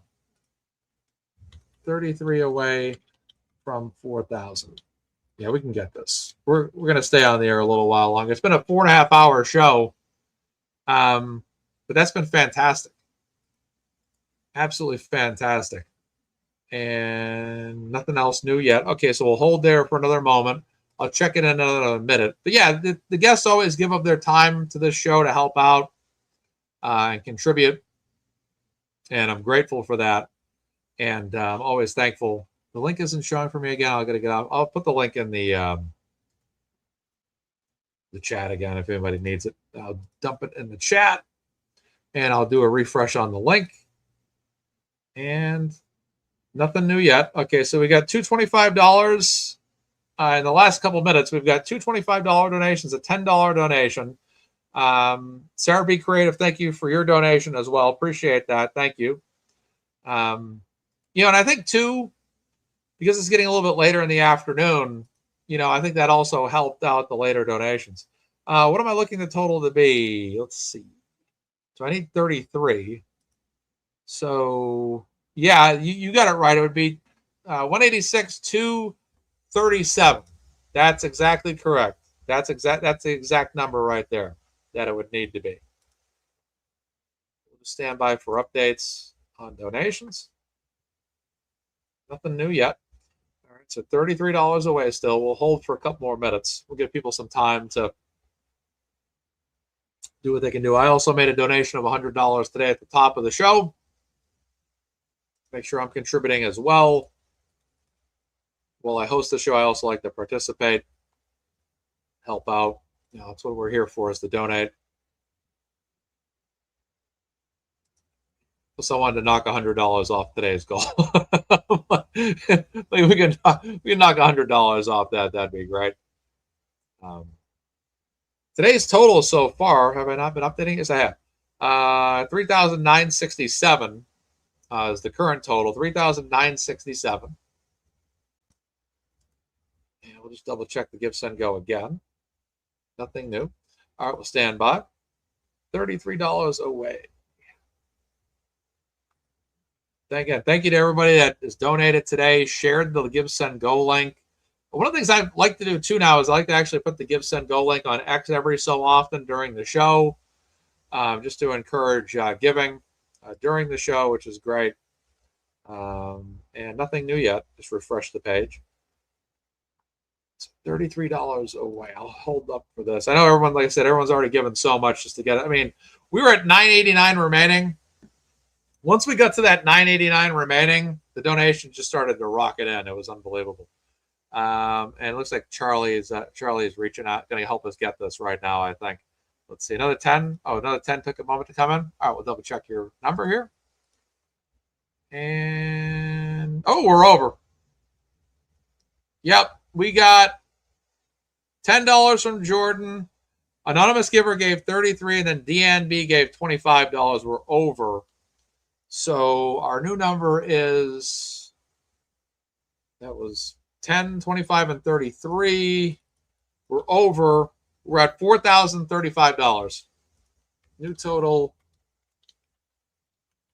is $4,035. Unbelievable. Unbelievable. Great job, everybody. I'm just going to check just to see if any other ones have come in. All right, we're good. All right, so we'll talk about tomorrow. And let me just get my sound effects here.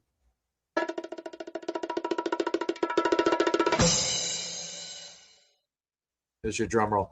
Tomorrow at 7 o'clock, I'm going to be live again. And this is going to be for the North Andover Select Board meeting tomorrow at 7 o'clock. So look for my stream's already up. So you guys can, I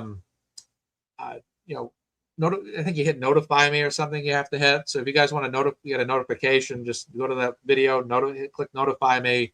We're going to talk about that tomorrow. So we're going to cover that, see how it goes. And it should be interesting. I'm interested in seeing what the people have to say and what they're going to talk about. So that will be very interesting. Wow, it's almost 5 o'clock at night. Wow. We started this show at 12 o'clock. And it's almost 5 o'clock right now. Wow. It's been a day. Unbelievable day. So that's it. So what I'm gonna do is at 5 o'clock, I'm gonna come back and check the GiveSendGo one more time. I like to keep an extra gap of time after the show goes off the air because there's a lot of people that are watching this show on delay, and they sometimes make donations while they're watching on playback. So I like to give just a little bit of leeway time just for people to make an extra donation. We just got another one in. I see it in the chat from Felicia. Thank you for your donation to Kelsey today. You bring our total up to $4,050. $4,050. $4,050 today. And Jordan says, Kelsey, we'll have your back as long as you need us. Thank you, Mazza, for everything. And we got $4,050 raised today. Unbelievable job. So yeah, 7 o'clock tomorrow. I will be back. I will be back tomorrow. You tune in. You tune in now. For tomorrow's show. Yes. I will be back at 7 o'clock tomorrow. North Andover Select Board. We'll talk about that. I'm going to enjoy it. Get to the chopper. Do it now. Run. I'll be alive. And I feel energetic, though. I feel energetic as could be. But if I look tired, maybe I'm kind of like that. Or maybe I'm not as tired as I feel. Maybe I got adrenaline kicking in right now, and I don't fully realize it yet. So we'll see. But run, do it now. Tomorrow's show. Let's go. North Andover Select Board. Yeah, who is your daddy and what does he do? Knock, knock. Hasta la vista, baby. I'm going to do some Arnold impersonations here just to close out the show because you guys have helped me get to the $50,000 amount we were looking to get to today. So, yeah, I'm the party pooper. Yeah. If it bleeds, we can kill it. Rest in steam, Bennett. Lit off some steam, Bennett. One of my favorite actors. Him and Stallone. Yeah. What else does he say in some of his movies? My favorite Arnold movies are The Terminator, Terminator 2, Predator, True Lies, Commando, Eraser, Raw Deal,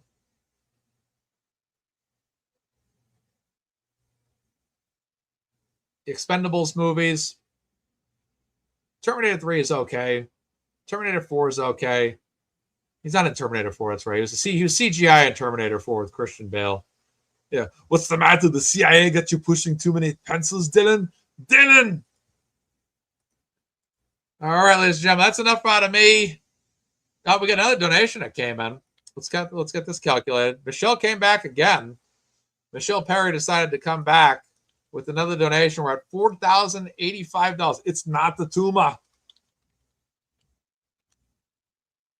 $4,085. Stop cheering me up. $4,085. Ladies and gentlemen, 7 o'clock tomorrow, North Andover Select Board. Thank you guys for your time. Let's go Celtics. Let's try to win this series. We're going to win 3 games to get to 4 games, so we're going to win the 3rd game today. So let's go. Mark Betterow, stay safe in Philadelphia, all right? Ladies and gentlemen, thank you so much for MazzaMedia. I am Mark from MazzaMedia, obviously. Have a great day. Enjoy the rest of your night. It's going to be Monday again tomorrow, and we start a whole new week. Kelsey back in court on the 28th at 10 a.m., and that is in Lawrence Probate Court. Ladies and gentlemen, take care of yourselves. Take care now. Bye-bye then. All righty then.